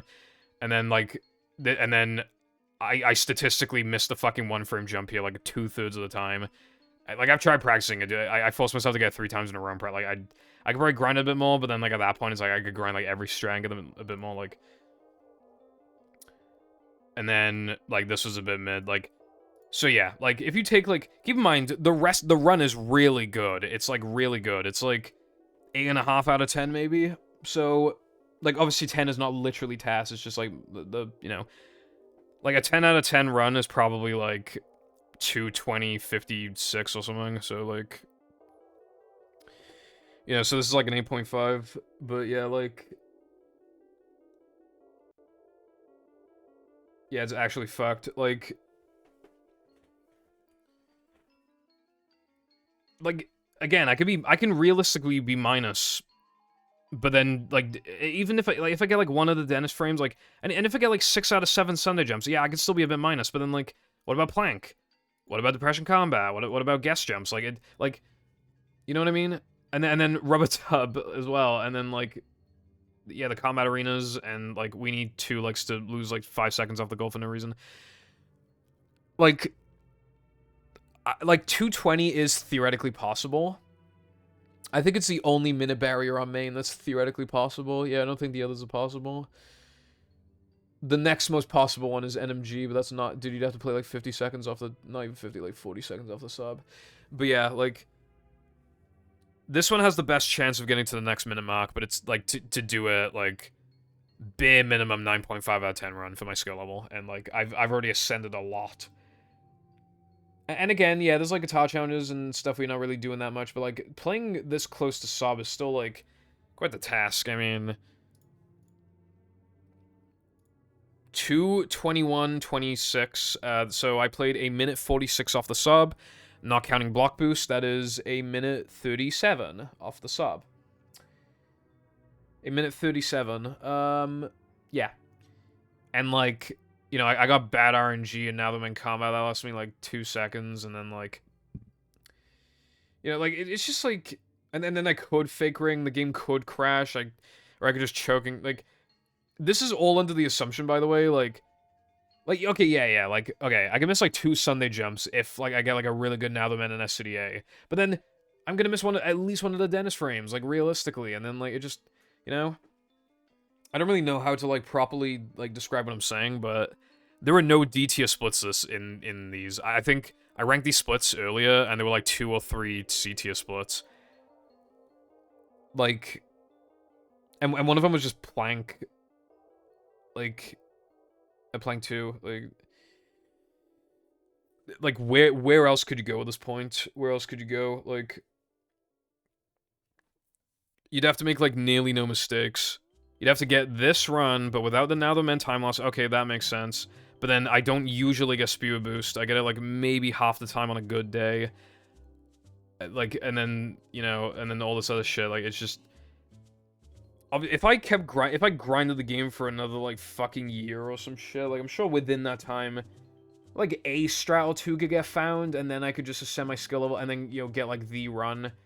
I bet it's, like, possible if I grinded for months and months and months and months, and then there's, like, an extra strat that saves, like, 5 seconds. But I'm not willing to. I'm not willing to do that, because that is insane. Even with block boost, even if I could get it every time, that'd be, like, kind of insane. If I get block boost every time, like, even then, like, again, this run, I just wanted, like, a 4x or maybe a 3x, but this is a 2x. So, where's, like, the path to success? And, well, I already told it, but... You could also get a B drive. I think if you got, like, a really good B drive, I think you would maybe save about, like, 25-ish seconds, like... So, with that, like, yeah, if I was on, like, a really good B drive, I would go for 220. I'd also, like, improve all my other times a little bit, too, but I'm not willing to do that, because, like, I don't even, like, you know... I had a good B drive, and then it just, like, killed itself. So, like, after, like, a couple hours of use, like, it killed itself. So, like, literally, like, what does that tell you about the drives? If we allowed hard drive, but in my opinion, that would just ruin the game and kill it, so... You know, I mean, the game's gonna die anyway, because, like, you know, you don't have somebody consistently playing it, but, like... The fact of the matter is, like, it'll just, you know, there'll always be times... Eventually, you have to switch to hard drive in, like, 10 years anyway, but, like, you know, for now, just, like, you know, reap the benefits. You are never doing block boost, like, you're not getting, like, half the fucking 2 frames. So, could you imagine, like, not getting, like, half the 2 frames while also still missing, like, 3 Sundae jumps? Like, no. Like, then the game will just look, like, even more, like, pathetic and stuff, and, like, some stuff won't even be worth doing, like, bungee lay and, like, fucking, you know. So, yeah, I talked about routes. So there are a couple routes changes that you could do. There's, like, 2. So the first one is that you can 2-frame, the monster skip token and then do rock slide too early, because you need to skip the warp for, floating block. And do it later. Now with the strat that we do, even though I don't miss it that much, I still would prefer to do it as early as possible. I'm not willing to do that, dude. I did 1 stream, and in fact, in that entire stream, I got 1 run to Rock Slide 2, and then the run died in SCDA. I'm not doing that for a second and a half of time save, especially when, like, you want to do Sunday jumps ASAP. Like, a lot of runs die to SCDA, and it's just before spawner boost. Like, fuck that, dude.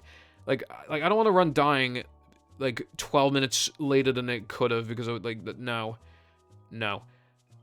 Like, we would only ever have to do that route if we skipped, like, 1 billion manlies and then had to go back in the rock slide, but I kind of, like, the only way I could see us, like, skipping more manlies is if we had Hans Disable, and if you have Hans Disable, then you're gonna be getting a lot of manlies and rock slide anyway, so it's like... Yeah, so that's the one reroute you can do. You could also put floating block back. Like, if I were to do block boost every run, I would definitely move it back earlier, which loses like 0.3, 0.4, 0.5, I don't know, but like you do it way earlier then. But yeah, I just do it on dead runs now. Well, not now. And the final thing you can do, which is especially not worth it with 3 health, is plank sponge ball late. So you bash boost off of like this platform so that you don't step on this one, and you grab the warp and then you walk back. The reason, and then you come back later, and then you 2-frame the token, like, after, like, like, you can do after, like, Knucklehead, well, no, optimally, you do it right after Knucklehead, like, all of Knucklehead. The reason why it's so bad, other than having to do Plank Sponge Ball later when the fan jump doesn't work half the time, and by half the time, I mean, like, 20% of the time, maybe 25, like, basically, you don't want, like, you want full health, because... If you have, if you get hit by the, you'll probably get hit by the Merv, and again, it's like RNG, and like, it's hard to dodge. And you have 3 health because you got damage boosted, and then you have 2 health. And then you don't grab any more patties that for any other part of the run, of the levels, so then you need to, like, either grab health before touching the trampoline and lose a few seconds, which defeats the whole point. After ball boost, or you need to, like, not lose any more than 1 health. You can lose 1 extra health. So, okay, let's think of it like this, right? You have 3 health, you get damage boosted, you realistically, like, half the time get hit by the Merv, you need to grab a patty. Oh, we'll just upgrade your health to 4. Well, yeah, but again, like, you know, now that I'm in combat, rock slide, skip it manlies, like... Now, yes, in theory, you could do this, because this saves, like, 4 seconds, so it is, like, it would save a tiny bit of time, but it's literally, like, a second. And, like, you have no fucking idea how bad the 2-frame actually is, as well. Also, if you get hit twice, you're fucked, by the way. Especially if you have 3 health. Then you're really, really, really fucked. But yeah, the reason why it's so... Or if you, fail, like... unlikely, but if you fail, like, puzzle skip in the sense that, like... You miss the wall jumps, and then you get hit by the lava and just damage boost back, like, to where you were. Then you have to grab the patty, and then you lose, like, all the time. But yeah, the reason why it's so bad, it's not just a traditional SpongeBob 2-frame. You get lifted up in the air with, like, steam, and then you fall on top of it while steam is still blocking your path. And yeah, you can change the camera, but you're still, like... I don't know how to describe it, but it's, like, way harder when you're landing on the token as opposed to, like... running into it. Like, there were a couple times where I tried running, like purposely losing time, like, setting it up and then running into it, and it is way easier. And if you miss the 2-frame, goodbye run, Well, not if you just miss a tradition, but like if you like miss the entire token, good fucking luck, dude. You know why I dropped it, right? I'm not exaggerating, dude. I literally had like 8 runs in a row where like I either would like lose time because like the move hit me too much or whatever, and then I like break even, or I would not get the 2-frame. And yeah, like if everything goes according to plan, but then you miss a 2-frame, you only lose like 2 seconds, but it's not worth it, dude. It's not worth it at all. Like, not at all. So, yeah, and even then, if you did some, like, weird 50 token route where, like, you enter Knucklehead with exactly 50, I entered with 52, but if for some reason you entered with, like, 50, like, with SpongeBob, then you wouldn't be able to do a route anyway, but yeah, I don't recommend that route to anybody. That's, like, literal, like, 220 theoretical route, like, yeah, no. So, yeah, that's basically everything, so, I can't really think of much else. Oh, yeah, actually, hold on. I was working on the spreadsheet. You might need to zoom in. I was working on the spreadsheet. I didn't think I'd be able to fill it out in time, but I still tried. It's unfortunate that I couldn't, you know, especially because some splits, you know, 117, 0, 0, no choose. But yeah, like 1, 2, 3, 4, 5, 6, 7, 8, 9, 10, 11, 12, 13, 14, 15, 16, 17, 18, 19. 19 out of, like, I think it's like 34 splits or 30, hold on. It's like 1, 2, 3, 4, 5, 6, 7. 35. So more than half the splits got completed. I really wanted to make that 219 segmented run, but yeah. It didn't happen. Weenie was way too fucking fast. Weenie 1 and 2 were way too fast. I knew it was just not gonna happen just from Weenie 1 alone, let alone Weenie 2. I was close with like BBBH and like Monumental and stuff, but like yeah, no cigar. Knucklehead as well, I was close. I think a, like, theoretical sum of best I could achieve would be, like... You know, again, assuming block boost is in it, I think the best it can probably go to is probably, like... I don't know, like, 219, like, 32 or some shit. I just can't really imagine it getting any faster than that. And even then, I feel like it's kind of optimistic. Yeah, I mean, if it's, like... If I spend, like, a year on it, yeah, I could maybe even get, like, a 2x, theoretically, but, like... But yeah, like, it's clearly at the point now where it's, like... You get, like, such insane diminishing returns, it's just not worth your time anymore. But yeah, there isn't much else I can say, really. It's just, like... You know, I care a lot about this game. I love this game to death, but, like... I can't just be stuck playing it forever. Like, there's no fucking time saves right now. Like, the run was so good, dude. Like, what was it, like a minute 40 something? Like, it's around as far off my sum of best as my all tokens run is, and that run, I looked at those splits recently and said, I'm not coming back to that, and it's literally easier. It's literally easier. Because you just do, like, slightly less stuff, and it's still, like, I'm not willing to, like, go back. That run just sucks in the sense that it was before now the main combat strats, so it's just, like, outdated in that sense, but, like, yeah. That's the only thing, that's the only gripe I have, really. But yeah, it's not worth it. It's not worth going back, really. People have asked me if I'm going to go back to Battle, and I like Battle. It's a good game. Really good speed game, and a fantastic task game as well.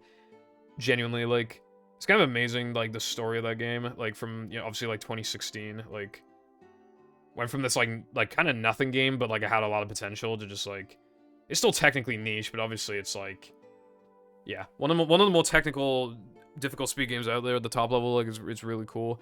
And, like, I would like to, honestly, after, like, all these, like, Sundae jumps and everything, first of all, I don't know if I really have it in me to, like, do UCBs and stuff.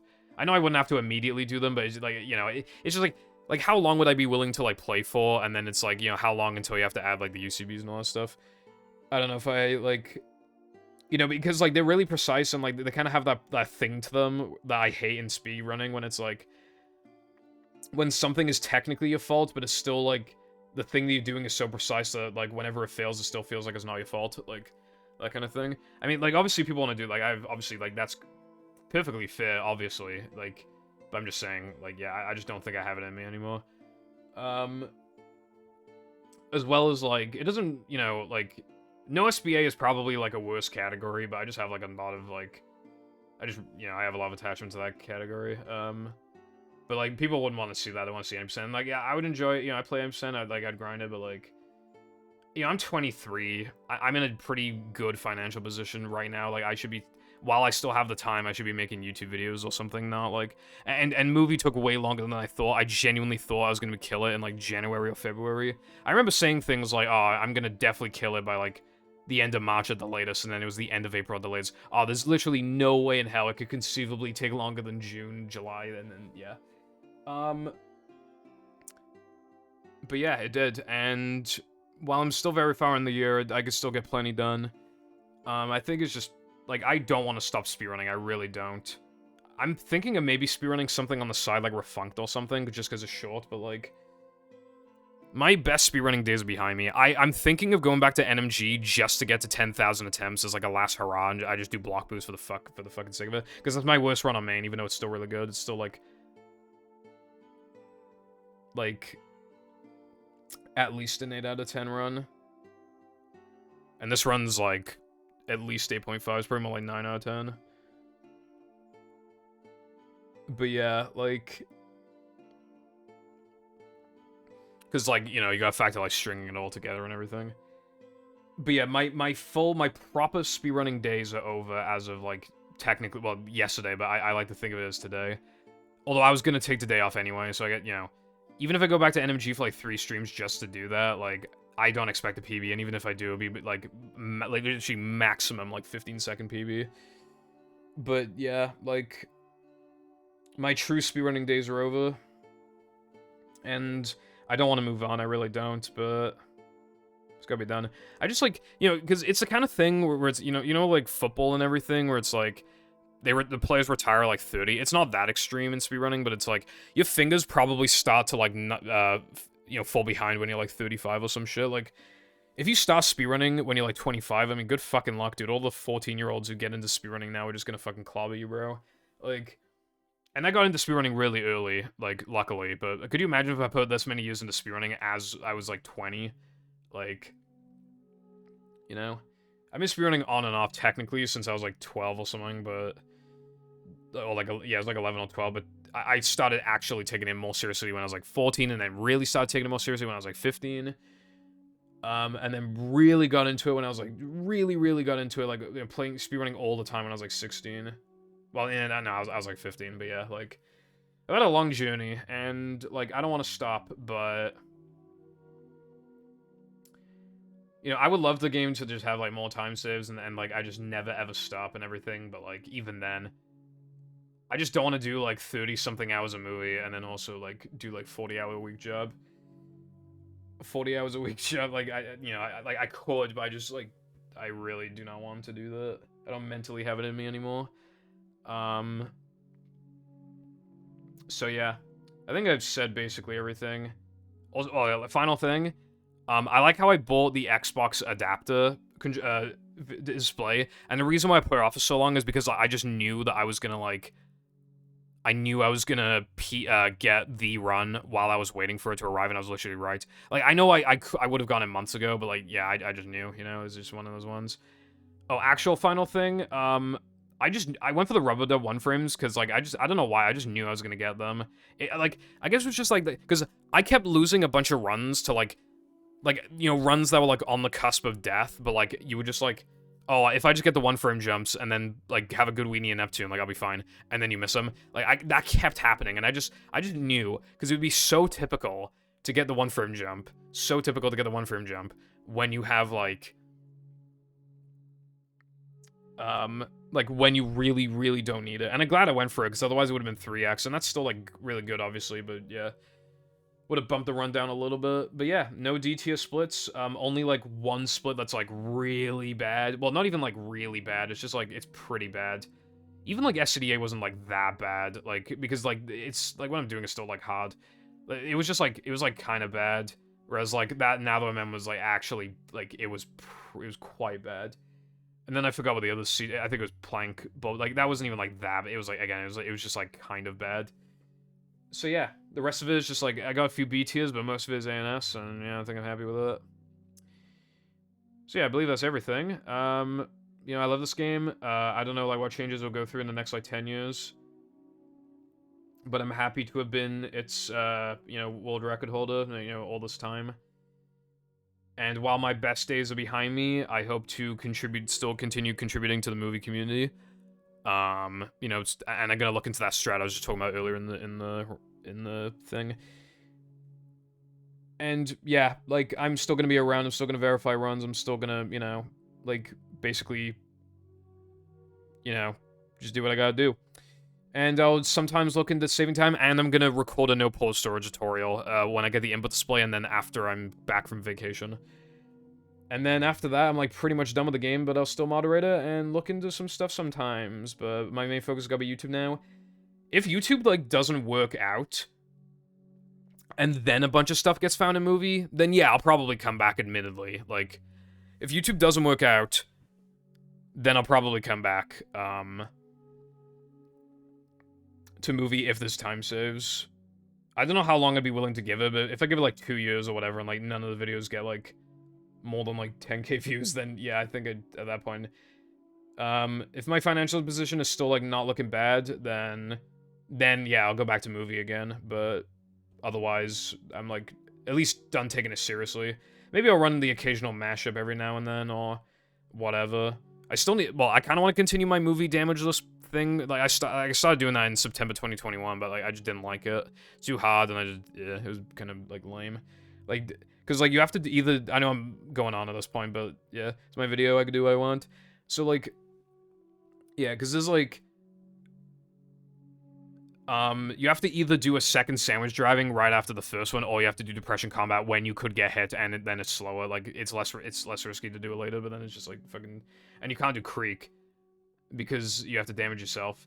If you could just do creek early naturally, like, it would completely fix the early game, dude. It'd be so much more enjoyable. But yeah, I'm thinking of maybe doing that. And, but probably not. Maybe a bit of mashup, but probably not. NMG, I might actually do that just to get to 10,000 attempts and then call it quits after that. Unless some crazy way, I'm like, oh my god, I can literally PB by like 20 seconds for free. There's no way, but like, I've ascended my skill level a lot, so theoretically, like, you know. But yeah, even if that happens, my best speedrunning days are over. Because, again, doing the YouTube stuff, like, that's still gonna be me, like, not speedrunning this game for a while, and then I have to derust and stuff. Derust in this game is gonna be hard the second time, right? You know, getting used to, like, rubber dub skipping shit again, because it's gonna suck. If I do come back, but yeah, I don't want to stop playing.